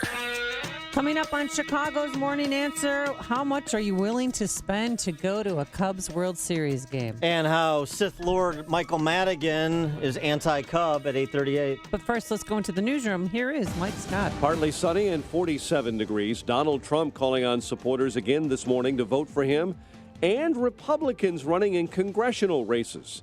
GOP presidential nominee rallied crowds in Naples yesterday in Florida, asking them to help him re-elect Republicans all over the country. Trump campaign manager Kellyanne Conway says people should not act all high-minded and sanctimonious, her words, about American democracy if they're going to let Hillary Clinton get away with unethical behavior. If we were so worried and so high-minded about the integrity of American democracy, then somebody would really get their hair on fire about the fact that Hillary Clinton's foundation took millions of dollars from countries that disrespect women. Clinton campaign advisor Joel Bennison says the majority of American voters, in his mind, have put the Democratic presidential candidate's emails behind them. Federal investigators are working to find out what caused a crash that killed 13 and injured at least 30 in Southern California. Police in Oklahoma in the middle of a manhunt after 2 police officers were shot. Both suffered non-life-threatening injuries when they responded to a report of shots fired in the small town of Wellston near Oklahoma City. Famed 1960s anti-war activist and former California legislator Tom Hayden has died at age 76. Hayden's wife says he died yesterday in the Santa Monica area following a long illness. Chicago officials bumping up security outside Wrigley Field, especially after the Cubs begin their home portion of the World Series. OAMC officials say they're happy with the way fans celebrated following the Cubs' NLCS win on Saturday night. Bill Murray, the latest winner of the Mark Twain Prize for American Humor. The comedian received the 19th annual award last night. When reporters caught up with the Evanston native, he seemed a little preoccupied with the Cubs heading to their first World Series. It's exciting. You know, if you don't know what it's like to wait your whole life for the team you root for to win, you can't explain it. I watch the people on SportsCenter trying to talk about it. They're not even close. They don't get it at all. They have no idea. Bill Murray says always rooting for a team that never wins is a character builder. Sunday's MLS games found Toronto over the fire 3-2 on the ice tonight. Calgary and the Blackhawks. The news a service of Target. Here's a scary good Target deal just in time for Halloween. Through the 31st, get $2 off when you buy 2 14-ounce bags of candy. Get the coupon at your local Target store. Restrictions may apply. 8:34, a check of traffic and weather on the way next on AM 560. Mike Gallagher calls some Republicans to the mat. More and more Republicans are suddenly telling Trump to stop complaining about a rigged system in this election. You know why? Because of all the spineless Republicans who are refusing to help get this guy across the finish line and stop Hillary Clinton. And you know what? Frankly, I'd allege that's part of the rigged system, too. The Mike Gallagher Show, weekdays at 9, right before Dennis Prager at 11 on AM 560. The Answer. This hourly segment is brought to you by Papa Nicholas Coffee. Papa Nicholas Coffee, roasted fresh daily in Batavia, Illinois. Did you know that a dirty CPAP system can make you sick? If you knew what could be growing in your mask and hose, you might not sleep so well. But now, SoClean.com has released the world's first and only automated CPAP cleaner and sanitizer. It kills 99.9% of all CPAP germs, and it's completely hands-free. For a limited time, you can try SoClean risk-free for 30 days. Just call 1-800-400-0542. SoClean changed the CPAP experience for the better. My health has improved. It's simple to use, and I'm not worried about infections. SoClean destroys CPAP bacteria, viruses, and germs, and it eliminates the daily hassle of washing your system by hand. There's no water, chemicals, or disassembly. Just pop in your mask, close the lid, and presto! Your CPAP system is clean and fresh in minutes. Call SoClean.com to try it risk-free at home for 30 days. This is a limited-time offer, only available by calling 1-800-400-0542. That's 1-800-400-0542. The following is a paid political announcement. Oh no, here it comes. Oh no! Oh, it's the property tax bill. Rising property taxes can be scary, but thousands of homeowners have done something about it by appealing their assessments. Hi, I'm Dan Patlack, your commissioner at the Cook County Board of Tax Review. As the only Republican on the board, I've kept my promise to serve full-time and be a watchdog, making sure that property owners appealing their assessments pay no more than their fair share of taxes. As the only candidate who is a certified Illinois assessing officer, graduate of the Real Estate Institute, and a former township assessor, taxpayer advocate Dan Patlack has been the featured speaker at over 200 assessment appeal seminars, teaching thousands of property owners how to appeal their assessments. Dan Patlack is endorsed by the Chicago Tribune, the Chicago Sun-Times, the Daily Herald, and the Illinois Committee for Honest Government. Vote for Dan Patlack for Cook County Board of Review. Paid for by Citizens for Dan Patlack. 8:37. Let's check the roads. AM 560 traffic center time. Here's Jim Talamonte. Thanks, Mike. On the inbound 8-inch delay, start at Cicero. 28 minutes Lake Hook to Montrose, outbound 34. The Kennedy is an hour from O'Hare to downtown, slow all the way, outbound 45 minutes. The Eisenhower is an hour and 25 minutes. Thorndale to Post Office, outbound an hour and 2 minutes. Stevenson, 56 minutes, 3:55 to Lakeshore Drive, outbound 52. Ryan, 27 minutes, 95th to downtown. Tri-State delays are northbound from Archer to 31st, after the Cermak toll to the Grand Avenue curve. Eastbound Adams tollway heavy from the Elgin toll to 31, 59 to Roselle, and Bussing to the Des Plaines Oasis. Reagan tollway slow in pockets, 59 to 355, then York to the Tri-State. Veterans Memorial slow southbound Army Trail to St. Charles after a crash. Northbound very slow Boughton to St. Charles. 53 has delays. Southbound Rand to Kirchhoff and Beesterfield to Irving Park. Traffic answers when you need them most. Jim Talamonte, AM 560, The Answer. Chicago's Morning Answer continues next. Your official Chicagoland weather forecast. From the aircomfort.com Weather Center, providing the right climate for business since 1935. Sunny skies today, cooler conditions, high 57, clouds on the increase overnight, low 38. 47 at O'Hare, next news at 9. Chicago's Morning Answer with Dan and Amy continues next on AM 560, The Answer. This hourly segment is sponsored by Financial Planning with Jack Taboda, your 401k specialist. Heard Saturday mornings at 7 right here on AM 560, The Answer. Let not your heart be troubled. Listen to me, Sean Hannity. I'll have the latest news and what it all means for you. It's coming up at 2 right here on AM 560, The Answer. Yo, Dan and Amy. So, did you watch the Madigan documentary yet? Not yet, but I have. Now that's another homework assignment you're giving me. I don't have time for this. I have people coming in to watch the Cubs game at a bar. I will flunk you. I'm going to call racism on you. You have to read Killer Angels and provide a book report on the Gettysburg, the Battle of Gettysburg, and all related issues. You have to do. 9 a.m. tomorrow morning? 9 a.m. tomorrow. And then you have to watch the Madigan documentary. It's an hour. Okay. It's a quick watch. Speaking of Madigan, for you Cubs fans, most of whom are Democrats, Mike Madigan, the House Speaker there, 40 years in General Assembly, 30 years as House Speaker, lording over supermajorities in both chambers, thanks to all you Cubs fans. Turns out he's a bit of an anti-Cubite. Oh, no, why? That's his history. A great piece, IllinoisPolicy.org, How Madigan Left the Cubs in the Dark by Joe Kaiser, who, by the way, produces our Sunday show, Illinois Rising. The Tribune Company purchased the team in 81. A push to illuminate Wrigley Field began with pressure from Major League Baseball. And so they went to go through the city council to try and get approval for the installation of lights. But Ed Verdoliak, an alderman at the time, and the city council president and chairman of the Cook County Democratic Party, fought the Cubs because the Tribune Company was writing mean editorials about him. No lights for you. And he was successful, 42-2 vote to ban lights in Wrigley in 83. Then the Tribune Company proceeded to try and get approval through the General Assembly in Springfield.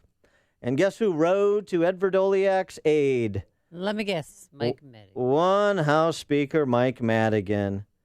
And he worked to block the override of the Democrat Party leaders and was successful in 85, less than a year after the Cubs' lightless World Series fiasco that almost happened if they not collapsed in 84. It's interesting. The override failed, according to the Tribune Company lobbyist at the time, Certainly, House Speaker Mike Madigan's consistent and persistent opposition to any limited schedule of night baseball games during any regular season games doomed the effort. In an editorial the Tribune wrote in 85, they opined, Mr. Madigan made sure the Cubs weren't successful in getting the state legislature to override the city ordinance preventing the Cubs from installing lights and playing some night baseball in Wrigley. Mr. Madigan and his law firm represent a lot of people who end up doing business with state government.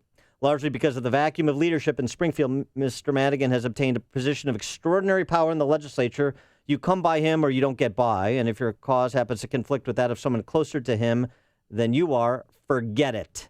And 30 years later, not much has changed, except the Cubs ultimately got the lights when Verdoliak switched parties and ended his political career in the late 80s. Just a little history there, the politics of it. So your Democrats like a Mike Madigan, your Democrat alderman Tom Tunney, who's shaking down the Ricketts family, trying to renovate the stadium and the surrounding area with their own money and getting hassled by City Hall.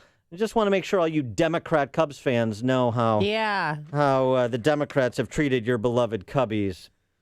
All right. You feel better now? I do. You cleanse your palate? Now you want to know why I'm a Sox fan and why I'm rooting for the Tribe. Now I want to know why this is and why I'm not cashing in my IRA to buy Cubs tickets, because that's what it's going to take, apparently.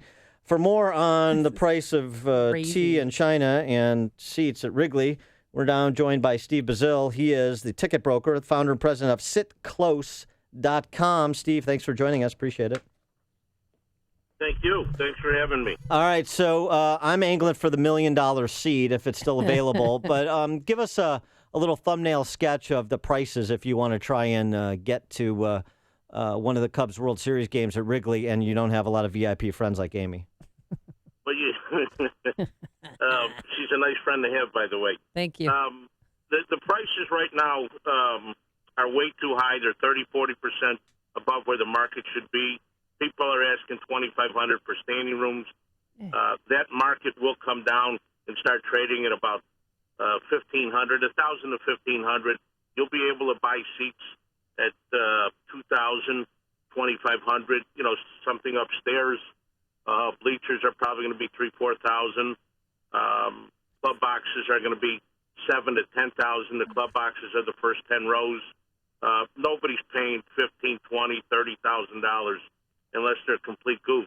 Well, yeah, I mean, and that's true because I saw right after they won, they were selling seats down low, in the club box for $22,000, and they had like 8 left in this certain section. I mean, has anybody been dumb enough, honestly, to buy them right now? I mean, not knowing that the prices will gradually drop. But if they are, I would love to sell them those tickets. Yeah, sure. They're asking those prices. Those people are just. They're on a fishing expedition. They're throwing out the lure if somebody's going to bite, so they'll give up one game, which will pay for their whole season plus. Right. So that's what's going on over there. Nobody's paying those kind of numbers. All right. So when are the prices going to drop? I mean, say if we lose or we split the series 1-1. Well, wait a second. How about before that? When are they going to drop for game 3? Right. Right, I'm saying if they split or if I see. Indians. Yeah. So when's a good time to buy? Because everyone's always asking, when should we do it? When should we do it? I would wait till at least Thursday, Okay. Thursday for sure. That market will start correcting itself. I mean, they have to do something with those tickets. This is, what people forget is this is a global event. It's not only Chicago. People in Atlanta, they're not going to pay prices because the Cubs haven't been there for such a long time. This market will start correcting itself. It'll start on Wednesday, especially, God forbid if we lose two, then it's really going to crash the market. But that's not going to happen. If we split, the market will start creeping down. What the game that will start being affected is that if one of them becomes a clincher for the Cubs, sure, that game is going to go up. And hopefully that'll be game 6. Common sense. Now, Steve, are you monitoring Chicago City aldermen trying to sell their tickets so that you can rat them out and they can go to prison? No, I try to stay away from politics. It's never been good to me. So I'm running as far as I can from that. There you go. Staying away from the aldermen. So if you really want to see a World Series game, what I'm doing, I'm going to Cleveland for Game 6. Hopefully there will be a Game 6 and bought them a long time ago. Don't you think it's cheaper if Cub fans really want to see them than to just drive 5 hours and buy a ticket there? What are their prices going for right now? Let me tell you, that's exactly what you should do. You could rent a limo. You could rent a jet and get tickets for less than what you're going to pay in Chicago. Tickets there are half the price, maybe three-quarters of the price of what they are here. So the average ticket there, for a seat, not standing room only, the average ticket there is what, rough numbers? What's the compare? I'd say the average ticket there is probably $2,500 to $3,000. The average ticket here is probably $7,000, $7,500. But again, what's truly going to happen here is that the trades are going to be 90% of the trades are going to be between $2,500 and $6,500. That's every year, for every World Series. That's the average. Now it could be a little above average because it's the Cubs. Chicago has, it's a good money market, so it might be 10%, 15% higher than the norm. But that's what it is every year, year in and year out. We're talking to Steve Bazil. He's founder and president of the ticket brokerage firm sitclose.com. And Steve, what about that $1 million seat that's getting so much attention? Has Billy Corrigan already bought it, or do I have a chance? No, I thought you were bidding for that. Well, I've got a GoFundMe page up, so yeah, I'm working on it. You better get more than one. So you've been a ticket broker a long time. Oh wait, where's the $1 million seat? I want the answer. Well, there's someone who's selling $1 million seat in the bleachers. $1 million seat is my lounge chair right in front of the TV at the house. Yeah, that's a fishing expedition as well. So he wouldn't be saying that if he had control of that $1 million seat and was trying to sell it. No, that was a big joke. All right, so you've been a ticket broker for a real long time. Have you ever seen anything this crazy in your life? No, you know what? I have. I've lived through the Michael Jordan days, so that was pretty, spectacular as well. This is the next best thing to the Michael Jordan era. Really, it's not better than that? I'm sorry? It's not better than the Michael Jordan era? Come on, the Cubs Jordan. going to the World Series after 71 years? Let me say this. Let's say it's equivalent, okay? I don't say it's better because those years, they were coming from all over the world to see Michael Jordan, from everywhere. But, again, I don't want to burst your bubble. If you want it to be the best thing, it is. What a salesman. Hey, Steve, let me ask you a question. I assume you've done this, but just to ask, have you done an econometric analysis of the tickets in 1908 and 1948 for the two respective World Series, adjusting for inflation to give us a true market value and an assessment of price inflation over the last 108 years? Oh, you know what? Can I get back to you on that one? I have to talk to my number one economist. See what I have to deal with? Morning. You want to pull that? Very nice. You get to hang up the phone. I stay for 4 hours a day. Exactly, yeah. See, it could be a lot worse, you're Steve. You're a brave woman, Amy, brave woman. No question, she's a saint.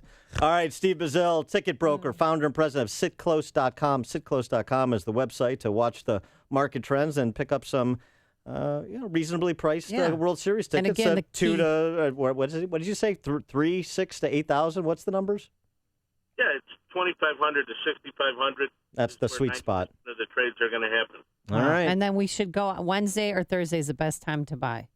Absolutely, 100%. All right, Steve Bazil, sitclose.com. Steve, thanks for joining us. Appreciate it. Thank you. Thanks for having me. Thank you. And he joined us on our turnkey.pro answer line. You're listening to Chicago's Morning Answer with Dan Proft and Amy Jacobson on AM 560. The Answer. Coming up next, a yoga pant protest like you've never seen before. Namaste and downward dog. And I like your chaturanga. Hey, today we're going to have plenty of sunshine, but it's a little bit cooler. Cool, crisp fall day, as we like to say, a high of 57 degrees.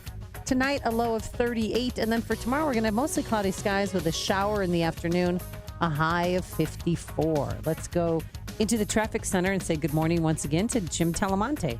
Good morning, Amy. We're seeing delays on southbound 53 from Higgins to Irving Park with a crash blocking both shoulders. The Edens is 28 minutes. Lake Hook to Montrose outbound 34. The Kennedy holding it an hour from O'Hare to downtown. 36 minutes from Montrose, 28 in the Express, outbound 45 to the airport. The Eisenhower, an hour and 25 minutes. Thorndale to the Loop, 53 minutes from Manheim, outbound an hour to Thorndale. Stevenson, It is 52 minutes, 3:55 to Lakeshore Drive and outbound 48. The Ryan, 27 minutes, 95th to downtown. Northbound Tri-State still really heavy. From the Stevenson to 31st and from the Cermak toll to the Grand Avenue curve. I'm Jim Talamonte in the AM 560 Traffic Center. Hi, you can't see me because of radio, and I can't see you because I'm totally blind. My blindness doesn't hold me back, but I fight to stay awake during the day because I'm not sleeping through the night. Often I struggle to concentrate and just keep up. Sound familiar? You're not alone. But this is not a sleep disorder. It's actually non-24. Learn about the link between total blindness and your symptoms. Visit learnmorenon24.com or call 855-856-2424. Sponsored by Vanda Pharmaceuticals. No matter what kind of allergy day you're having, relief can be yours with Nasacort Allergy 24-Hour. Its prescription-strength medicine effectively relieves your worst nasal allergy symptoms, including congestion, for 24 hours. Nasacort has no harsh taste, is non-drowsy and non-addictive. Unlike Flonase, Nasacort is scent and alcohol-free. For effective nasal allergy relief, choose Nasacort. It's guaranteed relief or your money back. Details at nasacort.com. Use as directed. On AM 560 The Answer, we talk about the important issues that affect your world. Things like the economy, education, and foreign policy. There's always so much going on in the news that we don't always have the time to focus in and talk about the big ideas behind the important issues. Enter Upstream Ideas online at upstream-ideas.com. Upstream Ideas, in partnership with the Illinois Policy Institute, provides the kind of information that informs the policy discussions happening here on AM 560. At Upstream Ideas, you'll broaden the debate, move beyond partisan assumptions, and challenge accepted beliefs. Upstream Ideas goes against the current and thinks upstream. Go online now at upstream-ideas.com. That's upstream-ideas.com. You'll be armed with new information and fresh perspectives to help encourage you to make the state of Illinois and the United States of America a bit freer, a bit more just, and a bit more civilized. Upstream-ideas.com. This is a life-changing message for anyone with sleep apnea who is on the go and tired of dragging around a big, bulky home CPAP device. Now there's finally a portable device that's as small as a soda can and weighs less than a pound. You can even add a battery that's as tiny as a deck of cards. It's the Transcend Mini CPAP, and if you're one of the first 100 callers, you can try Transcend risk-free for 10 days. So call now, 1-800-400-2199. Transcend is the world's first portable mini CPAP device. It gives you the freedom to sleep in total comfort anywhere you are. Our smallest and most advanced portable design ever, Transcend is so small and so light, you can fit it in your briefcase or purse to use anywhere you go. It's FAA compliant too, so you can even sleep comfortably while flying. To guarantee your 10-day in-home trial, you must be one of the first 100 callers to call minicpap.com now. 1-800-400-2199. Again, that's 1-800-400-2199. AM 560, The Answer. Dan and Amy, boy, I better be careful with this topic. I don't want to spark a protest outside the studio, but what? Burlington, Rhode Island, a 63-year-old gentleman named Alan Sorrentino wrote a letter to the editor in the local paper suggesting that women who are older shouldn't be walking around in yoga pants. That it's the equivalent of older men walking around in Speedos. He wrote to all yoga pant wearers, I struggle with my own physicality as I age. I don't want to struggle with yours. Oh, that's so And that sparked a yoga pants parade yesterday with hundreds of women. I just got back. I figured. Walking past the letter writer's house, a few death threats, a lot of placards and signs and burning bras and the like. They didn't burn bras and they didn't burn their yoga pants. They're not flammable. I know, but that's rude. It's insensitive. What's wrong with yoga pants? If you don't like it, don't look. One woman said it's okay if you're 20 and gorgeous to wear yoga pants, but don't do it if you're older and lumpy and bumpy, she asked. Lumpy and bumpy? And the answer to your question is yes. This is the morning show more Chicago radio listeners are choosing. This is Chicago's Morning Answer on AM 560. The Answer. Hiring people is probably the worst part of my job. It's such a hassle, the searching, the sorting through resumes. Most people don't have the right experience. We started using ZipRecruiter about 3 months ago. Right from the start, you could tell it was going to make hiring a lot easier. One click and my job was posted to 100+ job boards, all the top sites. All of the candidates came to my dashboard, and it's easy to compare them. Thumbs up if I liked them, thumbs down if I didn't. No emails and attachments, printing up docs, phone calls, none of that. And I couldn't believe the number of great applicants we got. I had the person we needed within 1 week. I don't know how we hired before ZipRecruiter. Whether you're looking to fill one position or 20, find the best candidates with ZipRecruiter, where your job is just one click away from 100+ job sites. ZipRecruiter, the fastest way to hire. And right now you can try ZipRecruiter free. Just go to ZipRecruiter.com/work. That's ZipRecruiter.com/work. ZipRecruiter.com/work. Maybe you're not a numbers guy. Maybe you don't know the difference between pi r squared and pi r round. Doesn't matter. Proving only the Mercedes-Benz Metris Worker cargo van stacks up is a piece of cake. The Metris Worker has 57 cubic feet more cargo volume than the Ford Transit Connect long wheelbase. That's about the size of a New York City apartment these days. And if you want to talk about the 800-pound gorilla in the room, you can carry 3 of them in the Metris Worker. With the Ford Transit Connect, the third gorilla walks. The Metris Worker has more capabilities than a Transit Connect, and with a $25,995 starting price, has a low cost of ownership. Ain't math grand? The Mercedes-Benz Metris Worker Cargo, starting at $25,995. See your local dealer or go to mbvans.com. Mercedes-Benz. Vans born to run. Starting at price refers to base model Metris Worker cargo van, excludes all options, taxes, title, registration, transportation charge, and dealer prep fee. Comparison based on publicly available vehicle specifications for the 2016 Ford Transit Connect long wheelbase. I have actually been on Balance of Nature for a year now. I have MS, and I recently had an MRI. This is the first year that I've had a stable MRI, so I'm thrilled. When I have an MRI with MS, usually there are glowing spots that come through, which is damage on the nerves in my brain and my spinal cord, and when they're glowing, it means they're active. And then my last MRI, they pulled it up, and I honestly couldn't believe that it was my MRI. There was nothing glowing. And in fact, the dark spots were shrinking. They were healing. And the doctor actually said to me, I think we're in remission. I was so happy. I had no idea that that could be my reality. Call now to find out how to get your free month's supply of Balance of Nature. Call 800-2468-751. That's 800-2468-751. Or go online to balanceofnature.com. Use promo code CHICAGO. Hey there, this is Eric Metaxas. Lately, I've been telling you about Liberty University's online degree programs. Liberty University is the world's largest Christian university with over 95,000 students studying around the world through Liberty's online programs. While there are a lot of universities who've jumped into online education, few can deliver on the promise of a quality education with such flexibility, and even fewer can actually point to a graduate of their online program like my friend Morgan from Nashville. I did it. I actually got my degree from Liberty University. 2 degrees, actually. Not only has this process taught me self-discipline, I've also learned that it is never too late to fulfill your dreams. And I did it all online. I did it, and you can too. Call Liberty University now at 800-424-9595. That's 800-424-9595, 800-424-9595, or visit liberty.edu/online. Flexible, affordable, possible. Liberty University online. Thanks so much for joining us. Game 1 of the World Series tomorrow. We're back at 5 a.m. 560. The answer. Here's Mike Scott. Sunshine today and cooler conditions. WIND Chicago News Time, 9 o'clock.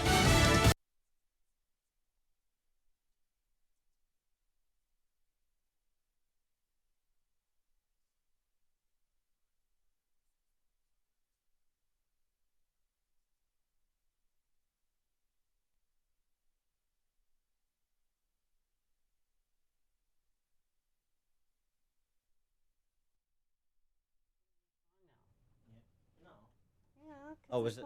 Was it about? No, it was It was about. about the Mets getting swept. No, but it was. Oh yeah, that's true. What's that? No, I know. Here, this is But it. That gets set up. Yeah. Yeah, it's perfect. She's got a great voice. Yeah, very Nora Jones. So. All right. Let's go. What do we got tomorrow? Anything?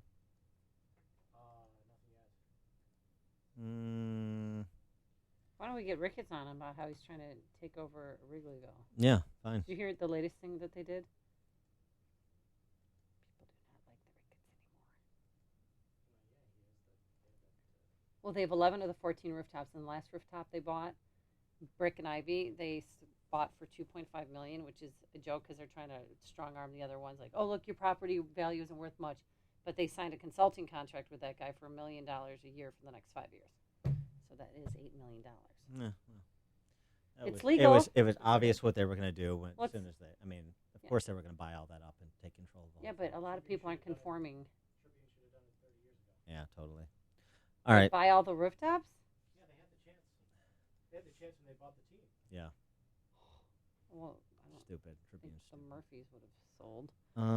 Certain owners wouldn't have sold. I don't think. Okay. Check. Check that mic. Mic that. Check mic. Hello. What happened to my audio?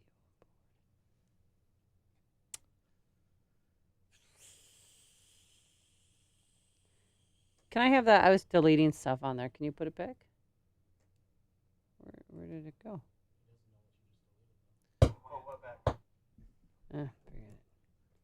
Forget it. I don't. The audio page for the day. Huh.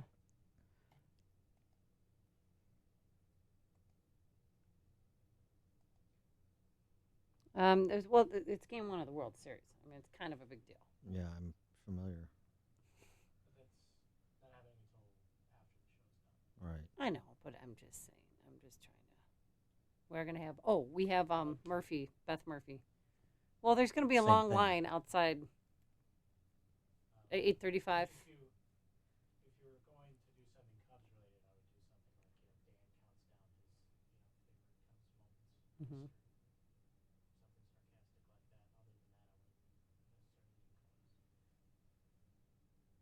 Just for your thing, though, we have 8:35 tomorrow, Beth. 2 weeks. To the election, but more importantly, we're all Right. focused on game 1 of the World Series. Dan's favorite Cub moments beginning at 5.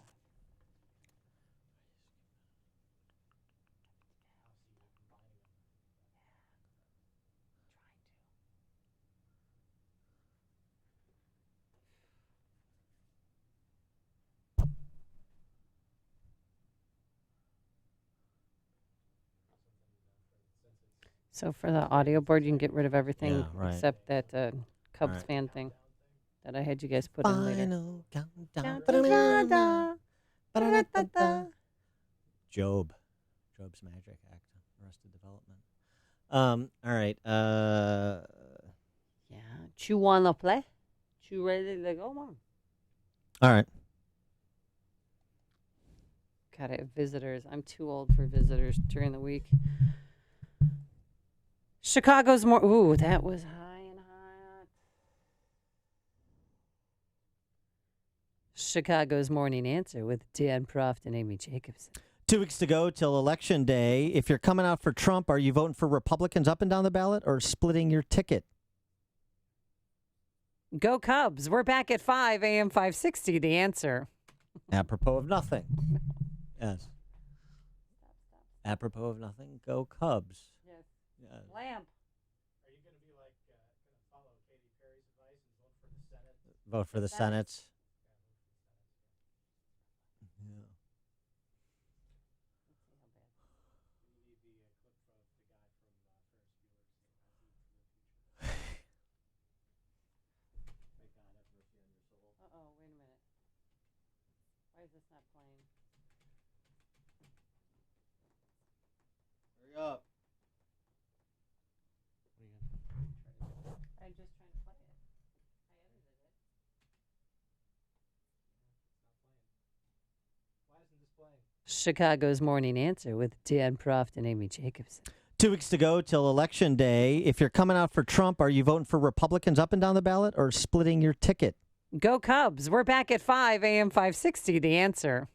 Apropos of nothing. Yes. Apropos of nothing.